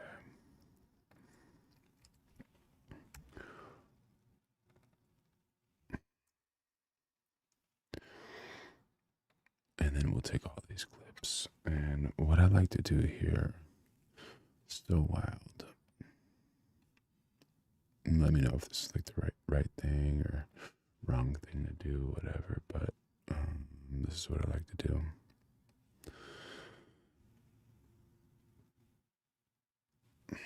So I have all of those clips, right?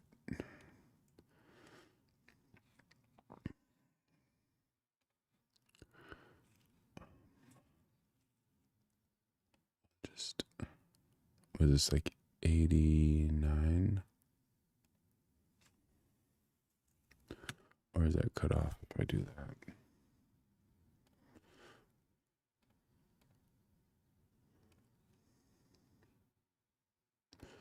Am I chopping anything? No. Turn. All right.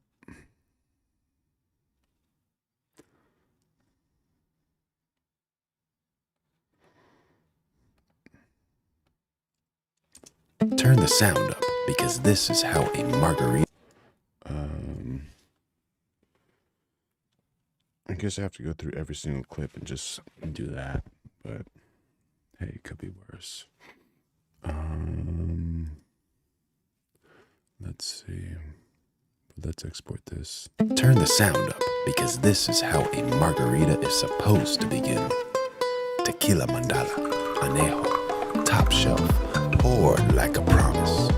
Then the bright part, fresh lemons. She had a little tattoo there for a sec. That's cool. All right, let's send this one a compressor. Can you guys see the compressor on the screen, or do I have to activate it?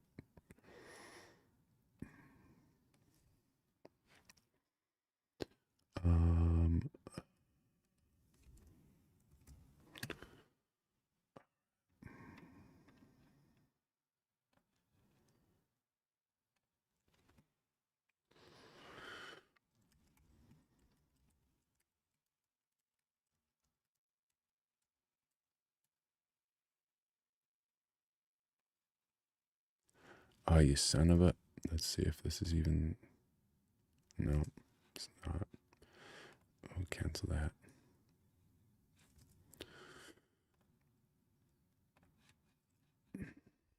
So, like, before you do all that stuff, you want to have your best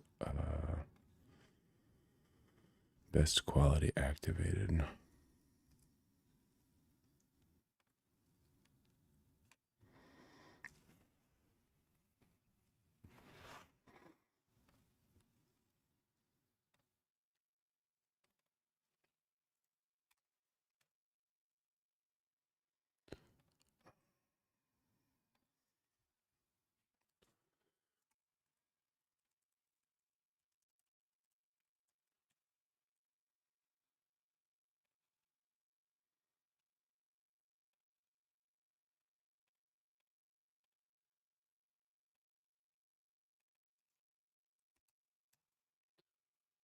Alrighty.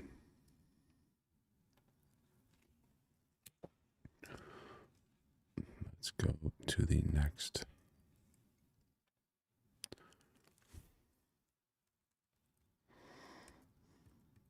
This is how a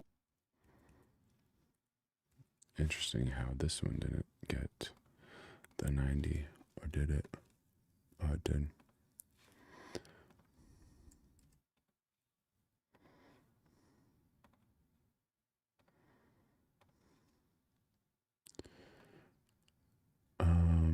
You know what would be better? If I don't do this by hand and I just wait until the other one is processed and then do it, and the quality loss is going to be near nothing. I just don't want to have to be like doing all this stuff all the time. Yeah.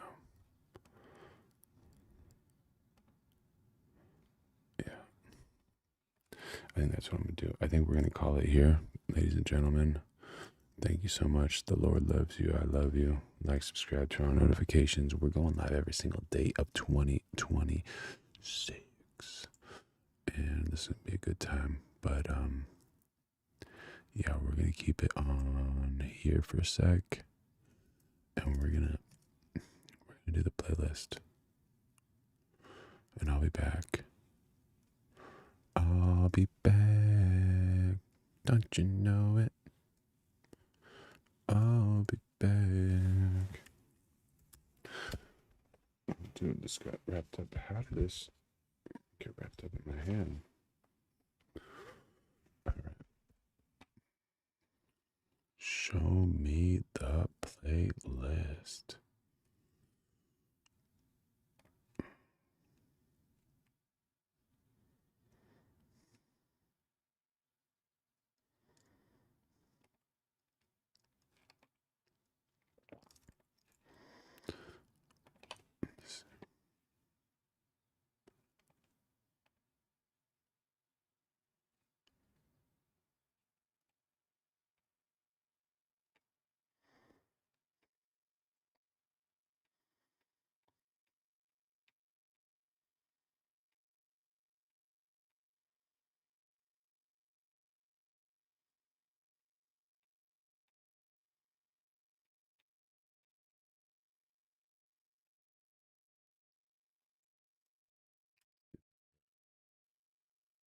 Ciao.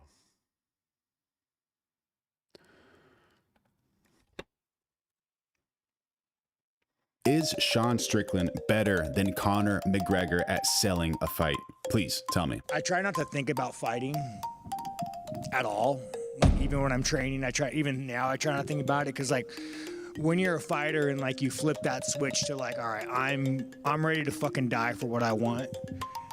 It's hard to shut off. See you so soon. like early in fighters' careers, you. Do we understand how intense that is, just to know that you're going in the ring with another person who is extremely dangerous, and you're so dangerous? One of the reasons UFC is that entertaining is because you never know what's going to happen. These guys are incredibly talented. Lay in bed every night and you visualize like, I'm gonna come out and jab, he's gonna take me down, and you stuff his head. And I mean, you're up for hours and hours. You wake up at 3 a.m. just like, how is this going to play out? And as you get older and you've had a lot of fights and like they've ended. Those people say, you know, you were in the ring for only 10 seconds or 15 seconds and you knocked that person out. You think his job is only 10 or 15 seconds? You know how many months and years it took to prepare for that particular millisecond, which happens to be part of that 15-second thing? Who's going to win, Sean Strickland or somebody else? Let me know what you think in the chat. Did or finished the way you didn't. You just realize it doesn't do anything besides like stressing your nervous system, you know? All it does is it like ruins your sleep, ruins your training, makes you overthink shit. So I'm pretty calm and relaxed until I get to, I would even say like once my hands are wrapped, that's when the switch kicks on. We're like, all right, I got like 30 minutes, you know, pace your mind so you don't overwork itself. But then like mentally, you got to be ready to fight for what you want. I like that guy, dude. Where are you from, dude?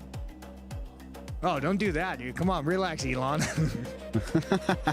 He's a charismatic character. You know, he says something bad once in a while and says some inappropriate things, but look at his smile now and look at how he made that person feel. He didn't just accept that person's question, that journalist's question. He made that journalist feel special. That journalist actually got a question from ex-UFC middleweight champion Sean Strickland. Hey, Sean over here. Do you think that the winner of this fight should jump Imavov for a title opportunity? I don't fucking know, dude. I mean, here's the thing, dude. Do I think that, like, do you want to see two fucking terrorist Muslims fight each other, right? Like, what? No one gets. I mean, again, more than likely, Chimaev's gonna take down Imavov and just fucking dry hump him for, and nobody gives a fuck about you. Oh, stream, it's loading. I'm sorry, it's loading. YouTube, give me some more bandwidth. If you guys are there, like, subscribe, turn on notifications. Fighting. But the thing about Chimaev, we are going live every single day of 2026, bringing you the good stuff. Dude, it's like, how inactive is he gonna be, right? So, like, I mean, let's just say this fight does happen. When is it supposed to happen? Well, if you or Anthony won this, you might fight him at the White House, card. Yeah, it'd be funny bringing a fucking terrorist to the White House, but no, yeah, I mean, it won't surprise me with this fucking administration, you know. I feel like Trump would do that. Like, I mean, but again, like, they bring Ali Abazab to the fucking, like, wasn't he on stage with Trump, right? Like, dude, weren't you, like, didn't you get caught with passports and became an FBI informant? Like, what the fuck are you doing with the president of the United States, dude? How the fuck did you get here, you know? But I mean, dude, life's weird, man. Like, there's that viral clip with, like, Tiki that, like, goes and, like, you know, he knocks out the streamer, which was a sucker punch, by the way. Like, everyone's like, oh man, it's really dope that you did that. Like, was it dope? Like, you had a cup and you sucker punched a guy in the face. What would be dope to say, all right, man, you want to fucking fight? Make the circle. Like, that's what a fucking man does, dude. Like, what a woman beating fucking rapist, like, that's what he does. He just looks away like, oh yeah, you serious? You serious? Boom, sucker punch. Like, what? That's kind of being a little bitch to me. If you're gonna fucking fight a man, you say you give him the option. But tell me, is Sean Strickland wrong there? Honestly, if you're gonna fight like a man. Sucker punches. Honestly, anyone who does a sucker punch, shame on you and whoever raised you, and hopefully the Lord can help you. Yeah, life's weird, man. So when you're talking about Chimaev going to the White House, you know, he's best friends with like a fucking warlord dictator that murders people. So yeah, it wouldn't surprise me if this administration puts a fucking terrorist on the White House card. I guess the perfect person to fight him would be me, right? The last real fucking American in the UFC. How good is Sean Strickland at marketing? He's creating all that friction, all that drama. Honestly, I know you guys might have a different opinion, but please tell me, is Sean Strickland better than Conor McGregor at selling a fight? Please tell me. Now we got some other guys. Zach Reese, he's a good American. Yeah, have your own little Rocky story there. But again, but we'll look back to Chimaev, you know, it's like, it's kind of hard, dude, because let's just say he does fight Imanov or whatever. Every fucking fight, this guy gets hurt. Mysterious injuries. I break my hand, my ovaries hurt. Like, I did this, I did that. Like, dude, my ovaries hurt? Bro, he just said my ovaries hurt. That almost slipped by me. You know, I think Sean Strickland's just that funny that sometimes people have to watch his press conferences a few times. There's so much data here. There's a reason Sean Strickland is going viral. Whoever is his PR and marketing dude is just gonna get a raise because Sean Strickland is bringing the views 100%. Thank you, David Stoll, 2652. If you're talking trash and are trying to instigate a fight, you should be ready to throw hands at any moment on that dude for not having his guard up when talking trash. I guess you kind of have a point, but I don't know exactly what happened there. But I can say for anyone who sucker punches someone, shame on you. Like if you're gonna fight someone, good, fight them. Fight fair and square and just say, hey, you know what? No weapons, hands. If you want to go into a gym, we'll sign a release. You know, whoever gets injured, you can't sue me. But let's handle it like men who just fight. You know, not be those spineless people who want to hurt someone. I'm not gonna go up to Sean Strickland and say, hey man, you're this, you're that, There's no way. There's no way. I trained fighting previously, but nowhere near to the extent Sean Strickland. You know, like if Sean Strickland could only use his elbow, he'd probably be able to beat me up, honestly. But yeah, no, you have a point. Like don't talk trash. And the people who can talk trash are these UFC fighters, and that's their job. Look, he has no limits. He was just instigating the United States on who they are going to invite to the White House. Like this is, I don't know, maybe Sean Strickland will fight at the White House. You never know, man. You never know. He's definitely selling it. He's selling this fight and that fight. Thank you, David Stoll, 2652. Glad to have you here. Never produced an x-ray. You've never produced an MRI. Like, but every fucking fight, dude, you got to take a year off because you're fucking injured. Like, are you that big of a bitch? So I don't know, man. I think, I'll just be curious to see his trajectory and actually how many times he fights, you know? But like when you're him, do you have to fight? When you're fucking sucking off Cordero and you're getting fucking gifted G-Wagons and like, I mean, how much money do you think that guy fucking... Bro's dropping some heat, getting G-Wagons and doing fellatio. All right, dude, this guy's, he's a fighter, man. He's selling fights.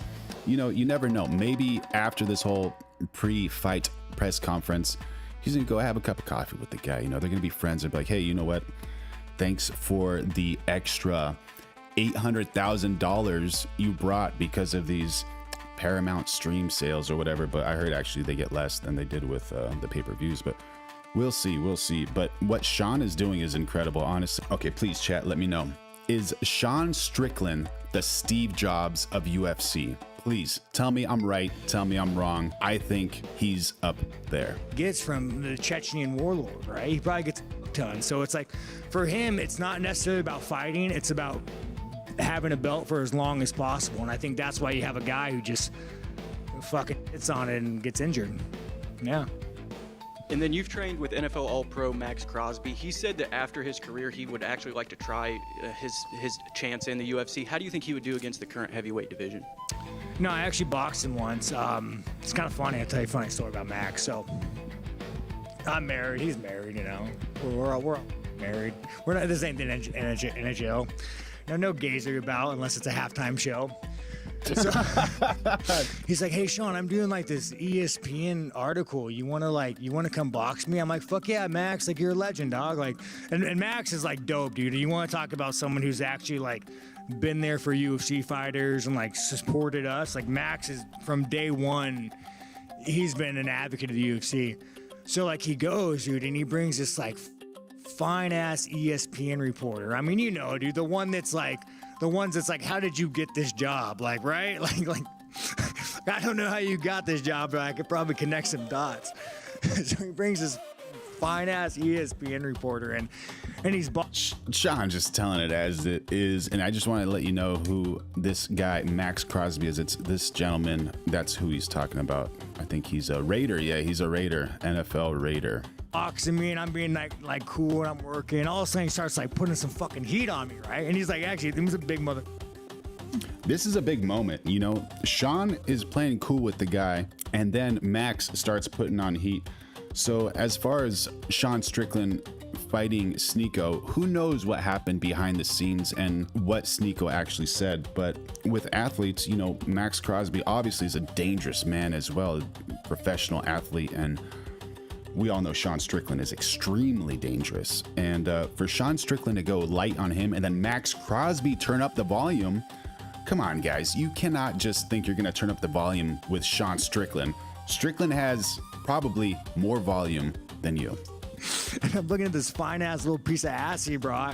I'm like, dude, you're not. I'm like I want to be a homie and let you f me up in front of this chick, dude, but I just can't. I just don't have it in me. So me and him had a fucking war, and I cracked him a few times. He handled it well, but the thing is, dude, you just take that level of like athleticism. It would be very easy, and Max is one of those guys, dude. He just kind of has that like that fight in him, you know.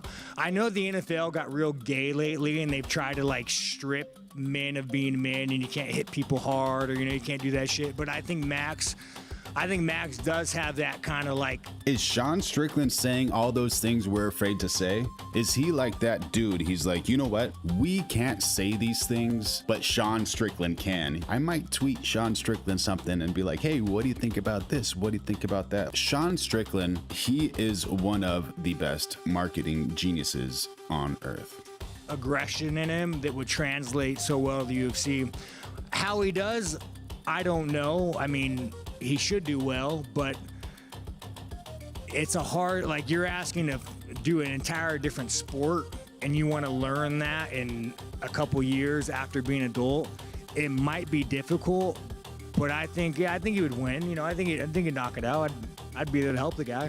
What do you guys think? Should Max Crosby join MMA? That's a good question.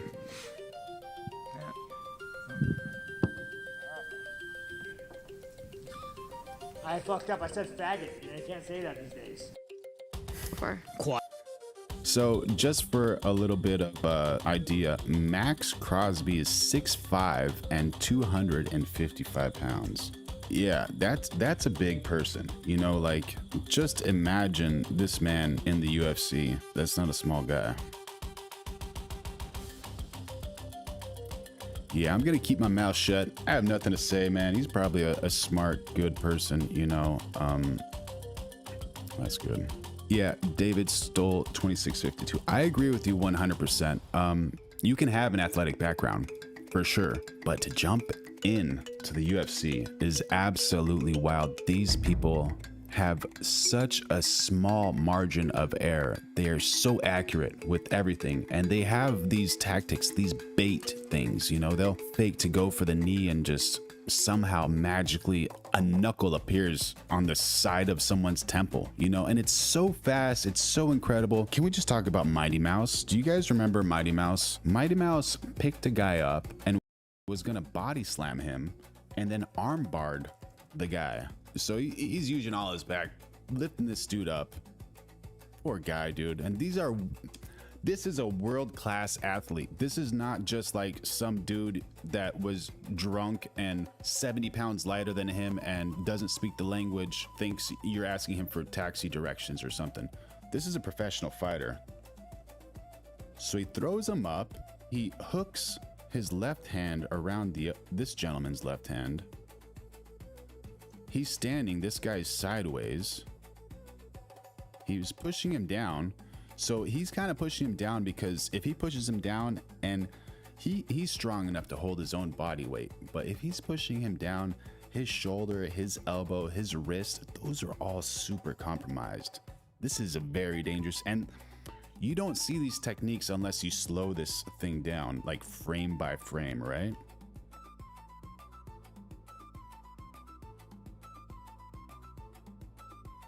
Throws his right leg over this dude's face.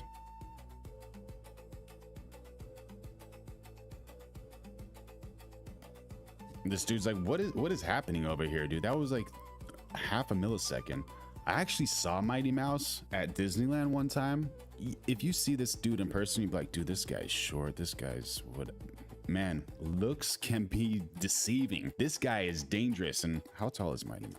5'3". Yeah, this guy is dangerous. Yeah, just to show you, like, so if Max Crosby wants to go into the UFC, I hope he has some training background. He stood up there with Sean Strickland. So he's 6'3", 250, right? Max Crosby? No, 6'5", 255. Sean Strickland, 6'1", 185. So that's a big difference. Sean Strickland is obviously much lighter than this guy, and Sean Strickland hit him a few times, but also Sean Strickland is ex-UFC middleweight champion of the world. And he's probably one of the best salespeople of UFC. Thank you, David Stoll, 2652. Please like, subscribe, turn on notifications. We're going to do some more of these, man. It was a lot of fun, and it was a pleasure having you in here, man. You're great. And if you make content, I'm going to follow you back, man. Awesome. All right, so I need to go to the laboratory, actually, too. So, yeah, we're going live every single day of 2026. The Lord loves you. I love you. Take care of yourself. Follow your dreams. And like, share, comment, turn on notifications. Don't give up on yourself or your dreams. And you are worth it. You don't know how many people love you. So here we are at Newer, Neewer. They have some incredible new tech here for iPhones, for all those iPhone people. And so what am I standing in front of over here? So these are our iPhone and Android cases. They work for iPhone 16 and 17 Pro and Pro Max, Samsung S24 and S25 Ultra. With the cases, it gives you a 17 millimeter thread so that you can attach any of these lenses to it. They also include an adapter so you can use Moment brand lenses. And they also include a 67 millimeter filter adapter so you can put a filter over all your lenses. So there's all different kinds up here, and also our probe lenses that attach to a phone as well. All you skateboarders, you got an 8 millimeter fisheye lens right there. Look at that. All right. Yeah, 105 macro, blue streak anamorphic. We got a couple macro lenses right here, and that's a 12 millimeter, I believe, 12 or 14 millimeter. Amazing. And what's special about this is those actual handles tilt and they rotate. How far do they go? 90 each way? You can go the entire way around, and this one also has a Bluetooth shutter release in it. Amazing. How do you say it? Is it newer or newer? Newer. Newer. Yeah. This is the trigger that we were talking about. Let's see if it's powered on. There we go. Oh, beautiful screen. Yeah, it kind of looks like an Apple Watch. Yeah. You have your menu, you have all your settings. Yeah, it's a really nice little touchscreen thing that, you get more information than you would out of a traditional trigger. Absolutely. Yeah, so we make them for Sony, Canon, Nikon, and Fuji so far. And we're planning on releasing them for Panasonic soon. Amazing. And so what are all these things? Are these kind of like Those are Osmo filters for the Pocket 3. Got it. Yeah, so you gotta take your Osmo and you pop it right on there. Just pop it right on top. Yeah. Add a little effect. Yeah, like that's a kaleidoscope. This is a colorful star. And this is like a not colorful star, like a just white star. Love it. So you have the off-camera flashes. Is this an off-camera flash as well? That's on camera. Yeah, so it's like a kind of a retro style. Yeah, so you have your shoe right there. There you go, for all the artsy folks in New York and LA. Yeah. Love it. Yeah, and then these are some speed lights. Those are some of our new flashes. The Z3S, that one has 3 modeling lights. It's 100 watts. These ones also all will work on the Godox system if you put them in compatibility mode. High-speed sync, is that one over 8,000 seconds? Correct. Incredible. Amazing. Love it. Oh, okay. It's working. All right, for Andrew Optics and Quadrantics, this might be the best flash for you. Check it out. Yeah, so this is our 600 watt strobe. It's called the Q6. 600 watts, obviously. Has a quartz lamp. It does 300,000 flashes in a life cycle, so you can control How many it. flashes in a life cycle? 300,000 full power flashes. That's a lot. It's battery operated. You get 400 full power flashes on one charge. We also make a dummy battery. Is this the size of the battery right here? Yes, correct. It's kind of like a V-mount size, like a Amazing. small V-mount. It's light. It's maybe a pound or not even a pound. Yeah, and this one also is compatible with Godox system as well. This one also has really good color accuracy. If you're in burst mode, it will vary by no more than 200 Kelvin, which is pretty much industry leading in that regard. So is this waterproof or not really waterproof? That one's not waterproof, but we do make a waterproof, basically a bag for it. We can put your hands in. It's like a case. Very nice. Yeah, but it's not waterproof on its own. So I could take this out on a rainy day, but cover it with a case. Yes. Have it still work, and then maybe use one of these batteries as well. Oh yeah, well this is actually the 1200 watt bicolor light. So this is the ballast and this is the light. Okay. So it's a video light. Right So now it's it's a on concept. 1/10 of 1% brightness. Yeah, that's pretty bright. It's amazing. It's beautiful. Yeah, so that one should be out around February. It should be IPX6 rated. I don't know what the price will be on it yet, but the non-waterproof version is currently $2,600, but 25% off around, so it comes in around $2,000. Okay, excellent. So this will probably be, maybe a little more than that, obviously. Yeah. So if someone decides to shoot photos outside, the solution is to cover the actual strobe light which has the battery installed as well, Yeah. and there's no other connections. Okay. Right. Yeah, we do sell the waterproof cover that specifically fits it, and it has handholds where you can bring your hands in, and then a clear backing so that you can control it through the waterproof cover. Amazing. Very nice. You guys have a little small teleprompter over here. Okay. Excuse me. This is our X11 teleprompter. It has a screen built in. The screen acts as a just another monitor on your computer. So you put your teleprompter app on the second screen, or you can bring up your chat, read your chat, and respond directly to your followers, just in looking them right in the eye. Amazing. Okay. Yeah. Very nice. Or you can, like we're demoing it, you can use it as a traditional teleprompter as well. Very cool. And so, what type of monitor is this? It is 8-inch HD. Okay, and that's a newer. Yes, monitor? the monitor is part of the package. Okay. Very nice. And you can attach a phone to it, or you can, there's a part here you can flip down, and then you install this little hood, and you can put the camera back here. Very nice. Okay. Yeah, so camera or a phone. So you can use a phone or a camera. Very nice. Correct. And how much does this cost? That one is $229. It's currently 30% off. That's an amazing That's deal. $200. All you content creators who want to have amazing words in front of your eyes while looking at the camera, this might be the thing for you. Yeah. Okay. And can we just circle around to see how it looks back here? So the phone or camera can go here. And then what would this monitor here be for? So you wouldn't want this in a real life situation, because otherwise your eyes would be darting over to it. Okay. This is just to show you how you look on it, on the teleprompter in real time as like part of the display. Okay, got it. Yeah, it would defeat the purpose of a teleprompter to have this here to be Just like. trying to make sure the lighting looks good. and Yeah, everything. yeah. Very cool. And you guys have any audio solutions?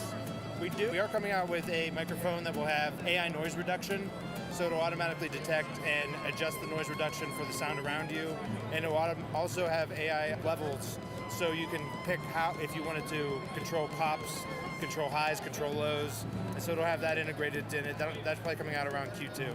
Amazing, amazing. So with the microphone, is that a 3.5 millimeter jack or is it XLR? It'll be a lab system, so you'll have a case, transmitter, receivers. We're gonna have a 2 transmitter and a 4 transmitter set. They'll each have 3.5 millimeter jacks in them, so it'll be a versatile set for anything you need. So this will be ideal for live streaming. You'll have. Yeah, definitely. Will it have onboard recording as well? Yes. 32-bit float? Yes. Oh my gosh, incredible. Yeah. Very cool. And when is that going to be available? I'm guessing probably around April. If we're lucky, we'll have it for NAB to show off there. I think that's the plan, is that we'll be debuting it more or less at NAB. Amazing. I'm excited for that. I really want to see that. I want to try that one. That's going to be really cool. One of the other really new products that we have here are our home lighting. We're debuting a whole line of home lighting. It all has, you can do AI prompts to create scenes. All the lights are fully customizable. So we have a whole variety of floor lamps, LED lit speaker stands. These are permanent lights that are IPX6 rated, so you can have them outside on your house. Mappable curtains, a variety of home light strips, etc. Light strips, lamps. So we're gonna have a whole line of home lighting. I love it, brother. And as far as that light, it looked like a 5-foot strip. Yeah. Is that the tallest? That's the tallest we have for now. I think we're planning to make 7 or 8 foot, but I don't know the details of that yet. Amazing. And what's the price point of that one? It is around $80. It's a great deal. It's amazing. Okay. And is that battery powered or plug-in? That's plug-in only. Okay. Well, thanks so much for all your help, buddy. Thank you. Appreciate it. All right. Come to neewer.com for some amazing technology. Thank you. This is either a genius experiment or I've completely lost the algorithm. Today I posted 3 shorts, did 2 lives, and this is my 3rd live, which means the algorithm and I are now seeing other creators. Views are down, not call my therapist down, but just kind of refreshing the app like it owes me money. But this isn't failure. This is research. I'm testing the algorithm. I'm poking it. I'm gently gaslighting it like, no, you loved this one. It did not. Tomorrow, same test. Then I'm pulling out responsibly and going back to 1 short a day. I'm doing the messy exploratory work, so you don't have to. And if you're still watching, congrats. You're officially part of this experiment. Now, I'm going live every single day of 2026, so make sure you subscribe and turn on those notifications so you can get involved and get in that comment section, start sending messages, roast if you like. Constructive criticism is always welcome, and as always, follow your dreams. Talk to y'all later. Thank you. And people say, thank God you are here. Make sure you like, subscribe, and turn on notifications because we are going live every single day of 2026. So California is a magical place. We have earthquakes, droughts, mudslides, and a sun so aggressive it feels personal. Other states have weather. California has events. And every year, like clockwork, the state catches on fire. Not a little fire, not a blow it out fire. A fire that says, I'm changing the map. Fire in California doesn't spread, it networks. It climbs mountains, jumps highways, and ends up in Malibu like, I just needed space. Now, when fire shows up, normal people react appropriately. We panic, we grab children, we grab pets. Someone grabs a blender like, we'll need this. Homes are burning and people are Googling, can fire smell fear? And then sirens. Now, sirens don't mean good news. Sirens mean paperwork, danger, and cardio you did not agree to. But there is one group of people who hear sirens and think, all right, let's go. Which is unsettling behavior. They pull up in massive red trucks. They hop out like it's a movie trailer. They grab long, thick hoses designed to handle extreme pressure, and again, that is not a joke, that is just physics. They aggressively spray hot situations and things until things calm down. Afterward, everyone says, thank you for handling that so well. That's hero language. These people wear outfits designed by someone who said, let's fight fire, dressed as furniture. They walk into smoke so thick it looks like the fire is vaping. They stay calm while the rest of us lose our minds because the Wi-Fi blinked. At this point, you're thinking, okay, they're impressive, but why are they heroes? Not yet. Because being impressive isn't the same as being heroic. These people show up when homes are memories, streets are evacuation routes, the sky looks like it made a bad decision.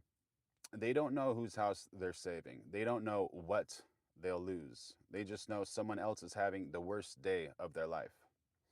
So why are firemen heroes in California? Because in a state where everything runs away from fire, they're the only ones who run toward it. Not because they're fearless, but because someone needs them more. That's why we clap. That's why they are our heroes. Make sure you like, subscribe, turn on your notifications, and we are going live every single day of 2026. All right, take care, everybody. So this is advice from a company called Happily. Okay. They provide a teleoperated remote control, basically. So I'm controlling the 6-axis arm with this controller. It's got 2 buttons. One is to track my path, so I hold this button down, I can move it around. This button down here is for the gripper motion, so you can see it activate just barely, right? And so with this demo, I can grab this steering wheel, but the main benefit of this device is actually haptic feedback. So if you want to give this a try, it's a relative motion control, so you grab this and you can drag it. Okay. Right, and then when you just get it here, it's again from its current position, you drive it down. So to get like a real sense of the haptic feedback, I would just try to drive this thing into the table. Okay. The top button. Top button. I apply it and I move it around. Yeah. And you might have to do it in a couple steps. So let go, Okay. lift up, step again, and pull it back further down. Right. I feel that resistance. So the main application here is when you're training a robot policy, you need data of demonstrations, like how does a robot actually pick up that, put it in a bin, for example. And you could do this in the real world with a platform like that, where you can operate 2 arms, or you could do it driving something in simulation, collect that data, throw it into a robot training policy. But it's kind of hard to pick that thing up without some sort of feedback. So what this hopes to solve is to enable better teleoperation in simulation. So you're not just squeezing. So you're not just, I think I'm there. Yeah. Let me grip it and see. Real feedback. You end up having to throw away that trajectory. You have to throw away that recording. But in this case, you have a lot better fidelity in how you collect this data. It's amazing. What other applications would this be good for outside of manufacturing? I would say what we're looking at is manipulation, right? So we're looking at currently an arm picking something up, putting it down. Where you see a lot of teleoperation is actually in autonomous driving and locomotion. Maybe not advice like this, but we're using Isaac Sim, NVIDIA product, or NVIDIA library, and we're using something called Cosmos. Cosmos, what we're doing is taking this data we've collected, changing lighting, changing textures, so that you can provide it, instead of this one demonstration, you can provide it 100 of them with different textures, different lighting, and give those 100 different episodes, 100 different sets of data to train the model. That way, that robot operating in that space is more robust against different lighting conditions. It just is more reliable that way. Maybe back to your question about like different applications, it's like this is almost all in manufacturing when you're talking about arms, but when you put a mobile base, legs, something like that on it, then it unlocks anything that needs physical interaction. So, I mean, kind of just styling it back to physical AI is for any sort of physical work. Amazing. Yeah, this is really incredible, especially this. And when you're getting this haptic feedback from this controller, it's to enable better collection. And so you'll need calibration, you'll need things to So know is your guys' exactly thing the actual haptic feedback? No, this is, I work for NVIDIA, so Okay. we built this platform, right? Okay. We build these software tools. Got it. Happily is a product used to collect data. Okay. So we, as you can notice, like, we are NVIDIA, we make software libraries and we sell GPUs. We are enabled by our partner ecosystem to do the end user application. And so in this case, it's data collection. In that case, it's delivery of food, right? Yeah, but there's all sorts of things. Right? Awesome. Thank you so much. What's your name? Edward. Carlo. Carlo, nice to meet you. Okay, you ready, bud? You're strapped in. Oh, he's got a little doggy seatbelt? Heck yeah.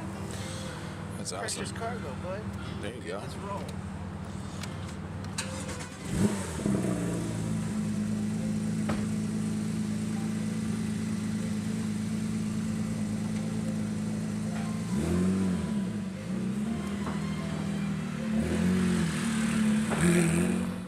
That was an amazing speech over there. Appreciate it. And first off, where are you from? You have a great accent. I am from Amsterdam. Very cool. A lot of people think it's more Irish or Scottish, but that's you've misspent in the Irish pubs. It's Dutch Awesome. accent. And you have an excellent sense of style and fashion. It's really cool. Oh, appreciate that. What inspired your... This is the color of the season. Okay.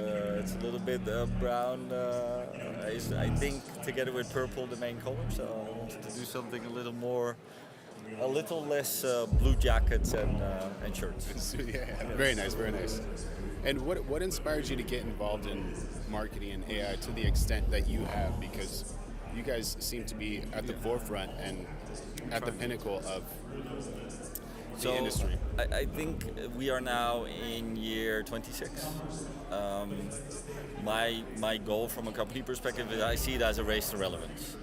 Right? You're constantly thinking about your relevance at the industry level for your clients and for your colleagues. So when we saw the ChatGPT moment 3 years ago, more than 3 years ago, it was very clear that was going to be a large moment and lots of change, especially in our industry. So our commitment was, let's go figure that out fast and first. We don't quite know what it looks like on the other side, but we know we need to get there to stay relevant. So it's a little bit of existential realization, but it's also a lot of fun. It's a lot of fun. What is missing now as far as AI and the human element? Is there something that just needs to be solved? I mean, I think there is the models, and especially if you look at some of the releases over the last 2 months, you can feel the progress, and it's happening in lots of different places, reasoning, image, video, and so forth. but it all still feels a little disconnected. It can feel a little clunky. I think we're finding out that intelligence in a box doesn't have that much impact on the real world yet. So it's how do you take that intelligence, how do you make it part of your infrastructure, which then becomes change management conversations and organizational design conversations, and that's sort of the complexity of the real world. So my feeling is the technology is good enough, or will be good enough in a very short time frame. It's how do you adopt and adapt is the challenge. I gotta ask a stupid question. Artificial intelligence. Yeah. How did they get the name artificial? I think it's a sci-fi concept, right? It feels like something that somebody made up 40, 50 years ago, I think. Because if you play soccer and you play soccer on an artificial field, that's plastic grass rather than like grass. Yeah. So I don't know. Is there ever going to be a name change? Well, they had this AI have a branding issue, and this might be one of the issues. Everybody sort of talks about AI and then AGI, artificial general intelligence, or artificial super intelligence. I think we have to be thankful that there seems to be an unlock of available intelligence that we can use as humans or as organizations. Artificial, I think, is strange because it's been trained on humanity's knowledge and humanity's sort of reasoning and humanity's input.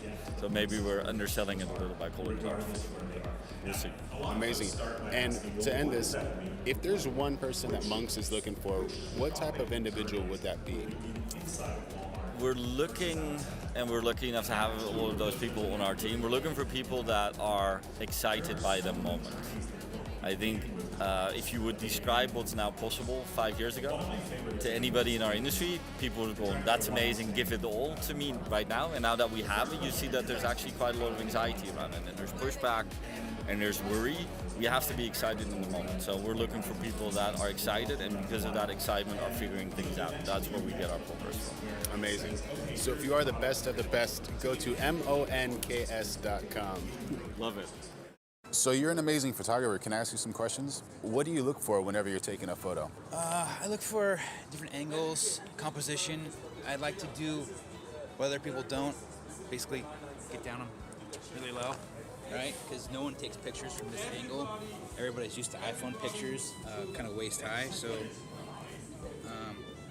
some of the looks that I think I achieve is pretty unique in a way because you're not really looking down up at cars, so kind of get different angles. That's very cool. And what are you shooting on? Nikon Z9. I really love it. Had a Z7 before. I still have it, and it's kind of like my backup camera, but this one fits my hand really well. It's a little bit heavier, but it's just more comfortable for all-day shooting. Very nice. And if people want to find you, where do they look? Quadrant X on Instagram. QUADRANTX. Very cool. And has Nikon reached out to you yet? They should. No. They should. Nikon sponsor John. What are you guys doing? Yeah, what's up? I love your stuff. I've been shooting on it since forever. But yeah, my dad before me, and then me now. Yeah. Lens of choice? I like the 24-70, but I've been trying to shoot a lot more with primes. They just have a different look. So 35s, 50s. Very cool. Awesome. Best of luck, John. Yeah, thank you. You're like, don't harass me, man. Don't harass me. Enough for the videos. All right, so. And so what'd you bring out here today? I got a 1973 Targa.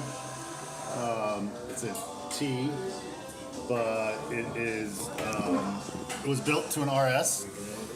So it has RS flares, an RS engine. Well, they built it to a 2.7 RS spec, so it's not a true RS, but it's trying to be.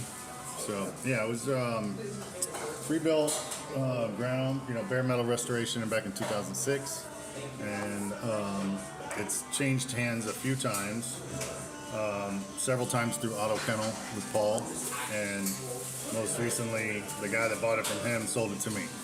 So yeah, so it's been around the block when it comes to the SoCal Porsche scene, which has been pretty cool.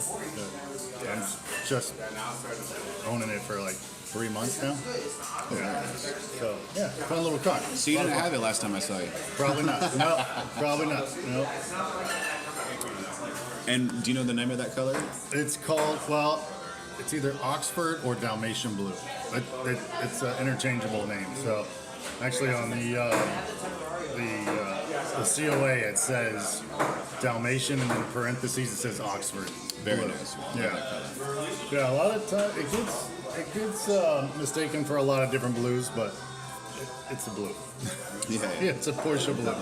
So You I have, love you have blue great cars. taste in your colors. Your other one, the gold one, I love Yeah. that one too. Which gold? I think you got me mixed up with somebody. No. You have the Oh. Widowmaker, no? Yeah. So yeah, the gold one.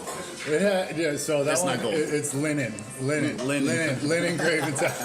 It's a linen gray. So it's like a gray. It's like you kept saying gold. I'm like, did I have a gold car? I don't remember having a gold car. Well, the headlights are like yellow Yes. goldish So too. the last time you Okay. saw that car, it had amber headlights, the yellow amberish headlights, and it had gold Epsilon wheels on it. So yeah, That's where I got the gold from. Yeah. Okay. Yeah. The gold accented car, all right. yeah. So but in the sun, it looks like that really light, champagne color. But Yeah, absolutely. Beautiful color. I still have that.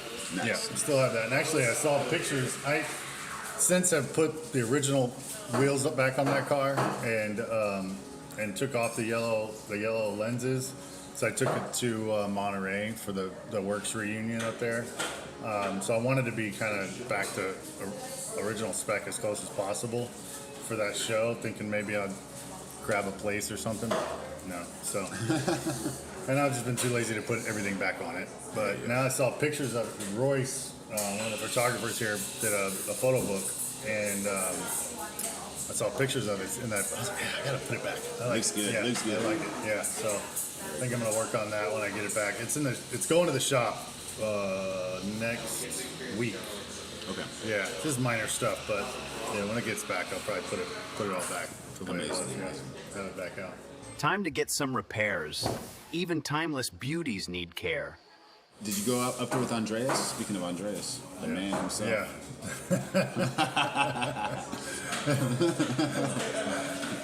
Mr. Hangover today. Morning. Hey man, your car's all right? Yeah, you heard about it? Yeah, well everybody's heard about it. Really? You told him. What's up? Stumbling. Oh, we're recording? Yeah. How are you, brother? Everything's good though? Yeah, who told you, Dre? Oh yeah, you ran into a wall. You ran into a wall? Leaving a party. Well, that's one way to announce my arrival. Only you could turn a car into a surreal sculpture. Yeah. And where can people see your car if they want to online? Instagram mostly under TJ_motoring. Motoring. Motoring, yeah. TJ Motoring. Very cool. Yeah, that's where I put all my car stuff. It's only car stuff. You don't even see people. Just the cars. If you love Porsches and amazing colors and color combinations, go see TJ's Instagram. Thank you, brother. Appreciate it.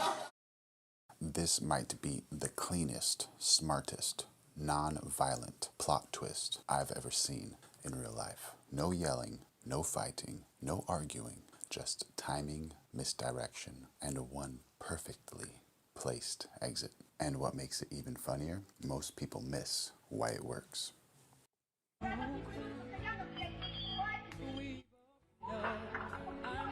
So here's what happens. This guy walks out holding 2 glass bottles. A woman walks up to him, clearly annoyed, and swipes them right out of his hands. Already, your brain is choosing sides. That matters. Comedy only works when the audience knows who they're allowed to laugh with. Okay, let's stop right here. This is the inciting incident. This is where everything starts. Those bottles didn't fall. They were terminated without severance. This is not playful. This is not flirting. This is a dominance move. And notice what he does not do. He doesn't argue. He doesn't react emotionally. He doesn't escalate. And that's important. Your brain immediately files this under, okay, that was unnecessary. That's the moment audience alignment happens. Comedy lives and dies on alignment. Once the audience decides who's right, they give permission for the joke to land. Everything after this only works because this moment came first. This This is the genre switch. We just went from social conflict to romantic comedy. He did not propose, he weaponized hope. This is misdirection at its purest. Your brain goes, oh, I misread this. This is about love. Watch her hands. That smile is instant. No apology, no pause, just relief. She fell in love with the idea of forgiveness. This is where the status flips internally, but not externally yet. She thinks she's won. And that is why the next moment hits so hard. That's the punchline. That finger deserves its own IMDb page.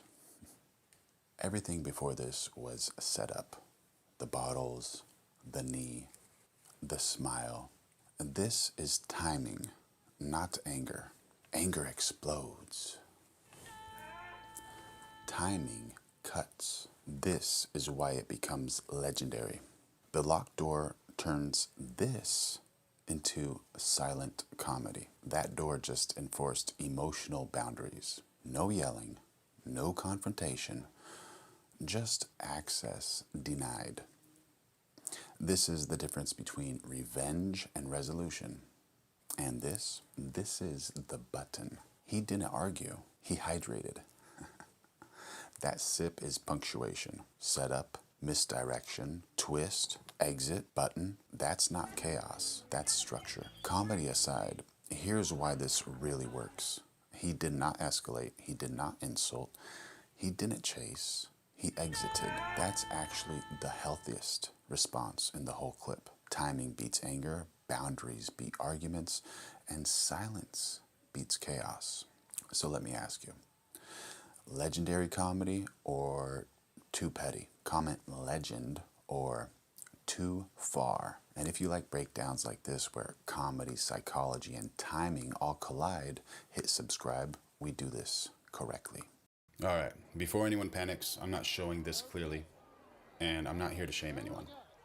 What you're seeing is a heavily blurred reference to a viral college football moment.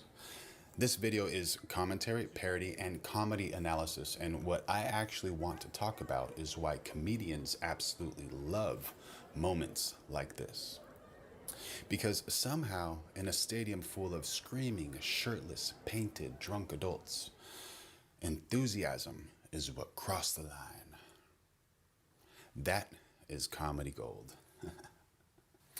What's funny isn't what happened. What's funny is how different comedians would interpret the same exact moment.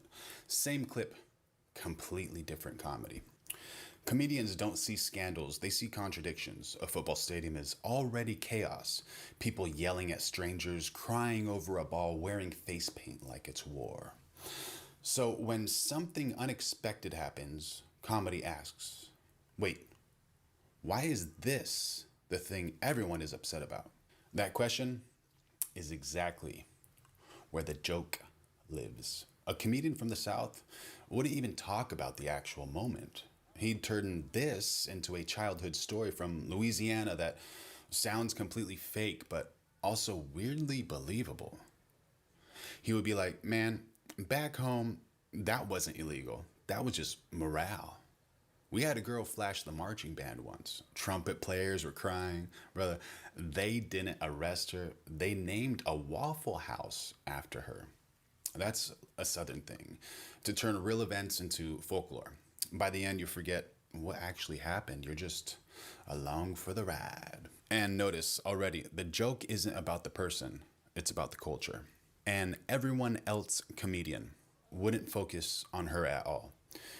He would become everyone else. He would be the security guard.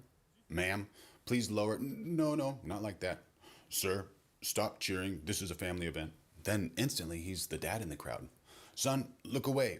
No, not at the taco either. Then he's the announcer. And folks, we are experiencing unexpected enthusiasm in section 132. The everyone else comedian turns moments into theater. Nobody's attacked. Everyone is ridiculous. The zoomer would zoom all the way out. He wouldn't joke about the act. He'd joke about the reaction. He'd say, you got people fighting in the parking lot, DUIs, broken TVs, grown men crying, but this is where y'all get morals? That's a zoomer. Comedy as a mirror. The zoomer doesn't say, hey, look at her. He says, hey, look at us. Now, this is where comedy splits into two lanes. The me man. The me man makes everything about himself. He'd say, if I did that at a football game, they wouldn't arrest me. They'd shut the stadium down. They'd evacuate the mascot, roll me out like a parade balloon, and power wash the seats. Me man jokes are always, imagine me doing this. And that's why it works. The analyzer wouldn't joke first. He'd pause and analyze. He'd go, but think about it though. We're hairless primates watching other primates chase a ball. Why are we shocked by anything in this environment? And then he'd say, can you Google that to make sure we're accurate? And now we're somehow talking about ancient Rome and tribal rituals. The analyzer turns moments into thought experiments. The ironist sees pure irony. He'd say, getting arrested for that in Louisiana is like getting kicked out of a buffet for eating. And then he would tag it with something colder, like that crowd wasn't offended. They were confused why it stopped. Irony's whole thing is saying the quiet part out loud and letting the silence do the damage. And then we have the roaster. The roaster wouldn't even sound mad. He'd sound disappointed, like America let him down again. He would be like, you're telling me this ruined the game? Buddy, LSU already did that. And then he'd add, that crowd wasn't offended. They were just mad the ref did not throw a flag. The roaster roasts the crowd, the sport, and the expectations, not the person. The roaster is very current, very viral, very rewatchable. Now, a European might approach this completely differently. A European wouldn't yell at all. He would act shocked. He'd just stare at the crowd like they personally disappointed him. He'd be like, so this is America? You people watch violence for hours and hours, but panic when reality shows up? Then he'd pause and say, in Europe, this wouldn't even make the news. This is just Tuesday. A European's comedy can be brutal because it's calm. He doesn't attack the moment, he judges it silently. And somehow that hurts more. Then we have the honest girl. The honest girl would attack this from pure honesty. She wouldn't pretend to be shocked. She'd pretend to be jealous. She'd say, oh, now we're arresting confidence. I've been walking around with anxiety for years. Where were the cops for that? Then she'd go, every guy in that stadium saw exactly one thing and immediately forgot the score, the season, and their own birthday. Why does this work? Well, the honest girl is self-aware, observational, and honest. So she's funny without being explicit. She's very advertiser tolerant if needed in the future. And here's the important part. None of this comedy is really about the clip. Comedy does not cancel moments. It reframes them.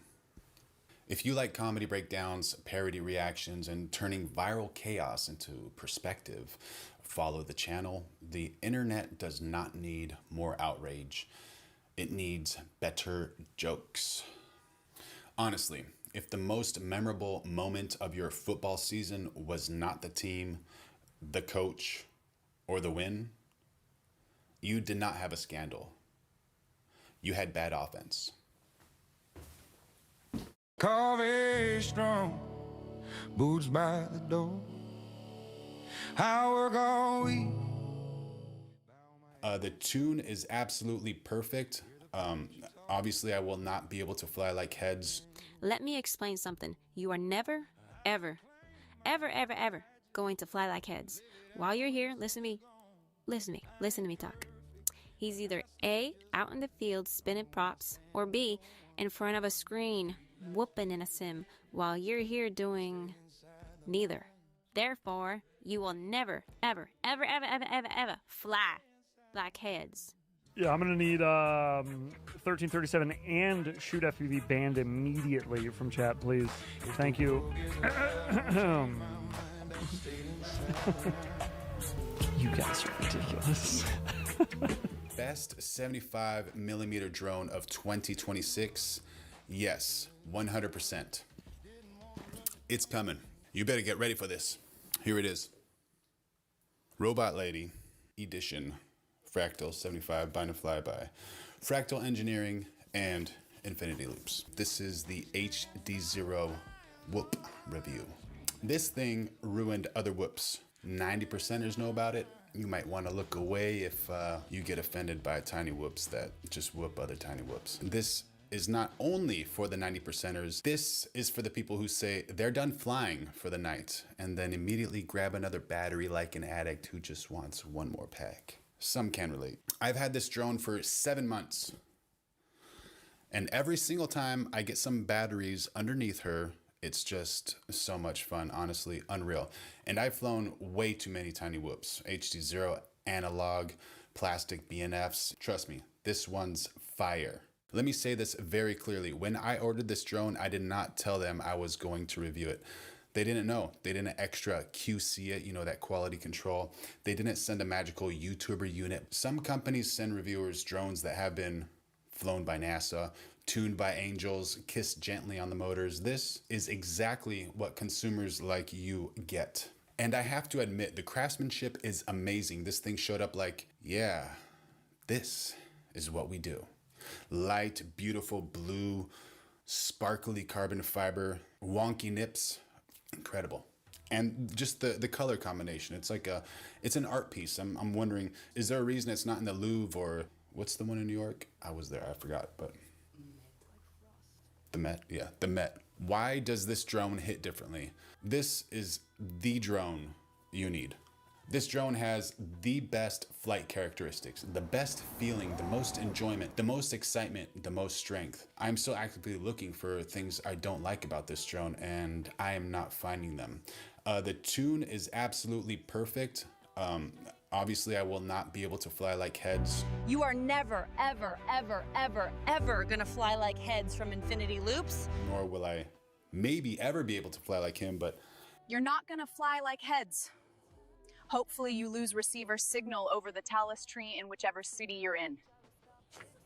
his tune is just absolutely perfect, and it actually taught me a new way to fly because I did not use my tune.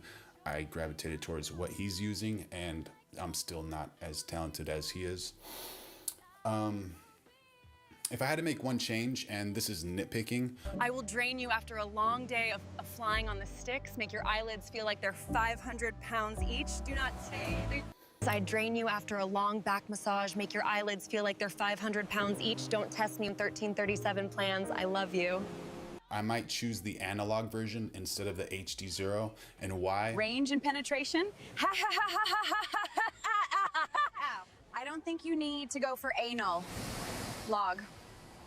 You have plenty of range and penetration already, honey. Mostly because of range and penetration.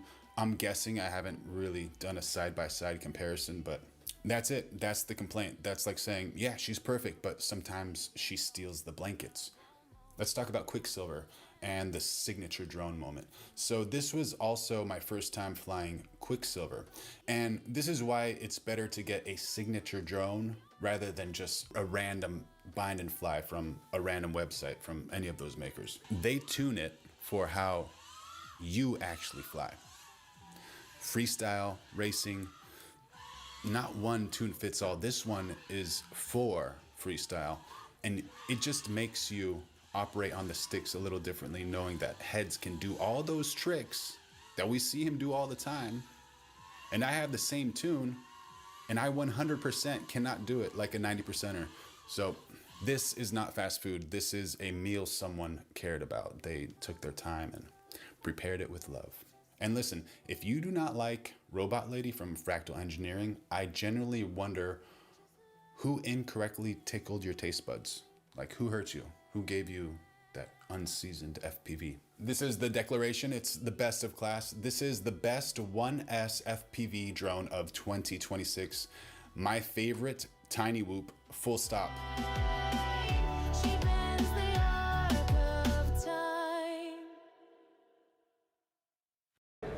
All right. My voice ain't what it used to be. I've been yelling all. All right, is this quiet enough, or do we need to go to a quieter place? I don't think there is one. Awesome. Okay, what is your name and what do you do? My name is Gerald Undone, and I'm a YouTuber. I make videos for YouTube. Awesome. How did you get started? What inspired you? It's a long story. I thought it'd be fun to make like absurdist, surrealist comedy videos like 9 years ago or something, and that's why I got started. But I'm sure it doesn't make any sense to what I'm doing now. In that, it was variety. I would make whatever I wanted to make. I didn't care. And some of the stuff was on the photo video equipment that I was using for an actual business, not for the surrealist comedy stuff. But the photo cameras at the time were good enough to actually shoot video on. So I started making videos of like, hey, this isn't too bad. Oh, I got a new lens, I got to do whatever. Interspersed with the absurd videos. Cut to, the absurd videos did not perform well, but the gear videos did. And after a while, I was like, hey, I could probably make a run at the gear part of it if I wanted to. And then just kind of funneled in and shook off the other stuff. Did you actually get more enjoyment from making those like absurdist comedy movies, or? I did, but there came a point where it was like, is this enjoyment versus a business? But the funny thing is I took the business to a point where then it became kind of boring. So then I started plugging absurdist videos back in to try and find a balance of like, okay, this one's for business, but this one's kind of goofy. But at least the audience had stabilized and grown to a point where they would tolerate a couple one-off goofy videos versus trying to grow an audience with absurdist variety videos, right? Now I do it because I need to, because otherwise, there's only so many camera videos you can make over and over again. Absolutely, yeah. What brings you the most joy in content creation? Is there which part of the process or which group of the processes do you enjoy most? I think it's changed over the years. I've gone through phases like everybody where you want to shoot like cool B-roll and stuff like that. Today, I like editing. Patrick and I do a lot of studio tours, and we shoot a lot, so it'll be like hours. And that's fun to shoot, but I often am kind of in my head like performing, and I'm not sure what it's going to be. So when I get that footage back and I'm sitting at the computer, I sculpt it into a video that I enjoy, that's like funny or like has a rhythm or something that I really like. And it can be stressful when you're like, oh, did we get it? When we flew there, we flew back. Is there even a video? Did this work? But then you start chipping away the edit, and there comes a point in every single one of those edits where you go like, oh, this is something. I think we got something. This is a good video. And that's the most satisfaction I've been getting out of YouTube in quite a while, is that like sculpting it into something, I like that. You're very aware of your surroundings, so if there's like a loud moment, you can kind of stop and then start your... I'll even tell you something else. I fixed my gaze, so the jump cut won't be so severe either. Working with a pro. There you go, jinx. Awesome. That's fun. And are there any like moves to a cross or a hook, or movements in video or in creation that you just always rely on, or you like move back to and you're like, okay, I know if I get like this shot or this type of like audio sphere or these types of things, I know it'll save me like in the long run? Are there like certain... So I don't know if my advice on this is useful. I'll tell you why. Because I'm such like a creature of habit that I get to the point of just like finding something that works, fine-tuning it, and then locking it down. So like at my studio, everything is like on tripods, taped, marked, locked, whatever, so that there's a lot of fussing before that, but then it's like, now I don't do anything. You don't it's move like, lights? Nothing. This is what it is, and until I hate it, this is what it'll be, and then after a while, eventually you go like, I don't like it anymore. Tear it all down, do it again, and then again, there's the period of like figuring it out. So it's like, I don't have, like an old safety or whatever. Because the setup is pretty standard of like, I eye line and all that kind of thing. But I don't do any like, and when it comes to like shooting the tours and stuff like that, I got Patrick on the ones and twos. He's moving around, he's figuring it all out. I would say, here's the thing. You got to get somebody that can predict you, especially if you're a bit of a goofball like me, because you can shoot with a lot of people that like, you surprise them. You got to have somebody that kind of like, knows what you're about to do, He's ready for so it. they can keep up with it. It's handy. So find your Patrick Tomaso. Right, man? Awesome. And at what point of your career did you actually start to hire out and stop shooting yourself and stop editing yourself? And yeah, so I haven't. So you're still shooting I'm yourself, still you're struggling still with it. editing yourself? Like, obviously, when we do shoots or whatever, like, I've got colleagues that I think add value to, like, a collaborative thing, but I don't have, like, an editor. Patrick's got it, like, he's a fully established content creator. He doesn't work for me, you know what I mean? But we do stuff together, and it's fun, because collaborations are fun. Absolutely. But I like the edit part, so I can't hire out the edit. I just said that was my favorite thing, and so I feel like maybe I should look at getting more of just like a PA kind of thing, and just like across the board help with everything. I don't think I can hire out specific tasks in a way that will make economic sense and also lead to the product the way that I want it to be. I think I just need like to make an extension of myself. That's like, now I have just more hands for everything. I think that's the only way it'll work. If someone wants to make money with YouTube or with social media, what can you recommend to them? Build an audience first, whatever it is, and then you've got lots of avenues. If it's in products and stuff, you've got affiliate marketing and all that kind of thing. But if not, if you're making like more general audience, other stuff that isn't about products, sponsorships are probably always going to be your highest ticket item. But you're only able to negotiate that by having the audience, and it's hard to build an audience when it's money first. So build an audience and then find appropriate sponsors that you like to work with, that let you stay true to what you're trying to do, and that get you paid, ultimately. And then AdSense. AdSense works from the get-go, and nobody really cares about AdSense. But also, AdSense isn't going to make you rich unless you're like doing massive numbers on general stuff, like general audience stuff. You know what I mean? So absolutely. For most people, AdSense is like, it's nice to have a couple bucks, but it's not changing the game. Okay. You know? Can you talk about your AdSense numbers? Yeah, like I don't know. I mean, it varies. My sector, I find, is probably worth about like $14-15 per 1,000 views. There's other ones that get a lot better than that, other ones that get worse. This is probably general like photo video space. So if you do like a 100,000 view video, I don't know, maybe you get like, well, okay. Also, those things, you gotta split them. So I'm giving you like the CPM, but it's like you get like a 55% after it gets, and that's also based on paid views. So it probably works out to be more like $4 to $5 to you hard per 1,000 views. If I'm doing the math right, 1 million views is worth about $5K in AdSense. Okay. Does that make sense? Yeah. So if you can do 1 million views a month, you get $5K. If you can get 100K on a video, you get $500 for that video in AdSense. Not a ton of money, right? No, right. It's hard to do a 100K video. It is. So if you got to do one every time you got to make $500, it's tricky. But a 100K video can get you maybe 10x that on sponsorship money, right? So not 10x 100,000. You're not getting $1 million a video. 10x your AdSense. That's what I mean to say. So. Okay.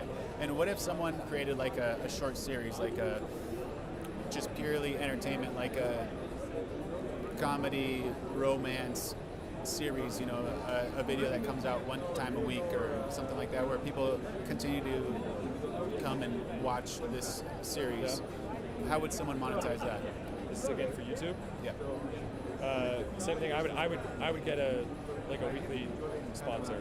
Yeah. And maybe it's not even a sponsor at that point. Maybe it's like a promotional consideration by whoever, and every week that's what you'd be running, and negotiate a deal for however big the project is.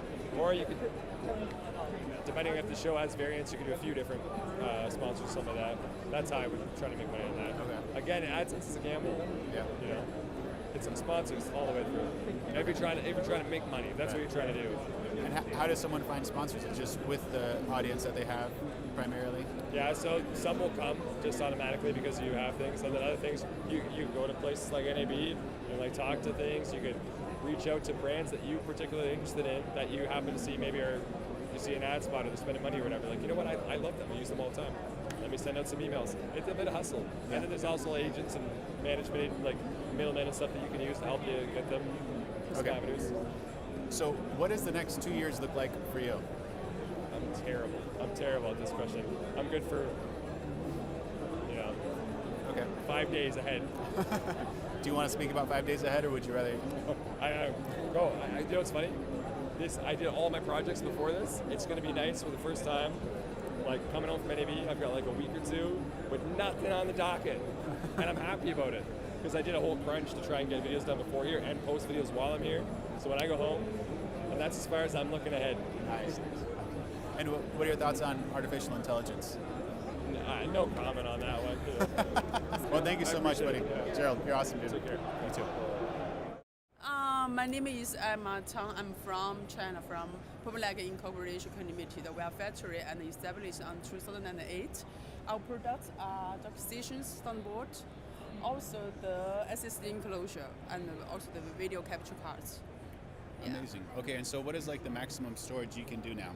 Maximum storage now is for the 10-base SSD enclosure, which support 280. 280 terabyte? Yeah. Okay. Yes, correct. That's incredible. And so what are some of your like best use cases scenarios for these storage solutions? Solutions right now, the best one is the 5-base. Okay. Yeah. Which one is that? Here. You can see from here, 5 base. Okay. Each base is 24. Yes, plus will be totally 120. What are the read and write speeds of this? 5G. 5G? 5G. Okay. Right now, also the 10G version will becomes out on June, this June. Oh, very nice. Yeah. Excellent. And so if someone wants to get more information about your company, where can they go? You can email us or contact us with our website. Also can call us. Okay. Yeah. Very nice. She rose from fractal engineering.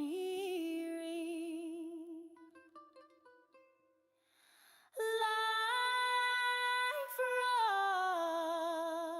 rust that forms before the dawn.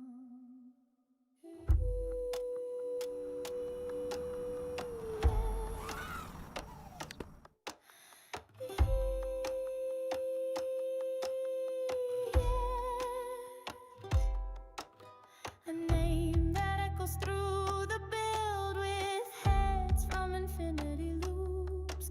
She spun, I watched, I couldn't lie. Robot lady, tuned and kind.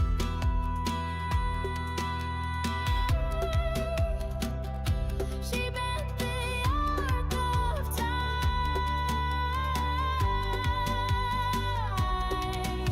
She danced beneath the rusted lamp, a pulse of light, a gyroscopic stamp. I'd known the edge, the thrill, the drop, but never soared where time would stop. I see the joy behind your eyes. You fly like someone newly born, and every dive it pulls me in. A storm I breathe but never attain. Forget the path, forget the plans. Let's just begin and understand. Robot lady, charged and ready. You taught us to be steady, and in your loops we found romance. A flicker lit by elite plans. Change for elite plans. Can we make elite plans? She came from blueprints in the frost, a fleeting thought, a love almost.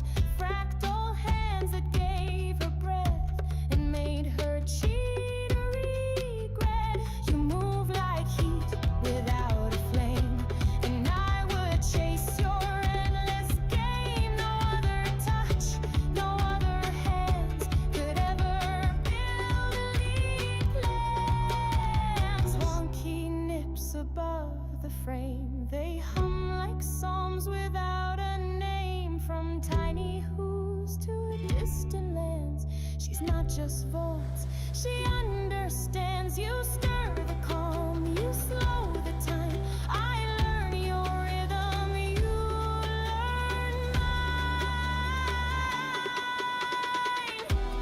Robot lady, fierce and true. She pulled us in and carried through. No promises.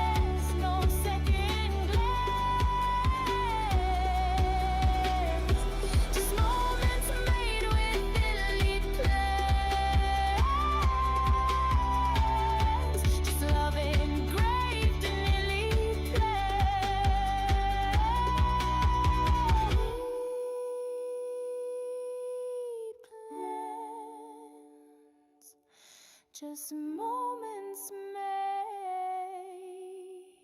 She bends the arc of time. Hi, I'm Brandon from Aperture, and I run the product department. Excellent. And what are we standing in front of now? In front of me is the Storm XC52. This is the brightest LED point source that is in our product line. It's also the brightest LED point source that is on the market to date. It's a 5200 watt lamp head with a full Blair engine inside of it. And that Blair is just because it's part of our Storm product lineup. Earlier last year, we updated our Lightstorm lineup to the new Storm lineup. So everything inside Storm is a Blair or Blair CG color engine. Now what Blair is, instead of trying to confuse you, is basically blue, lime, amber, indigo, and red. All these colors mixed together to create an exceptional tunable white light color source. So this is going to give you exceptionally wide color temperature range of 2500 Kelvin all the way to 10,000 Kelvin. And it's also going to give you full plus and minus green.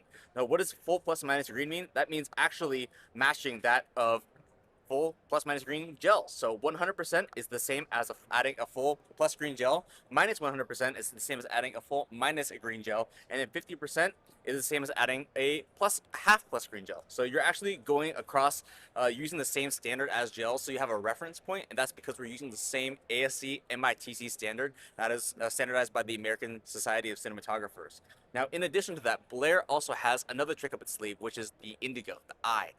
The indigo actually allows us to mimic some of the fluorescent effects of natural UV rays from sunlight. So sunlight has UV rays, which activates a lot of the fluorescent materials that is within our clothing, within our skin tones and our teeth, etc. So it makes everything look a little bit cleaner, a little bit brighter. So the indigo actually helps with that by having a near UV spectrum, though it's not fully UV, and it helps you activate some of those fluorescents, which makes objects appear cleaner, brighter, and more true to life. So that's a lot of what Blair allows us to do.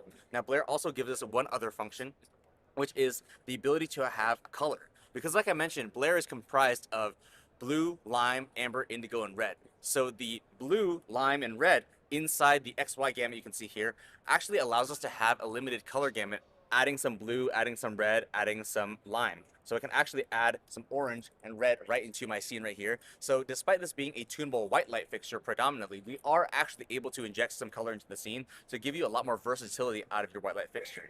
Now, we've already introduced this function in our other Blair light, the Storm 1200X, and based on a lot of feedback, they said it's great that the Blair light engine has a limited color gamut. It's great that you're giving me this functionality, but I really would want it to be a little bit more accessible and a little bit more convenient. So we said, okay, we're going to introduce our limited HSIC Plus functionality, just like we have in our color lights, except with a more limited color gamut. So you can actually adjust your Q angle, so you can get magentas, you can get reds, you can get oranges, you can get lime, you can get cyans, you can get blues, you can get a bunch of different colors within the Blair color gamut. And the Blair is different from Blair CG in that a Blair CG fixture like our 1000C or 80C is going to be able to access this entire color gamut and give you 90%, over 90% of Rec 2020. Now, going back to Blair, this Blair light engine is not only super capable in terms of being able to reproduce daylight, it's also super capable in terms of being able to replace daylight, and that's because it has so much power. This 5200 watt lamp head draws about 5,600 to 6,000 watts and is able to replace and overpower 6K HMIs and even be within shooting distance of M90s or 9K HMIs. So that's going to be about 20 to 30% away depending on the reflector angle. So we're going to get a lot of punch out of this fixture. It's IP65, which means that in a lot of scenarios, you're either going to be able to overpower sunlight or replace it. You're going to get the same color quality as sunlight and ultimately allow you to replace a lot of these HMIs, which tend to shift green or magenta over time. Whereas with this Blair engine, you have full control of your green and magenta. So we're doing all of this in a body, in a lightweight chassis that's actually 3/4 of the weight of a typical M90. So a typical M90 is about 40 kilograms, about 88 pounds. So if I were to take this guy, this XT52 here is actually about 31.3 kilograms, so it's about 3/4 of the weight of an M90. So it's something that is still manageable by a single individual. So I can poke this out of the light stand, I can put it back in, no problem. That's something that I would not really be able to do very comfortably with a 40 kilogram and 88 pound M90. So that, the smaller lamp head, as well as the condensed control box. We have our briefcase style control box right here. It's super slim and lightweight and stackable, and it only weighs about 13.4 kilograms, about like 28 pounds. So you're going to get a significant amount of functionality in a small chassis. And because it is lightweight, it makes it great for putting in condors, putting in cranes, putting in cherry pickers. And when you do that, you're going to want to extend the lamp head away from the control box so you can leave the control box on the ground, do all your troubleshooting, do all your power, do all your DMX from there. So we can actually extend our 7.5 meter control head cable to 45 meters. So that's 148 feet. So you're actually able to get this guy really high in the sky, whether you have a condor, a cherry picker, or some other type of contraption. You're going to be able to mount this super high and away from anything you might need. So this is the Storm XC52. You're getting a lot of functionality of this guy, getting a lot of power. You're getting all the capabilities of the Blair engine in an IP65, really professionally built product. So this is what we have as the top of the line product in the Aperture ecosystem. Thank you very much. It's a pleasure. Storm XT52. You guys are actually being sustainable, so you don't need green gels anymore.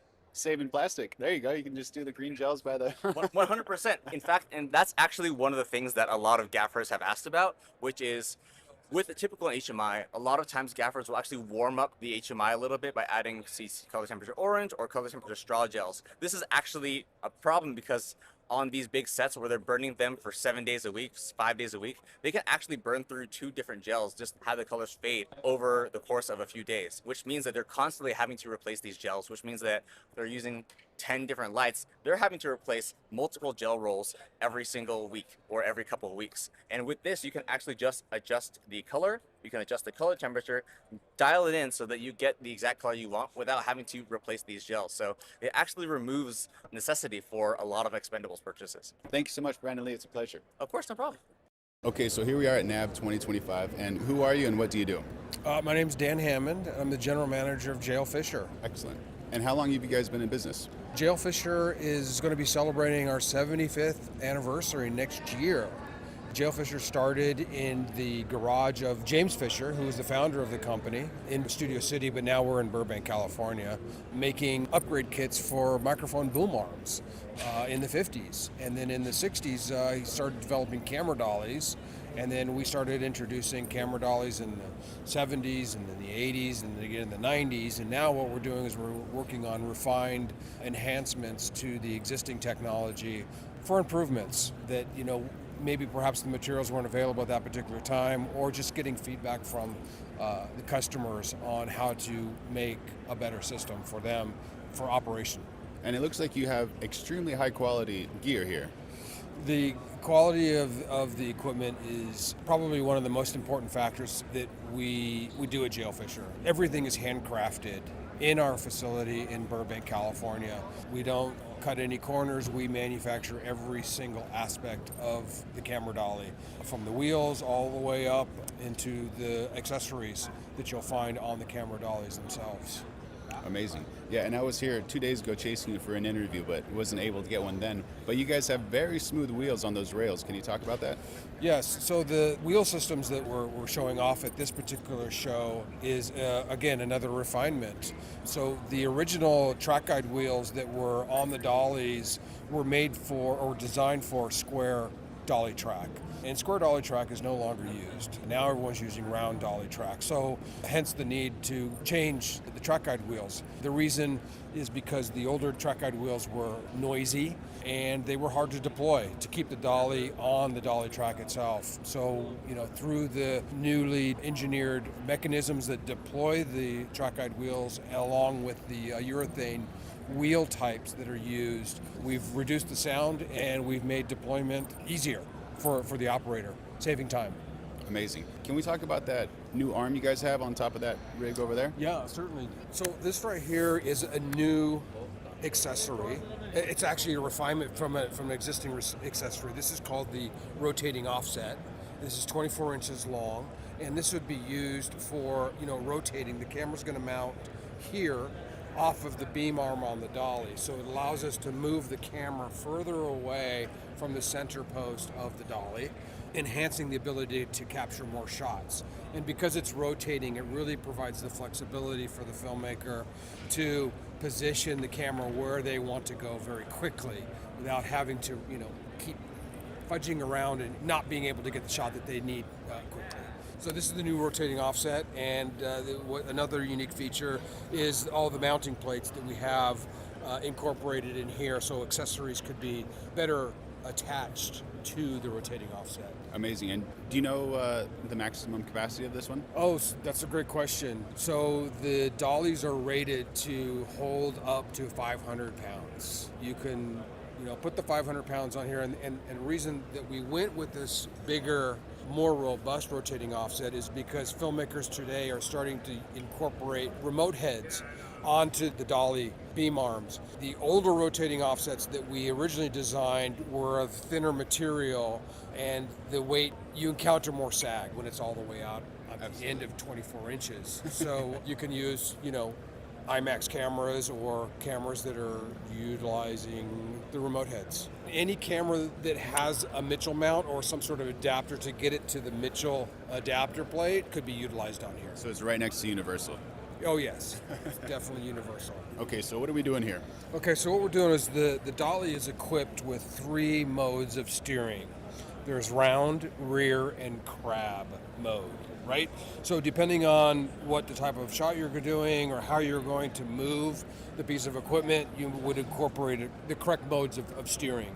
So you have round, which be all over here in the back, which means that we're going to go in a round mode. So if the camera's mounted here, and if we just want to spin the camera in a round mode, perfect 180. We could do that. Then there's rear mode, which means that the rear tires are really just the ones that are engaged, and it allows me to, kind of steer it, to where I need it to go. And then, of course, my favorite mode is the crab mode. So if we're positioned here and I need to get the dolly closer to the wall, all I have to do is go into crab mode and I can pivot it. Man, what a time saver, just efficiency. Yes, and that's really, I think, the key is saving time, because time's money on production sets, and we want to be able to save the crew time to be able to move the heavy equipment from point A to point B, or even in the middle of a shot. Absolutely. And the finishing, it just looks like so nicely done. Everything is finished really well, high quality. Thank you very much. Yeah, we do take a lot of effort in the preparation of the equipment to make it look cosmetically, look as well as it does. I mean, we use a nickel finish on the material, the metal material, and of course we have the carpet to help. And it's also about presentation, right? Because filmmakers are gonna use a piece of equipment, and if it looks in a presentable manner, people are going to probably respect it a little bit more and take a little bit more care of it than if it was something that wasn't as presentable. Absolutely. Just adds that level of professionalism to any set you're on. Yes. And is this a hydraulic wire? Or? So the way the beam that the camera mount goes onto is that there is a control here, and this is controlled by pressurized oil. Right? So there's oil that's coming through the valve as you're either rotating this up or down, and it's allowing you to lift the beam, and you can notice that it's done silently. I mean, we're on a noisy trade show floor, but if you were to be in a silent room, you would not hear the mechanism operating. Yeah. Can't hear anything. And it's actually very smooth, actually, while you're doing it as well. Do you want to go move it up again? Yeah. Yeah, it's a highly refined valve system. So the faster that you turn the dial, the faster that it will rise or fall. And the slower, you could just do a small creep. Yeah. That's incredible. Give it a try.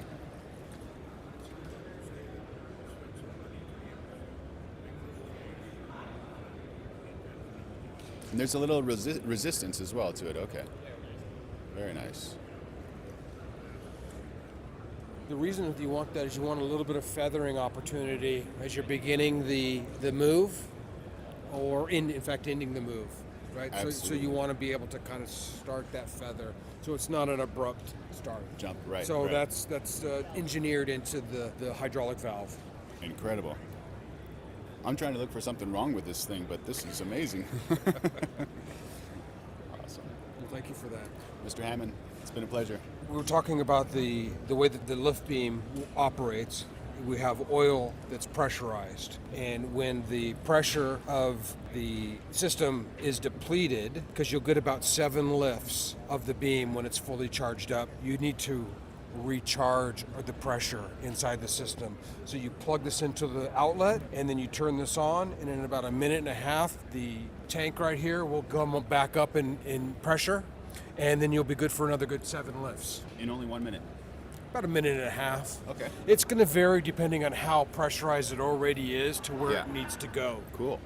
That's amazing. So that's really the only reason for, because you're just using the small motor inside there that's doing the oil pressure. There you go. So 90 to 240 volts. You can use it in Europe. You can use it in America. You can Yes. use it anywhere. Yeah, because we have these deployed all over the world. Okay. Amazing. We've got an update from Newport Beach, California. Let's see what's going on with the real estate over there. So we'll do this gap from February 21st to today, which is March 30th. We're covering everything: condos, duplex, single family residences, townhouses. So let's check the stats. For things that are coming soon, we have a minimum of 3.6 million, maximum of 13.9 million, average 8.1 million. The median is 6.8 million. That's what's coming soon. Let's check some active listings. Our minimum is 1.4 million. Our max is 25 million. And the median is about 4.9 million. And even more interesting, let's check closed. We have the minimum at 2.895 million, the median at 3.699, and the maximum $28 million. Bravo and congratulations to everyone that just found their dream home. And if you're looking for a place in Newport Beach, California, and you want to have a pleasurable experience, here's your buddy Carlo. Give me a call, 949-880-8381. Hey, how are you? Who are you and what do you do? Ted Leorakis, this is Alita Logan. We do mortgage loans at United American Mortgage. Okay, great. So say, for instance, I have a client who's looking for a $2.5 million house. What are the first steps that I would take? Most important step is to relieve the expectations or the question of what is my payment going to be, how much cash do I need to close. Those are the two most important things that, as you know, clients have to know. Am I right? They always want to know what's my payment, how much do I need to close. So we'll put together some math, hypothetical math. 2.5 million, 10% down. 2.5 million, 20% down. 2.5 million, 25% down. Then they get to see it. Once you have that marching order from the client, now you're looking for property for them, and you're looking with a pre-approved buyer. Amazing. Do you have any estimates with today's interest rate? Well, today's interest rates, as you know, they change all the time. Right now, 6.5%, 2.5 million sales price with 10% down. Is it going to be lower or higher when your client pulls the trigger? We don't know, but here's what we do know. We know that in real time, when you say to the client, Mr. Client, I'm going to show you a house at 206 Main Street, within moments, we can tell your client and you, here's your payment. That's powerful. Absolutely. And by the way, she does all the hard work. Yes, So we'll get the client to give us the cord of blood, DNA sample, x-ray of their left foot, to get them pre-approved. No obligation or cost because they're referred by you. Amazing. All right? Okay. So if you have any questions, send me a message. And where can people find you? Well, they can usually find me at Mortgage Talk with Ted on YouTube, or just tedleorakis.com is my website. Amazing. Check the links. Thank you so much. And okay, so one more thing. You mentioned a calculator. Can we talk a little bit about the mortgage calculator? Yeah, so the mortgage calculator, what I do is I go in and I create the scenario specifically tailored to the client. So if the client has an 800 FICO score, the mortgage calculator is going to calculate the payments and the rate based on that. If they have a 620 FICO score, well, then they're going to get a little different calculation, if you will, but it will be tailored to them. And that's the powerful part about what we're doing versus just going on a website, going on the internet and saying, what's the rate today, what's my payment today? Because they don't really know. Could they get a better rate because their FICO scores are high, or would they get a worse rate because their FICO scores are low? So it's all based on, what would you say, the ability of the client to qualify.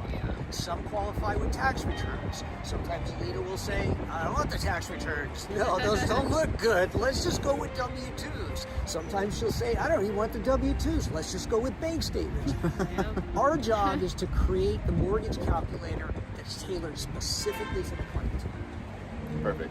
Sounds like a great option. If you see any problems with this, please let us know in the comments. I think this is a win-win situation, and if you're ready to buy commercial or residential, I think this would be an amazing opportunity for you. Thank you. Appreciate the opportunity to talk about it. It's a pleasure. All right. Honor. Okay, so we just stopped at 10,000. It's a coffee shop here on Wall Street, and it's nice. It tastes pretty good. I would get it maybe an 8.5 out of 10. Service is really good, 9.9 out of 10. And yeah, if you're in New York, next to Wall Street, come check them out. It's tasty. All right, so what is your name and what do you do? Tom Ridings. I'm lucky enough to be retired. Awesome, awesome. Can you tell me about your beautiful cars over here? His and hers, same color? Yeah, so this is an original 73 car. It was aubergine originally, has been painted one time 30 years ago, something like that. And it was our inspiration in ordering the new car in the same color. Beautiful, beautiful, beautiful. And what do you like most and dislike most about this car? Well, there's nothing to really dislike. It's just, you know, it's like trying to pick your favorite dog or your favorite child or whatever. You know, there's positives and negatives to everything. The vintage car is really fun. You know, is it what I want to go across country in if I have that sitting there? No. I want all the amenities, but this car's really fun, and it was a 20-year evolution to get it where it is now, you know, doing a little bit at a time. So it's kind of a personalized special one. Brilliant, brilliant. And what are these little, are these air pockets in the front, or is it? Well, they're called, that's to just let a little more air into the oil cooler. Okay, okay, excellent, awesome. And you have a little single fin surfboard up here. I'm a lifelong surfer, so my calling card is to kind of show my cars with a matching board on it. Yeah, that's awesome. I love the touch. Where'd you like to surf? I was a Southern California guy, so, you know, grew up in Long Beach. So in Long Beach, we basically went south for everything. So Seal Beach, Seal Beach, Huntington, you know, all the way down into San Diego. Diego and all that. Yeah. Nice, nice. Were you goofy or regular? I'm regular foot. Same. Awesome. Of course, my son is goofy. Okay. and he's a world-class longboarder, so he can win any contest on any given day. And awesome. You know, when he blew by my ability when he was about 10. Yeah. So that's awesome. That's inspiring. And can we take a look at the other car over here? Sure. What's your favorite and least favorite thing about this car? Well, this car's brand new to us. I think it's got 400 miles on it, and it's a GT3 RS, so it's kind of the top of the food chain in the normally aspirated cars. We personally ordered it this way. It's a paint to sample car. It's a Sonder winch car, and we tried to do something that was a little less flashy than a regular RS. We wanted an elegant RS. If they're, you know, it's kind of oxymoronic the way those words go together, but yeah, it was all personally done and picked, and we waited 2 years for this car. Beautiful. That just looks like a attractive transformer of some sort. Yeah, pretty much. Amazing. Do you have any words of advice if someone's looking to be successful and happy at the same time? Follow your heart. You know, do you know, try to. I've been lucky enough throughout my career that I was involved with something that was a passion, and so it didn't make going to work quite so hard. Yeah, follow what you're enthusiastic about, and go all in on that, and you know, things will work out. Awesome, thank you so much. What did you do? What was your passion? Well, I've had a couple of 3 different careers, but I was actually in the Porsche parts and accessory business early in life. I was a professional drag racer. Primary thing I did was 30 years I was a motorcycle watercraft dealer. Motorcycle watercraft dealers? Yeah, we sold Honda, Yamaha, Suzuki, Kawasaki, and Bombardier products. Oh, cool. Are those sit downs or stand up? Everything. Everything. Oh, cool. Yeah. That's fun, man. Watercraft, ATVs, motorcycles. Waterman, you surfed before that? That's awesome, dude. That's so cool. shout out to Flying L Racing, which is our kind of our go-to. Follow that if you want to see some cool stuff. Yeah. Did you ever race Ted's track that he built? I'm not sure who we're talking about. In Ontario Speedway? Oh, well, that was Penske built that. Penske. Oh, okay. How was that? Did you like it? I drag raced there professionally. Oh, cool. And so I never drove the oval. Okay. But then there was Cal Speedway that they also built, and I did race that quite a bit. Oh, cool. That's great. Well, thank you so much. You're very welcome. Awesome. Thank you, Adam. Nice. So who are you and what do you do? I'm Andreas, and I work in market research, and I have a habit of liking Porsches. So, okay. Yeah, and I spend Saturdays and Sundays before 10 o'clock is my cars and coffee time. Okay. So I like to do that. Brilliant. So what does that do for you? Is that like, what do you gain and how does it feel? And it's how you make friends, how you just talk about things in life, and it's like a nice little escape, right? So everyone's focused on work for Monday through Friday, and then you need to have some type of an outlet to stay sane, and that's the cars and coffee. You get to drive the cars, and you get to sit down and talk to people and meet really, really great people. yeah, So- you need that balance in life. Yeah, for sure. absolutely. And so what are we standing in front of today? So this is my 87 911. It's a 3.2 liter Carrera. I picked this up a little over a year ago, and it's actually the car that I learned to drive manual in. I had no idea how to drive manual, and I bought it from an awesome guy named Paul, who owns Auto Kennel, and bought it sight unseen, picked it up, drove it home, only installed it once on the way home, and then the next day I had a buddy of mine who just showed me everything about how to drive a manual car, and that really got me going. Okay. So this is that raw, air-cooled feeling. Has no assists of any kind, right? No airbags or anything like that. And you really feel connected to the road. It's like a time capsule. What about power steering? No power steering. No power steering? Nothing, All right. Nothing. Yeah, and Getting your gains I that brought way. this to a couple of the Luftgekühlt events, had it on display at the Universal Studios backlot, and just took it everywhere. This became my daily driver after I bought it because it was so much fun, and I put like 6,000 to 7,000 miles on it in a year. And it's bulletproof. It's an absolute bulletproof car, and it came with a big old binder full of records from the previous owners, and you can just go through it and see everything that's been done, and it's all original. Can you So- tell it was well kept, or is it kind of under Unbelievably assumption? well kept. Okay. It's all original, so the paint is original, and it's in immaculate condition. The previous owners were like engineers, people that worked at Boeing, and a guy that worked at Apple, very meticulous people. And then the latest owner owns a bunch of dealerships up in Northern California, and he would hire Porsche mechanics to work at his dealerships, and they would work on all of his cars and make sure that they're very well maintained. So I got lucky. The car's got 144,000 miles on it, and it doesn't look like it at all. Yeah. So nice, lucky you. That's yeah, amazing. It's great. It was a good find. I got very lucky with that one. What a beauty. Yeah. And then this is the GT3. 2018 GT3. It's got 500 horsepower, revs up to 9,000. Naturally aspirated. It's a manual transmission, and picked it up a couple months ago. About 2 months ago. Put 2,000 miles on it so far, because now this has become the thing that's most exciting. And it's just perfect, right? It's got the comfort seats. It doesn't have the bucket seats, and allows you to go for really long drives and still feel very comfy. Nice. And in a few months, I can put back seats in there, and I can take my daughter around and Papa have this duties. be the car, and she can join me for some cars and coffee events. So, yeah, That's I love amazing. it. I love it. That's Yeah. cool. I love the color. This color, the black and the gray together. Yeah. It's just. It's, what's that color name? It's called Chalk, and it used to be a standard option for a lot of cars, and most recently now they made it a paint to sample option, which I don't know why. But it's good. I guess it makes it a little bit more rare. Yeah. But yeah, it's a beautiful, beautiful color. I love it. That's amazing. And do you have any words of advice for someone who's pursuing their dreams, or maybe in a tough spot in their life, like how to overcome certain things? Yeah. Don't do it for the money. Just have fun. Do whatever you love doing every day, and you'll naturally excel at what you do, and the money will come. and put yourself into new situations, right?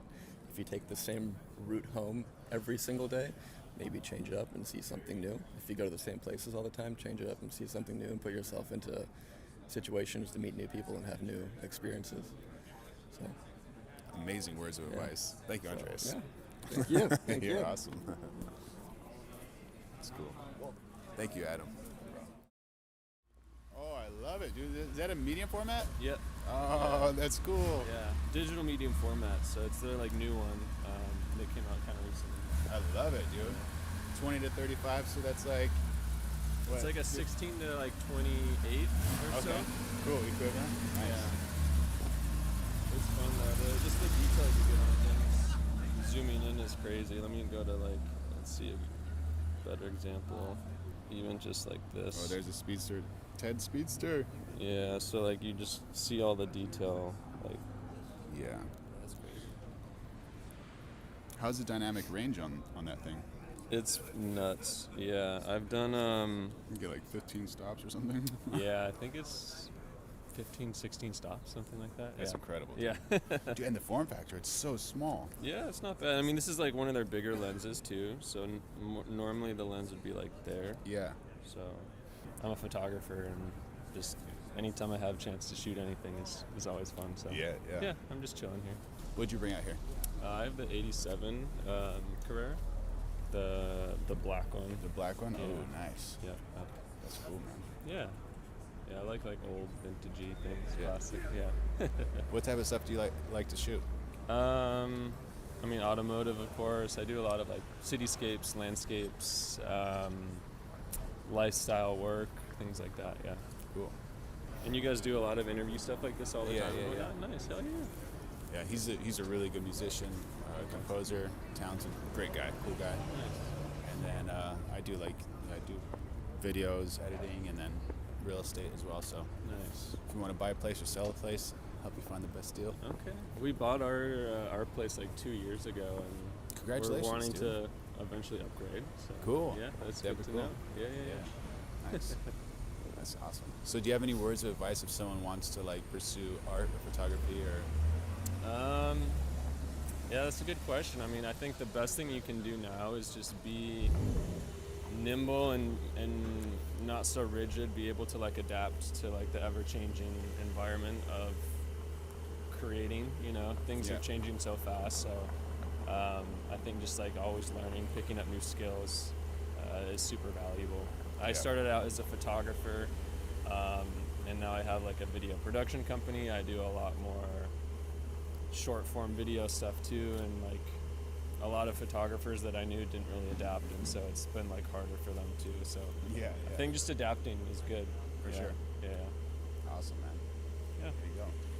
What is your production company for video production? Off Type Digital is the production company, so it's just a lot. Anytime that I have like the bigger high-end like video needs, that's when we bring on like the team and stuff like that. So like we had, for example, like Lamborghini came and wanted to have content for their Storado launch for the U.S., so we did all their like U.S. content for that, which was super cool. It was like 5 days out in the desert. They Yeah. had like the professional drivers just like ripping it out there. Yeah, so that was like a ton of fun. You got an extra truck, 18-wheeler, just bringing wheels, tires, burning the rubber. and Right, everything. right. Yeah, That's so cool, it was a ton of fun. Yeah. Gotta bust out all the gear for that one. Yeah. Oh yeah. Awesome. Good times. Yeah. So if you want to see some quality work, check out his Instagram. Yeah. Or where should they look at your stuff? Yeah, Instagram's a good place. It Okay. has like everything linked there too. Okay, cool. Yeah. Nice. Yep. That's awesome, man. Yeah, appreciate it. Good vibes out here. Yeah, fun times, man. Yeah. Yeah. Good coffee in there too. Yeah, I know. That was nice. I needed that this morning. That's awesome. Are you guys going to CES then?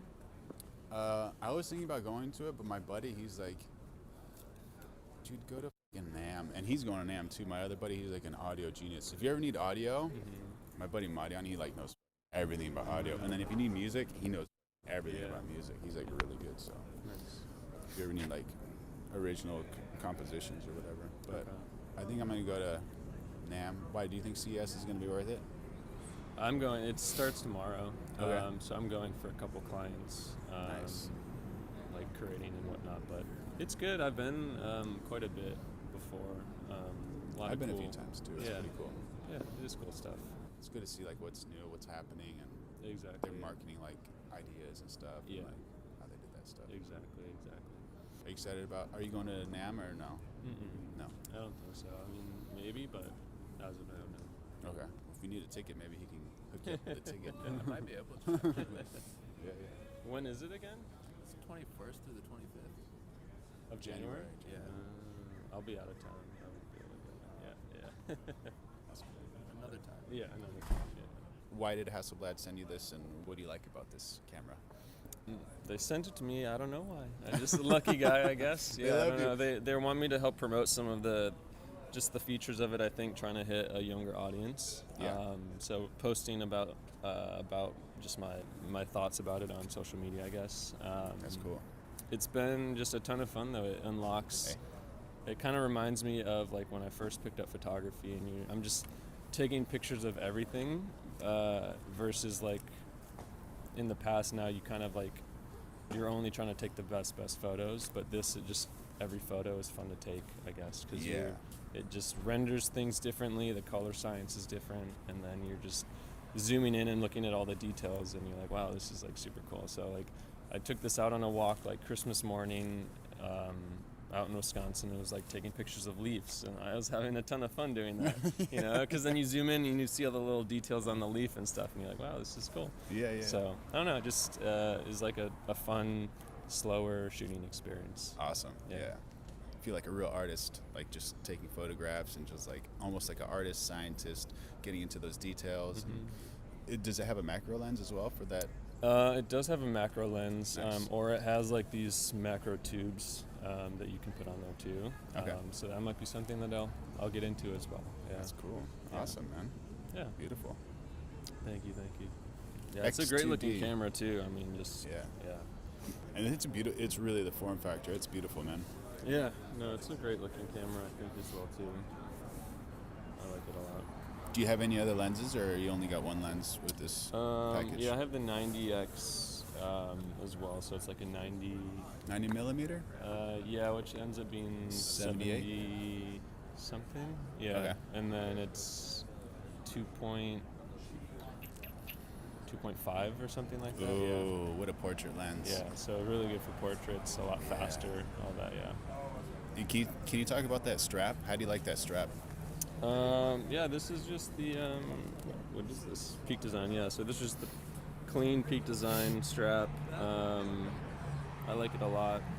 It just goes nicely with it. Just like minimal again too, and just keep it. You don't want to drop it, even though I'm not using it right now. But yeah, no, I like the strap. That's I cool. I have Peak Design for like all my cameras. Yeah. Yeah, Peak's got some good stuff. Yeah, so just like that. That's cool. Yeah. What's the battery life like? I mean, I haven't ever run into any issues. I guess now it's at like what 90% or something like that.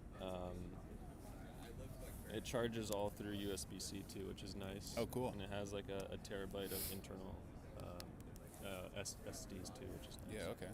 Yeah. You store like 50 pictures. I know, right? Is it a CFA or CFB card? Yeah, so it's saved SSD. Oh, it's CFE. Oh, CFE. Yeah. Oh, cool. But I don't have one in there right now. I haven't had to use anything aside from like the internal storage. Oh which man, is so you're nice. like going with like super minimal with this thing, and that's Yeah. cool. Oh yeah. So I don't know how many photos I've taken, but Well, it says 1,477 or 1,437 there. yeah, you can get like tons of detail still. Oh, that's cool, man. Yeah, so I don't know. You It have a lot of stores photos on there, Yeah, dude. yeah. I was trying to figure out how many I actually have, but I can't really tell. These ones were with, let's see.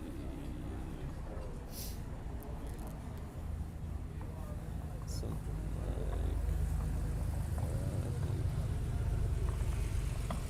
I think this one was with that 90X.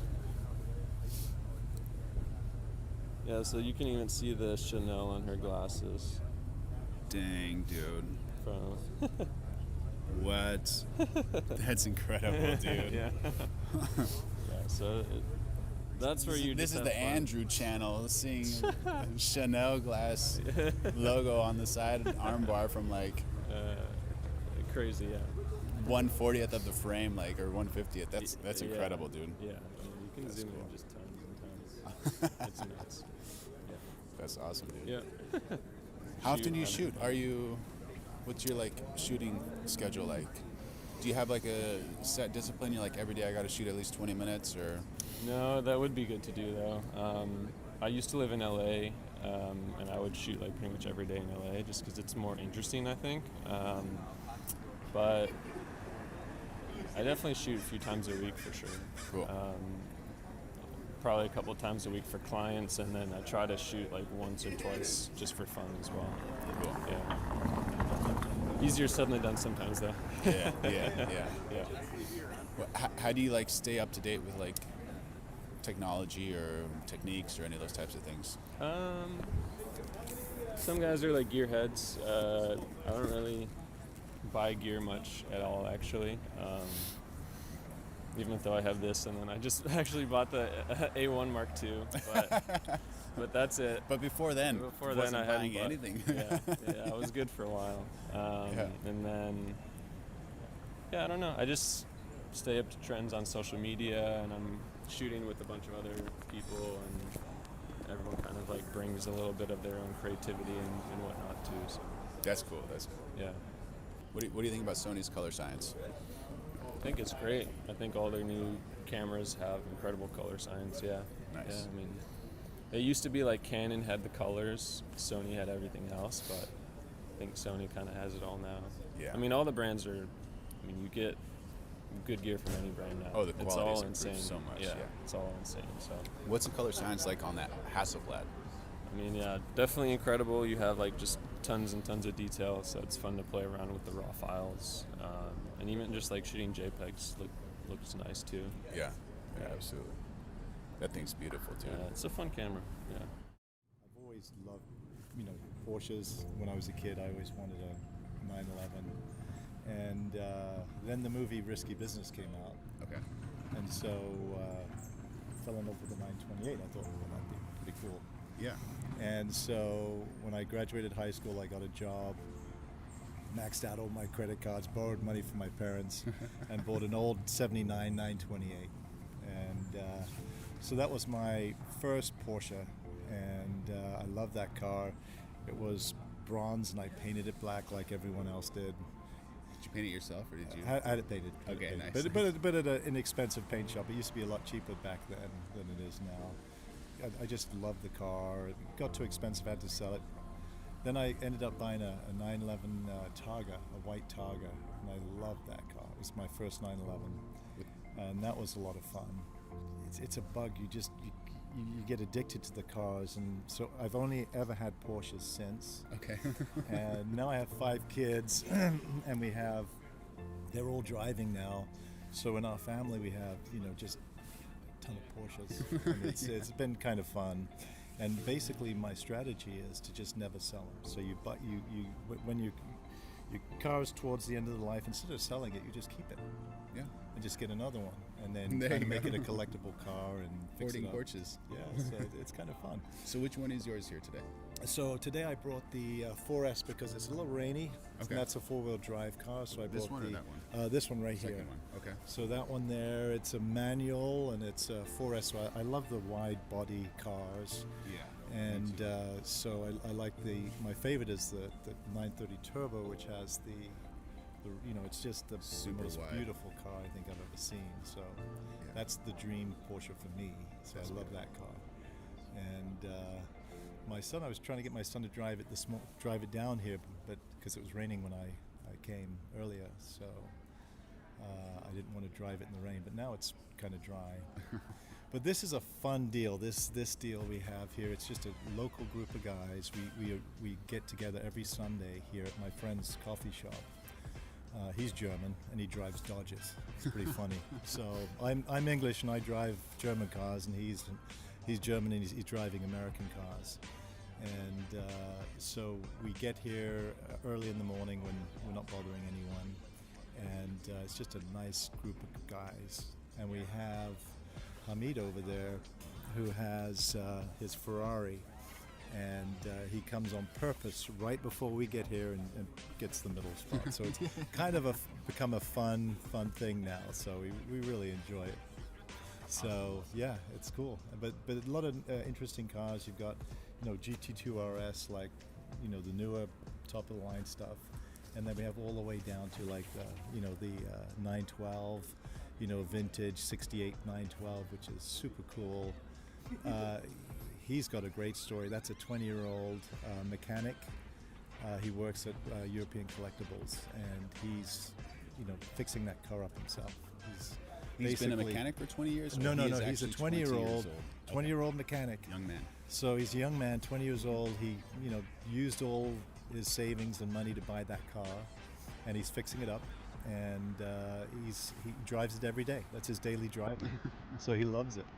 Yeah. And then we have Dave back over there. He's got a few Porsches as well. He's addicted, kind of caught the bug like I have. And that car is a super cool car. He redid the interior kind of like Singer, like the custom builder. Okay. And his seats are all custom in there, and it's super cool. It's just a super cool car. Should we take a walk over? Yeah, let's go check it out. Take a look. He's got the Fuchs wheels, like the old school Porsches. Yeah. And I just love this interior. I just love what he's done. Let's check it out. I'll show you. It makes me want to do this. You'll love it. How about, like, seriously, And look at the, he's done Beautiful. the houndstooth, Pepita they call it, and just a really nice spec. He's done the door panels as well. This is actually a Ferrari red color, but don't tell anyone. But just a beautiful car, just a really well done, tasteful, not crazy, but just a nice looking car. Yeah, very cool. And you said that's like a Lapita? Pepita. Pepita. And so is that the That's what the they pattern call. type? That's what they call the pattern. Yeah. Oh, okay. Yeah, It's see just that. real subtle, really nice, really classy. My wife, I got her a turbo, a white, a newer turbo, and she wanted red interior, and I couldn't find one with red. I couldn't afford to buy a new one, so I was buying used. And so she ended up with black interior, and then she saw this car and said, "Well, I really wanted red." But it's beautiful. And I love these wheels, these throwback wheels as well. Yeah. Super cool. So if someone wants to join you here, do they have to be air cooled or water cooled? No, we're not fussy. We're not fussy, and as long as they're cool people, we're just like good people. And that's the interesting thing when you go to Porsche meets. Generally speaking, it's very low key people. It's not a lot of flashy people, and I think that's what's nice about Porsche is, it's kind of like the nicest, funnest car that you can get away with driving without looking too, too like a show off. Yeah, absolutely. But they're just kind of understated. They're not too crazy. You can drive them to the grocery store. Don't attract too much attention. Absolutely. Although when you drive the old ones, people are, thumbs upping on those. Yeah. So they're fun. A lot of fun. Is there like a character trait that Porsche brings out? Like whenever you get in that car, you kind of feel a different way, or you have. Yeah. No, it's interesting. You feel like one with the car. You really do. It's the way they handle. They just snug you, especially the sports seats. I think this one has a sports seats. These are the regular. Oh, these are the sports seats. They hug you right here, and they're adjustable. You can actually make them. But when you turn, they just hold you in. You feel the love of Porsche just kind of holding you. That's right. And these cars, they handle so well. You can zip in and out, and they just point and shoot. They're just very nimble. And the engine in the back, it's just you've got a lot of grip. Yeah. And they're just so fun. They're the most fun car to drive. I mean, I've driven Ferraris. We've got those. They drive like almost like a roller skate. Right. More like a race car. That is more like a race car feel. Very rough and bumpy, but very planted. Whereas these are a little bit more nimble. The wonderful cars are obviously the Ferraris. They look beautiful. Yes. but that's more of an event. You know, you stand out a little bit more than I'd like to stand out. Which ones handle a little better? Well, it depends. I mean, you talk about that GT2 RS over there, and that's, you know, right up there with the Ferrari. So it just depends. The older cars, like the 912 and the 60s and the 70s cars, they're a little bit more soft. You know, they're fun to drive because they're lightweight and they're not a lot of power, but they don't need a lot of power. Yeah. But when you get into the newer cars like that GT2 RS, I mean, you can barely shift. I mean, if you floor the thing, the revs just climb so fast, and it's, you know, you're yeah. But I was talking to Art about his car, and he said that he doesn't have the character feel. And Art has, you know, he's like me, he likes the air-cooled as well, so he has both. Yeah. And we both agree that driving our air-cooled is a little bit more engaging. And he's a turbo guy. I know he's got, all his cars are turbos. I've got some turbos and some aspirated. And I do agree with him. I like the feel of the turbos too, because especially the single turbos. Yeah, the single turbos are really interesting because the character is so different than any other car. And the turbos we have are 4-speed, so it's the complete opposite of the new cars with the 7-speed and 8-speed gearboxes. Yeah. So. Well, actually, you're talking about manual. Yeah. Oh, well, actually, they do make a manual 7-speed now. Okay. And that to me is just too much of the. You know, I like the. I've got a 6-speed over there. Shoulder workout. And that's plenty. I mean, 6 is about as far as many as you need, but having a 4 is so different than having a. What is it? That's a 930. The 930 turbo. Well, what makes it so different? Is that like? Well, the long gears. Okay. So you've got, you're doing 50 to 60 mile an hour in first gear. Oh.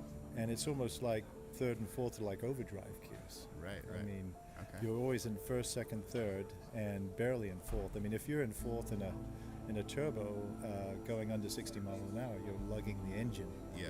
It really wants to be in third. So it's a totally different experience. What's the fuel efficiency like that on a 4-gear? Terrible. Those old cars, the turbos, you don't worry about the fuel efficiency on those ones. But the sad thing about them is because the values are so high now, you worry about putting too many miles on them or driving them too much, and they're very expensive to maintain. I just I did my 30,000 mile tune-up on the 930, and I had to drop the engine out to change the spark plugs.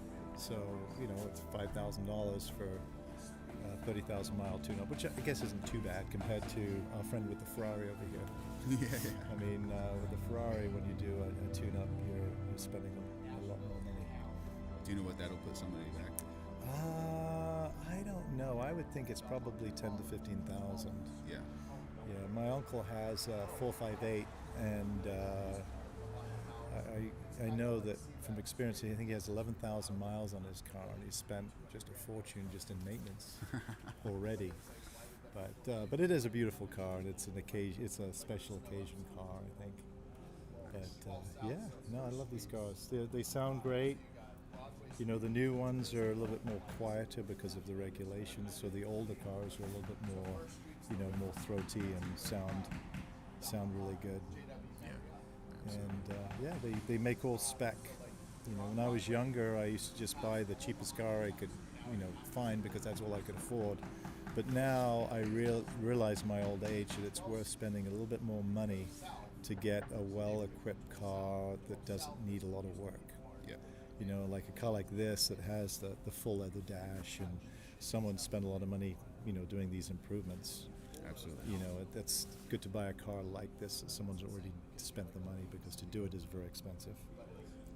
Absolutely. Yeah. Would you be open to talking about maybe some of like the hardest times in your life and how you overcame those obstacles? Yeah, sure. Yeah, I mean,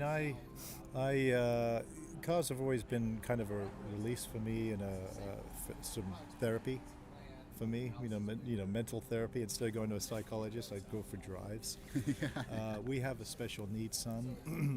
We have 5 kids, They're now 19, 22, 22 twins, and then 24, and then a 25-year-old. And our second child is a boy, and he's got special needs. He's 24, but he's at like a 18-month level today.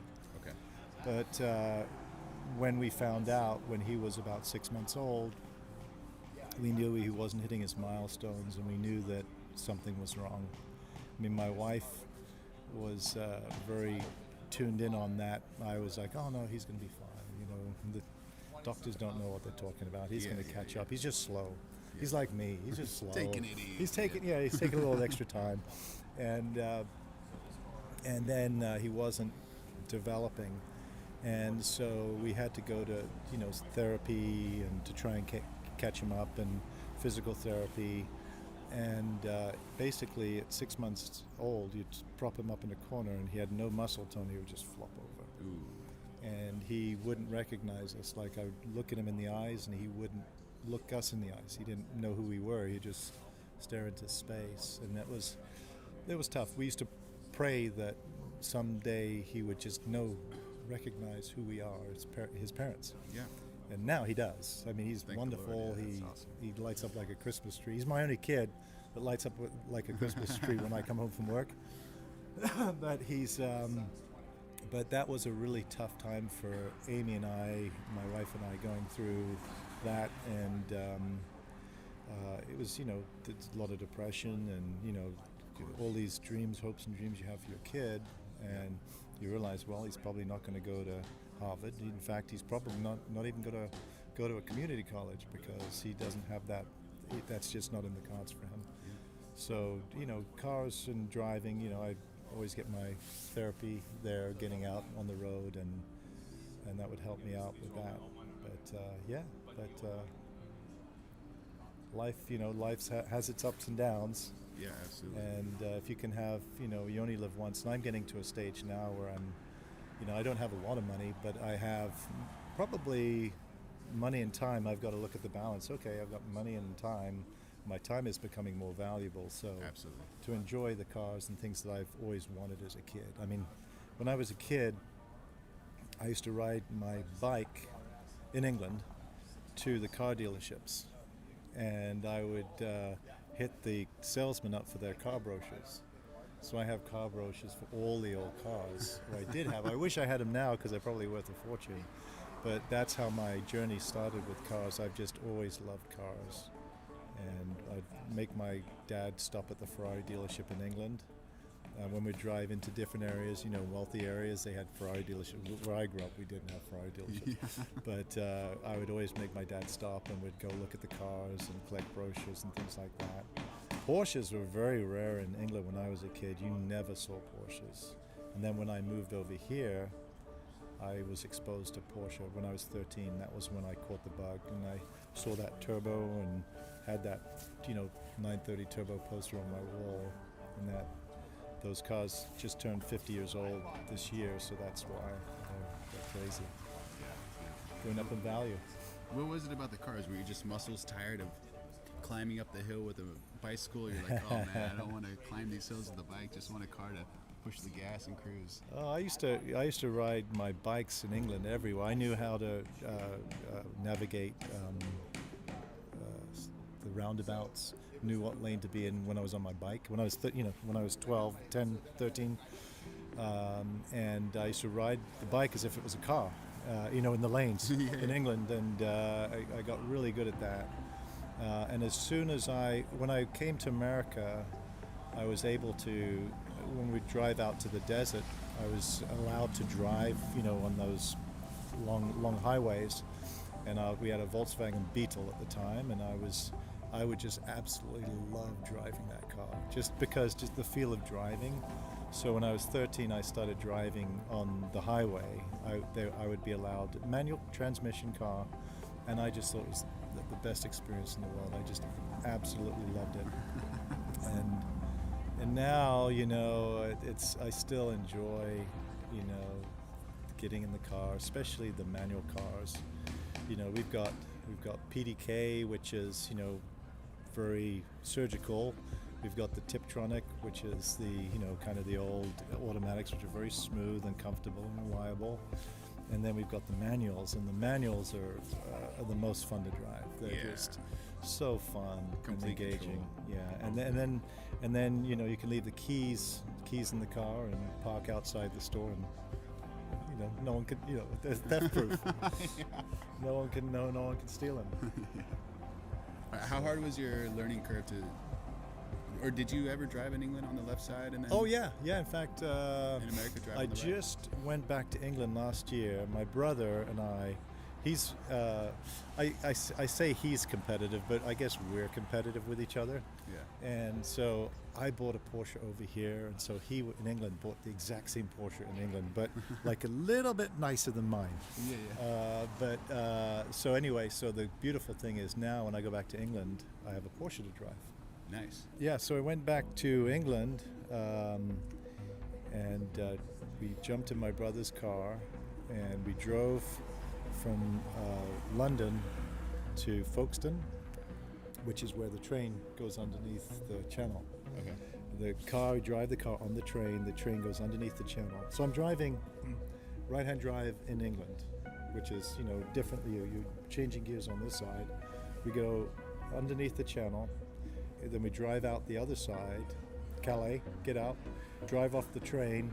Now I'm driving right-hand drive on like American side of the road, left, So that was a little bit confusing, but we got used to it pretty quick.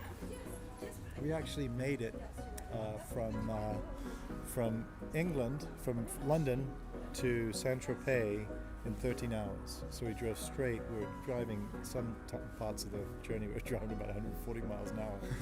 But that sounds fun. But it was really fun. We made it to Saint-Tropez, stayed in Saint-Tropez, and then drove from Saint-Tropez through the south of France. We went to Aix and some really scenic spots, Monaco. And then we drove through these beautiful roads, amazing roads through Italy, through the north of Italy to Milan. And then we went to Como, stayed in Como, and then through Switzerland, more beautiful roads. And Salzburg, and we ended up at the Stuttgart, the Porsche factory. Oh, nice. That was really fun. Yeah. And then we drove back to England. We were gone for 10 days, and I think we did 8 countries in 10 days. So it was spectacular, and it just my brother and I. So it was really fun. We stayed in hotels in the same rooms, and it was pretty funny. My brother was, we were getting the room, and he's like, "Oh, that's my brother. That's my brother." I'm like, dude, when you make a big deal of it, they think you're hiding something. It's not a big deal, but it was really funny. But we stayed in the same room. We're brothers, and we had, and it was, we didn't have any bookings. We just went and we're like, I'd be driving because I love driving, and he would get on his phone and book the rooms, and it was fun. We got to go adventurous. Got to go on the Autobahn, and no speed limit, and it kind of felt like you're getting away with something. You're on the Autobahn and you can go as fast as you want, and you don't have to worry about the speed cameras. And then they have areas where you have to slow down, and they have safety zones. But it was really a trip I'll never forget, and I highly recommend for anyone that's into cars to do a Europe trip with a fun car. Awesome. It was really a blessing, huge blessing. So yeah. So if people want to share some great stories like that, where should they come on Sunday mornings at 6:30 Yeah, a.m.? we're at Hearst Coffee on Lido. This is funny you should say this, because my trip around Europe and being in Monaco and Aix and some beautiful places, Cannes, Saint-Tropez, you go there, you come back here, and this is the best place in the world. Oh, 100%. If I could, if I had to be in one place, this is it. And this coffee is, this Hearst, and it's Eller is the other sister, I guess, bakery. Is just incredible, and it's nice that they allow us to do this. Yeah. We come before it gets too busy. We're out of here by 8:30. Yeah. And it's a lot of fun. Awesome. Thank you, Simon. Yeah, Appreciate my it. pleasure. Appreciate it. I hope that was good. Oh, it's perfect. It's perfect. Imagine yourself as a skilled surfer, standing on the shore watching the waves. The ocean is vast and unpredictable, like the ebb and flow of life itself. A surfer doesn't wait for the perfect wave, analyzing every ripple and current. Instead, they paddle out, trusting not in the ocean's mercy, but in their own ability to ride whatever comes. You are the surfer. Life is the ocean. Don't spend your days on the sand waiting for ideal conditions. Dive in. Feel the rush of the water. Embrace the challenge of each wave. And know that even if you fall, you have the strength to swim and the skill to catch the next swell. Your journey isn't about finding calm seas. It's about becoming an expert navigator in the beautiful, turbulent waters of life. Cool. So basically, that's what's cool with Sound Devices. They're doing the same thing. Shure hasn't done that. I don't believe they've done that yet. Neither has Sennheiser, but it's fine because they are more production. They're both like live event concert based. It's really not a need, but it's cool to see. I think Sound Devices are it's American-made company, really cool group of people too. I met Sound Devices at NAB, and they're cool people, man. And they know what they're doing. They're like audio scientists, just talking about like all these frequency waves are just like super thin and catching. It's like, okay. I think all I could say is, because I'm not bad. I mean, I do film projects, but all I could say is just using them. It's just a solid, robust product. Sounds freaking incredible. If you're a Zoom user, like Zoom recording devices, like this will just blow you away. It's just night and day difference. It's not even comparable between Zoom. Even like 32-bit float, F8N Pro, Zoom, like it's still much better than that. Because the preamps are just solid on this thing. For the Zoom, I know Zooms are great. We use Zooms. You know, come on, cheap, easy. I've had Zooms die on me though, so I'll carry 2 Zooms. So like when I've had them die. I've had them in cold weather. Again, it's not that cold in California, but I've had them like, dude, it's like, you know, cold winter day. It's 45 degrees, and you're doing an early morning shoot. I've had them. It's just they'd be stupid. They're like, oh, we don't want to work anymore. I'm like, really? Damn it. Great, fantastic. But Sound Devices solid. You could just tell, dude. You pick them up. It's like you could tell this is a real tool. You know. And I heard that their customer service is incredible as well. And I believe that. They tackle a bunch of issues, and this isn't sponsored by Sound Devices, but just talking about cool products. Yeah. So. This is what I want to talk about. But yeah, Sound Device. They are the industry standard for even film and commercial film. They are the industry standard, 100%. So now going to Shure and Sennheiser. So what happened this year earlier, like maybe 2 months ago, Sennheiser revealed a wireless system, which is new. You could do 32 by 32 each way. So you could do transmit and receive. So that means on one rack U, you could have 32 receive and 32 transmit. And then they have a combo body pack where you basically have the mic and the earpiece on the same body pack. Nice. So are you talking about 32 separate units or 32-bit float? No, I'm sorry, 32 channels of wireless. Okay. Sorry about that. No problem. 32 channels of wireless. Thank you for Yeah, sorry about it. Yeah, so you could do 32 basically wireless mics and 32 IEM body packs off of one U unit, which is impressive. So with that being said, we'll see. So what's great about Sennheiser and Shure, because the new Shure Accent IEM came out, is they already tested all these products. They've already burned them in. I know I want to say VMAs, they had the Shure IEM before it was released, the new Accent one, and they had flawless performance. I know the Sennheiser one, they're big in Europe. It's already been tested and proven. So that's cool. I'm excited to see it get on market. The Sennheiser options obviously have 32 by 32 channels, only Dante or Matty. There's no analog connectors. It's just there's nothing to transport that analog in an efficient analog manner, so it will be digital. But they're really excited. I think it's cool. I think people don't realize how important it is to save truck space and to be like, look at a band, like you could do a theater act off a little freaking rack. That's incredible. And let's take this convo 4 months back. Before Sennheiser, again, I haven't tried the Sennheiser. I don't think it's technically released, but I could be wrong. But think about this, just 3 or 4 months ago, for you to do 32 by 32, let's just use Shure for an example, that would mean you need 8 1U Accent receivers, which is 8 U's rack space, and you would need 16U of Shure PSM 1000, which is 16U. So you need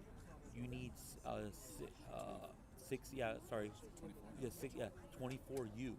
24U rack is from the floor to here. Yeah.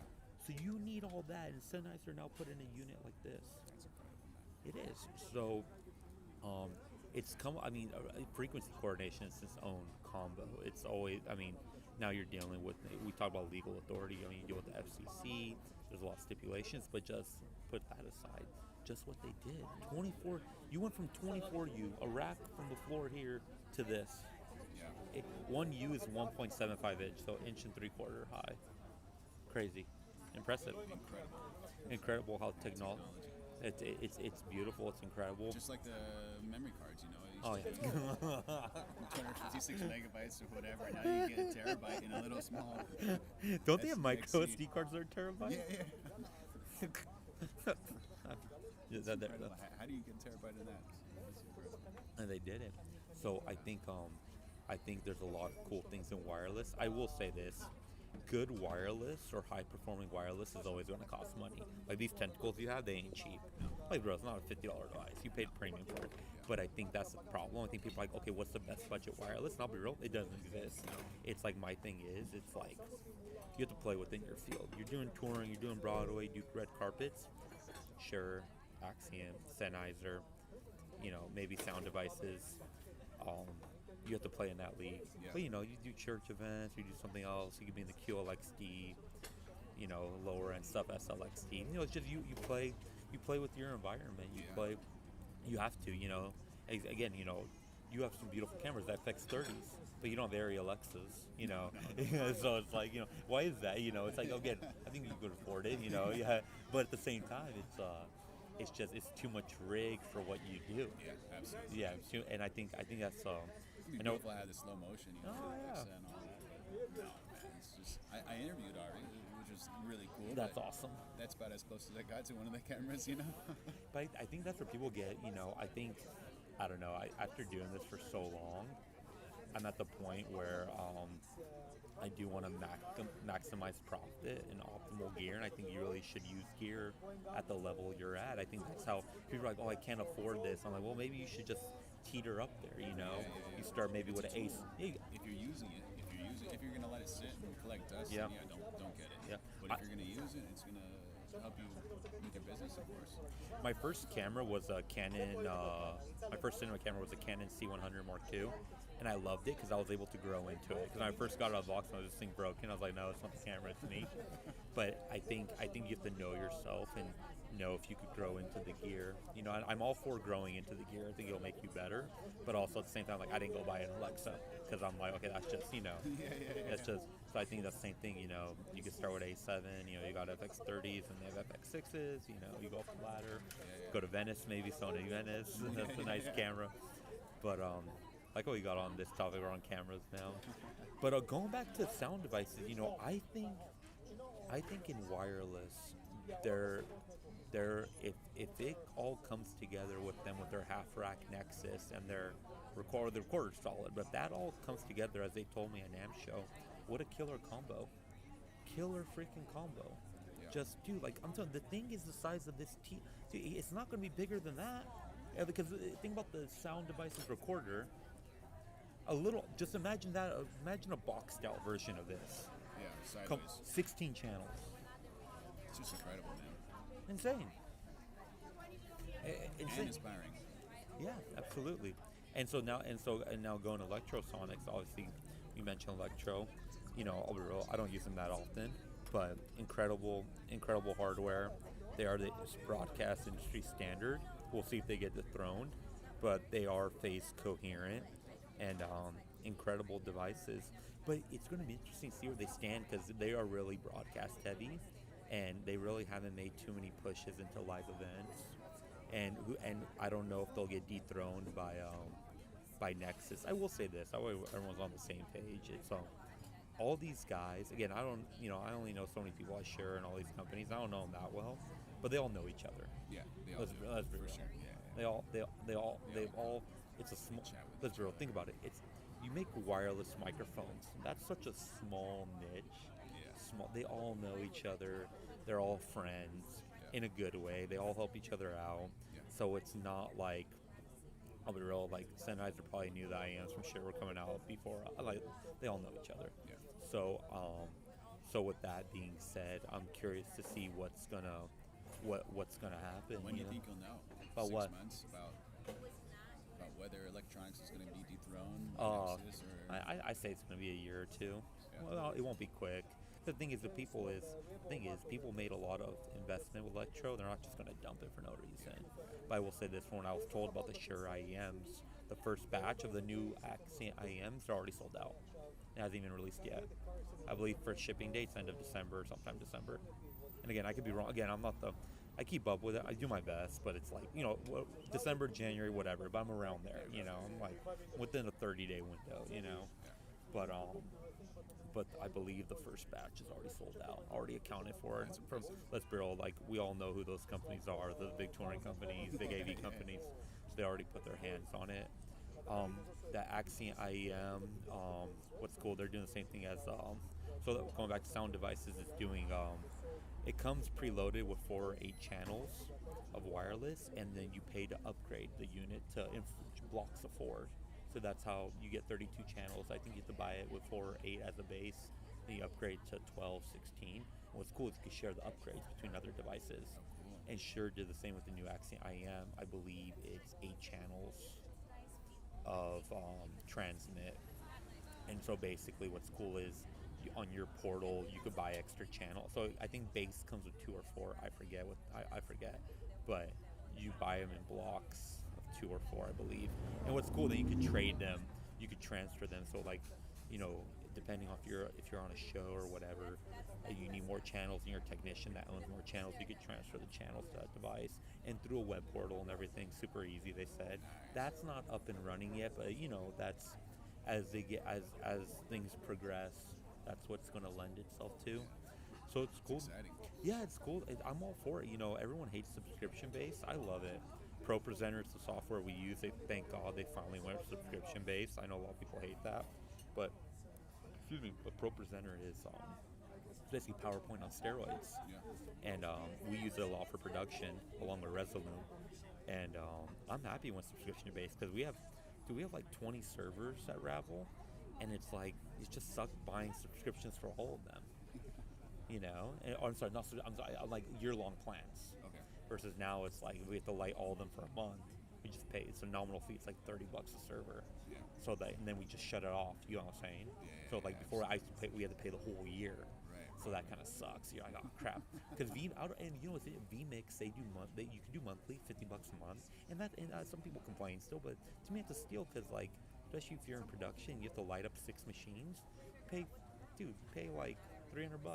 Yeah. Versus before you have to pay like almost $3-4 grand for the year. Now you just pay monthly. Yeah. It's like any auto. We have AutoCAD, bro. There's AutoCAD. I have a year long. AutoCAD. I use it throughout the year, but dude, there's months I turned it off. I'm like, I don't need it I'm in Croatia for a month. I don't need it. That's what's nice. I don't think people realize the flexibility is in your hand with it. And we'll see. Resolute's the software we use, and I think I would like to see that go subscription based because there's times like, dude, there'll be a 2-3 month period we don't use it. I'm like, it'd be cool. I'm always down to pocket the money, for no reason, just sitting there. Yeah. Well, that gives you flexibility because you might need 1 machine, but then you need 10, and then it was tough when you need 10 because then you have to buy 10 year-long subscriptions for 1 weekend. Yeah. And you're like, shit. And so it's like it's hard, it's. It makes it better for smaller projects, It helps you scale. The scalability is there. Yeah. And I think that's what people want to be fluid, want to be scalable. Obviously, we'll have those people that are always against that. Those people you meet, they're like, oh, I can't afford Adobe Creative Cloud. I'm like, maybe you shouldn't be using it. I'm sorry, it's like, for $50, this is steal. So, what are you editing? Are you editing on DaVinci now?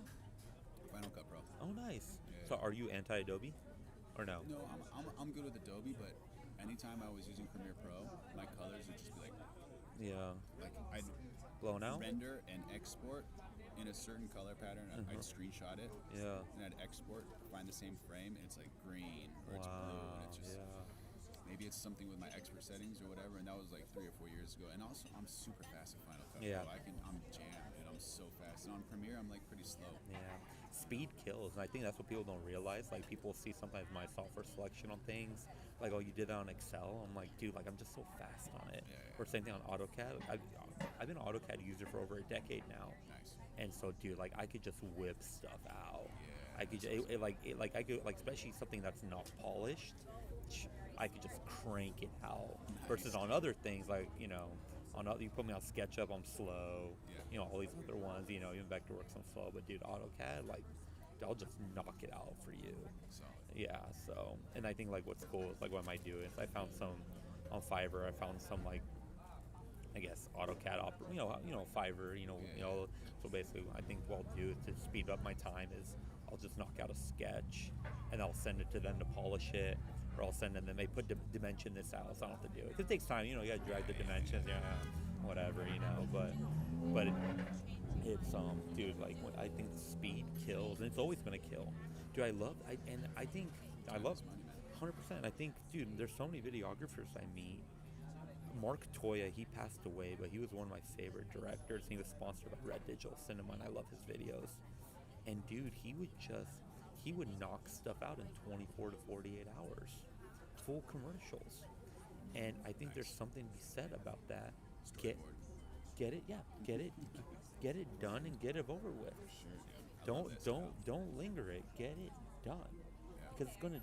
The problem is when you have too much stuff on your brain, I feel it takes up your capacity. I think you have to finish ideas and let them get done and dusted and move on to the next one. Or else you clog your brain, because now if he didn't do that, he'd be thinking about that project while shooting the other one. Yeah. Oh, I'm going to edit this, and now he's losing focus on this one. Yeah. Get it done and get it over with. Yeah. Get it done. Be in the moment. Yeah, 100%. Yeah, so you get creative in the moment too. And I think that's the problem with videographers. I meet so many that drop the ball with me. It's just they just won't get shit done. They linger too long. I'm like, people ask me what's my advice. Hurry the fuck up. Yeah. Like, Get it done. get it over with. Literally, do it now. Okay, dude. You know, honestly, I'll say this, dude. I've sent stuff because there's a part of me that's a perfectionist, but I've learned to let go in certain areas. Like, I'll send unpolished Excel sheets where it's just raw numbers, and what's crazy is when I get, oh, this is so awesome, I'm like, damn, dude, I just like 30 seconds. Yeah. And so I think there's something to be said, like, you have to know where to spend your time. So, like, dude, like, don't polish something that doesn't need polished. There's plenty of internal PowerPoints I had on the Meta project where it's just white on black, but it's internal. Yeah. Fuck on, they don't need no template. Just they literally just need to know like X, Y, and Z. They were happy it was on a PowerPoint. Yeah. But it's like there's no need for me. Oh, let me change the color. Like, I don't have time for that, you know. But now, example, if I knew it was going to get sent up the ladder, then Yeah. Of course, then you'd have to. yeah, See if we could change ISO. While yeah, absolutely.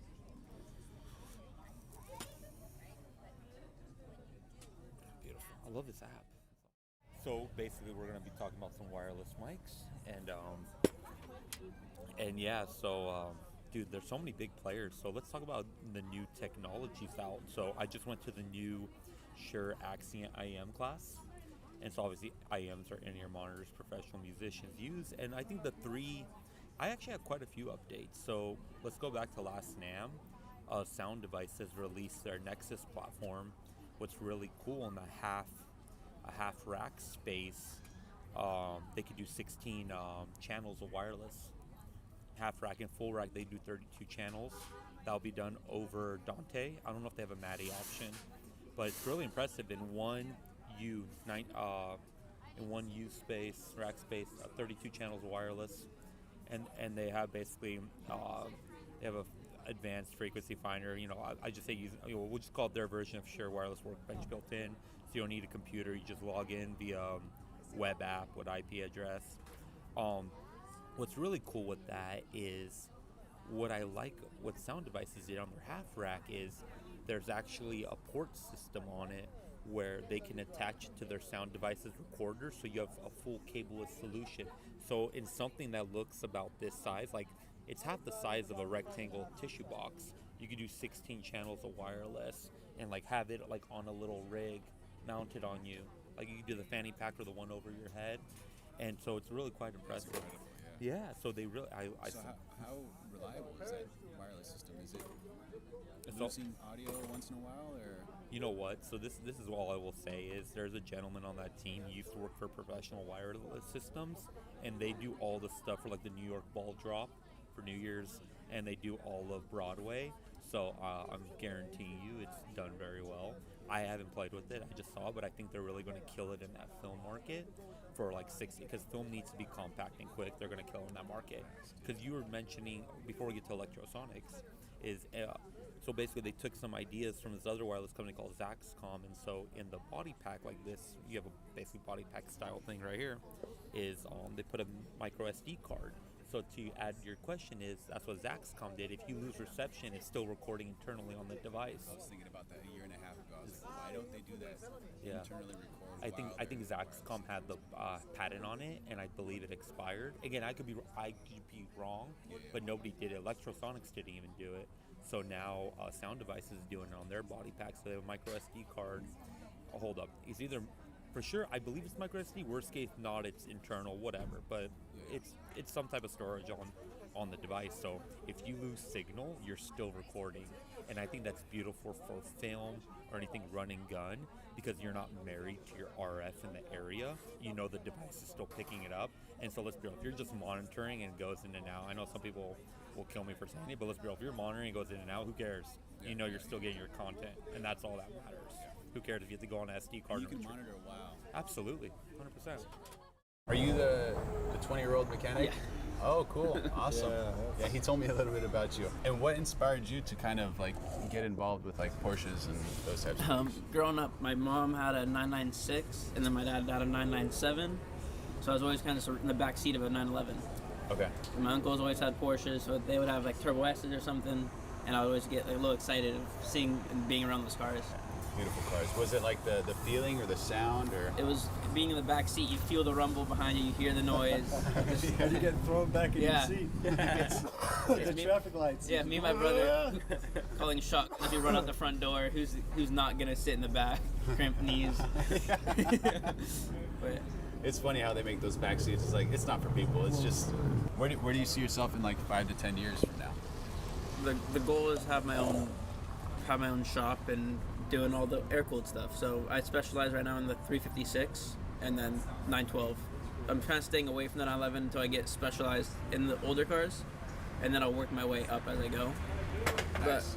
But goal is own shop and be a specialist, an air-cooled specialist. Very cool. Very cool. And you know, he's going to make a fortune, because the amount of talent that has, people that have that skill at his age is very rare. So I think supply and demand, he'll be very successful. Very successful. And luckily, I'm learning from two of the best people. I have oil changes on 911? No, I have a gentleman named Jack Staggs in San Clemente. Yeah. He comes and teaches me almost once a week now. He comes down to the shop and we'll work on a car together, tune it or something most people don't know how to do on those cars, because everybody can get it pretty close. He goes above and beyond and gets it perfect all the way through the rev range, past where people will drive those cars. Yeah. There's no stumbles or hiccups throughout, all the way to $5,000, $6,000 at red line, past red line even sometimes. Oh, incredible. So is it true that it's good to open those cars up and... They need to be driven. You've heard the term Italian tune-up. Do a driven tune-up. It needs it. Yeah. Sometimes if the cars are acting weird, I'll put a hand over a carburetor and suck all the dirt out of it.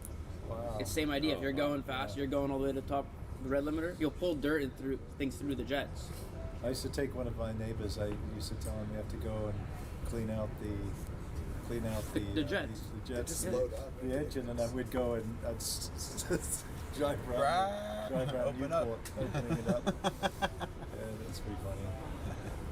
I didn't realize it was. It's a real thing. Yeah. I run this thing called Marvel Mystery Oil in all the carbureted cars. Even my dirt bikes, if they're carbureted, it basically, the gas nowadays has so much ethanol and everything in it, it gums everything up. So you put something in it to help stop that. Yeah, it makes a big difference. Nice. It's nice to do something you enjoy. It's not like work. No, my mom says it every time people ask. She's like, "You'll never work a day in your life." As long as I enjoy it, that's the point. And when you do stuff like that, the money just comes. Yeah. So it's actually beneficial to take your Porsche redline. Yeah, Every enjoy it and Porsche, drive it. or Pretty much. Which Porsches shouldn't be redlined? The ones that you can tell from the computer. Oh, yeah, that's right. Don't redline your Like that one. If you can tell it's redline for resale purposes, don't do it. But otherwise, you're fine. Oh, so it's like whenever you try to resell a Porsche, it tells you how many times it's been All redlined? the newer ones, you can plug in a computer and it tells you how many times it's gone up and everything. If it's been cold started and hasn't been warmed up, the computers nowadays tell you everything you need to know before buying a car. Fascinating. Can you redline a PDK? Can you go past the red line on a PDK? If you're manual mode, probably. Oh. I don't know that, but I would assume so. So You could over-rev all of them. Yeah. They actually you at the Porsche dealership will plug in to see how many over-revs. Yeah. Even on a Tiptronic? I don't know about a tip, but I'm sure you can. The PDK for sure. PDK Because the RS is that you can over-rev them. Yeah. And that's a lot of things when people go to buy them, they don't get PPIs, they just plug in a module. How many over-revs does it have? Yeah. Because that's how you know if it's been driven hard or not. If someone's going out to $9,000 or whatever those cars go to, what does that go to? 9? That one, I think 7, and then the 3RS is 9. Yeah. 9K. If they go. 3RS too? No, I don't. My buddy does. Surprised. Yeah, no. But if the car's been going to $9,000 50, 60 times, someone's driven that thing hard. If it's gone once, okay, you're probably fine. Nice. Which one did you drive today? I'm in the red 912. Oh, really? So I just got that about 4 months ago. So I've been slowly restoring it and going about making it nice again. Oh, cool. Let me start you off in the back, where all right. All the sacrilegious stuff is happening in this thing. So, at a previous point in time, somebody pulled the 912 motor out of this and put a Volkswagen motor in it. They're pretty much the same, but they are very different. So this is where I'm kind of starting off with this project. I just, a few weeks ago, went and bought a 912 motor. So I'm going to slowly build up a hot rod motor, a 1.9, and throw that in to give this thing a little bit more power. At the moment it was pretty slow, but I've kind of gone through this week. I went ahead and painted the dash, redid the gauges thanks to the Gale speedometer. I'm just slowly going through it, making a running driving car that's a driver. Canyon carver. If I want to do autocross, I can do autocross. Okay. Just, it's my daily now and just enjoying it. What year is this? It's a 67. 67, all right. And what year were you born? I was born in 04. Yeah, it's pretty That's old. awesome. But the car is pretty straight. Obviously, the paint's been redone a few times. If you look here, this is the original Polo Red coming through. At one point, it was painted metallic blue, and now it's ruby red metallic. Beautiful. But besides the motor, seats, and paint, it's a pretty much original car. All the suspension and bushings look pretty much original. Okay. So just one thing at a time. It's my daily driver. So I do something after hours, and then I drive it home for the night. Bring it back next morning and do something again. Cool. And what's the front trunk look like? Pretty messy, but let's go. So I haven't been doing much in here. This is kind of one of my next projects showing up here. This is the first time I've ever seen a 67. So what is this called? The trunk? The frunk. Frunk? Okay. Bonnet, whatever you want to call Bonnet. it. But this is the stuff I was talking about earlier. Every time I get gas, I throw a little bit of this in, and it will save your carburetors. Oh, really? Yeah, Marvel Mystery Oil. Do you mix it in the gas? I just throw a little bit in before I put gas. Okay. Just a good amount, decent amount, but I just put it in my gas tank, and then I fill it with gas. Nice. Awesome. And what drew you to this car? Realistically, they're just a really fun, drivable car that you can have. You can just enjoy it. You don't have to worry about getting scratches or rock chips or anything. That's the And best feeling, man. For me, more so than anything, I can work on it. I can do anything I need to this car, anywhere. It's a little tool bag in there. I can pretty much do anything I need. Yeah. So it's very just user-friendly if you know how to work on them. What's like the latest Porsche that doesn't have all that computer stuff, where it's still kind of like a simple wheel and engine and... They really started changing when they went to the MFI cars. So 73, the carbureted cars, that's where from then on it kind of changed. You have to know a lot more. But if you're talking about new age, 2016, that was the year before the Carreras had turbos and a lot less sensors and things to them.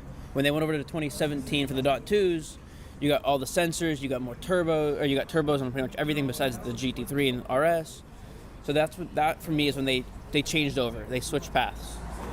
Yeah. They went more, okay, power versus naturally aspirated sound, and the shifting, less cars became manual, and that's where it really changed in my mind. Yeah, absolutely. Awesome. And obviously the 2017s and up, the .2s, the power you can make off a stock motor is pretty crazy. Tune, downpipes, turbo upgrade, you're gonna make 700 horsepower on a stock motor. It's insane. Yeah. The bang for buck is there, but that's from where I noticed the soul disappeared. It started to go away. Yeah, absolutely. And where can people follow you if they want to know more about Porsches or? My Instagram, Malik Ataya 3. I'll give you a perfect. Thank you. It's a love affair with all these cars. You talked to Simon a second ago. He has a few of them. Yeah. Jerry has a few of them. Art has a few of them. Just kind of, that's the dream. Once you get into them, you just can't run away. Yeah. You've never talked to somebody that had one or two and then hated them. They keep going. There's a reason. They buy a Ferrari, they get rid of it, they never get another one. Yeah. Lambo, same thing. The Porsches, you see these people buy them, and they buy more and more and more because they are that great. Nice. Do you have any words of advice for someone who wants to like follow their dreams? And I'm 20 years old. I'm still learning it myself. So at the moment I don't. I just know, just get up and do it. Just get up in the morning and just get to work. It's not that hard to just do something. Why sit at home all day doing nothing when you can just get up and go for a drive? Go ride a bike, go run, do something. Just keep moving. There's no point in staying where you are. Yeah, buddy. That's right. Thanks, Malik. Christoph used to make fun of me because we didn't know each other that well back then, but we went to high school together. And he would always see me in Fashion Island before they put that Dick's Sporting Goods where you drive down to the parking lot down there. Mm-hmm. He would always see me in there with driving I had an old SC, an 83 SC convertible. It was the first year of the convertible. And I would have, because to give her a break from the kids, I would say, well, I'll just take it with me. Yeah. So I'd have the twin girls in the back and Simon in the front seat. So I'd have 3 kids, sometimes 4 or 5. And I'd be driving around and Christoph would always see me and start laughing. That's so awesome. But it was so fun. We had a 996, and it was funny because I used to, really take care of this car and make sure that nothing, the kids didn't touch it or anything. And then one day I took Simon Jr.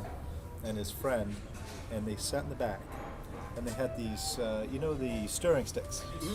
They both had stirring sticks in their hand, and I didn't know. And they're like carving in the back of the seat. They're carving lines in the back of the seat. Check 1 2. And I of course I was angry at the time, but when I went. All right, y'all. So this is exciting. I am just about to upload the video, and it's about done. And I'm just so excited because this is gonna be so cool, and I'm happy for you guys to see it.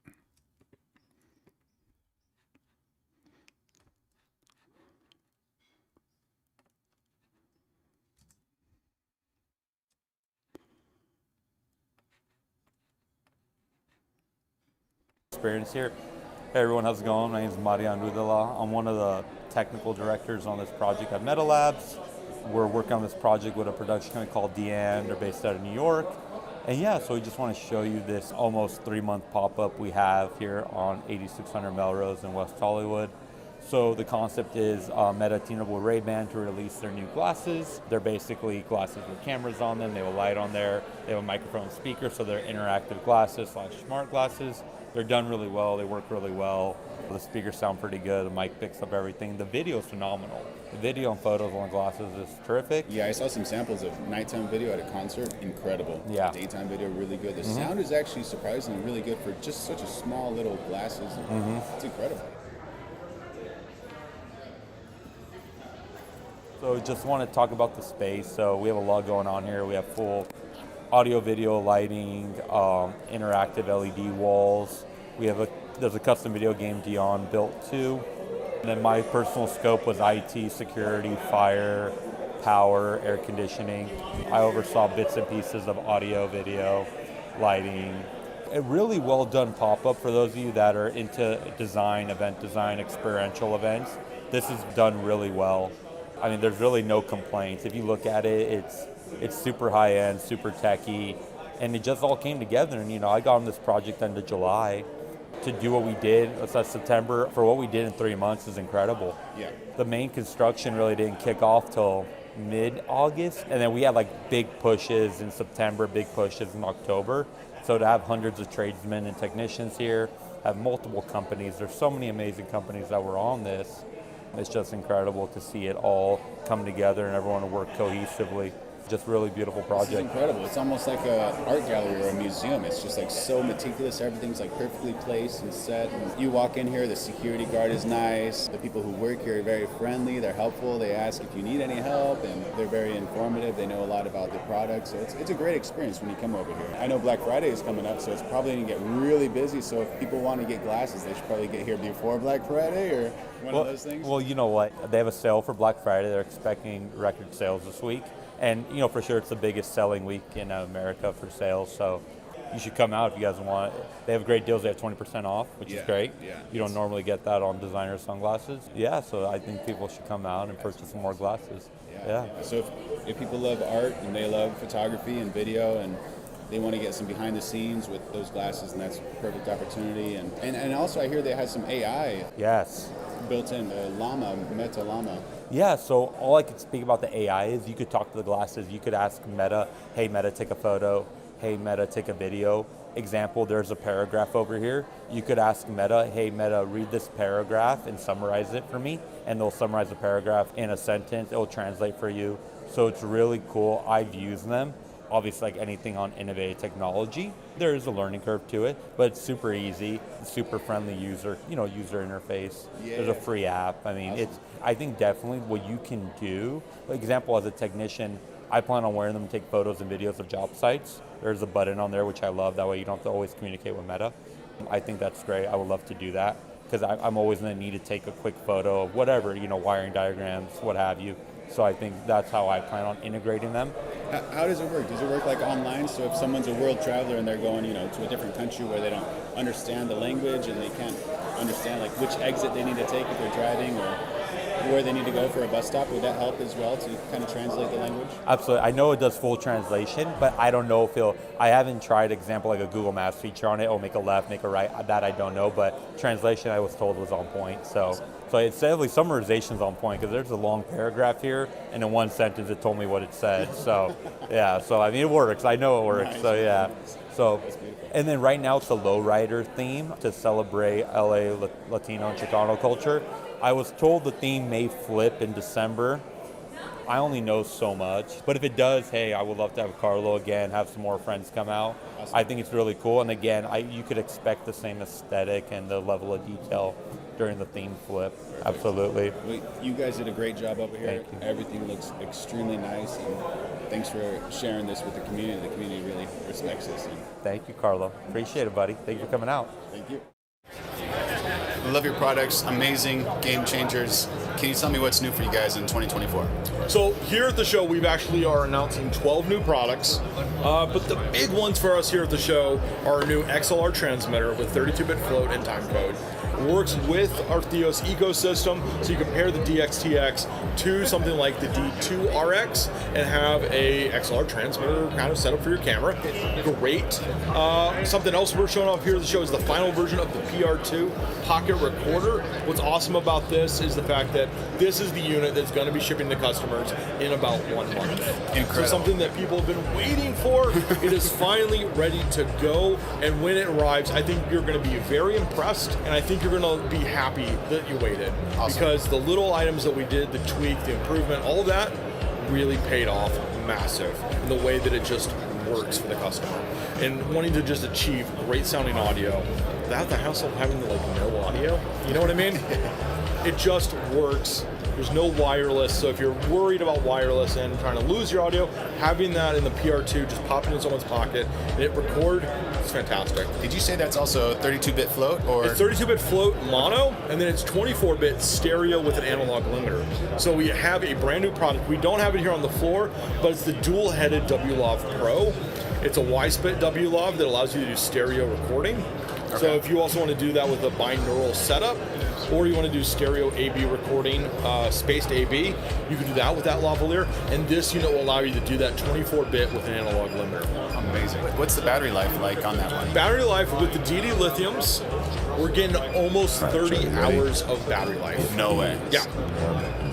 Okay. Is there a...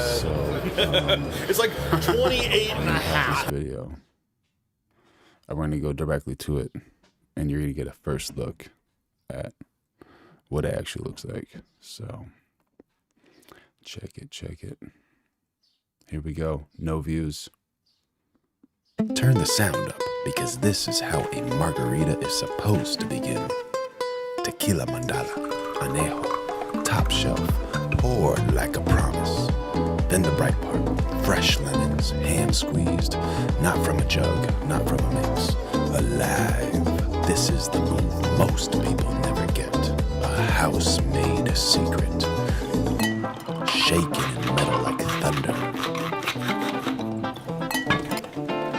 Ice hits glass, strained like silk, bold, and dangerously easy. Dry society bar, Kaleidoscope, Mission Viejo. Come taste it, done right. We're going live every single day of 2026. Like, subscribe, turn on notifications, share if you want to. And as always, I love you. The Lord loves you. So many people love you. Take care of yourself. And until next time, we'll see you next time.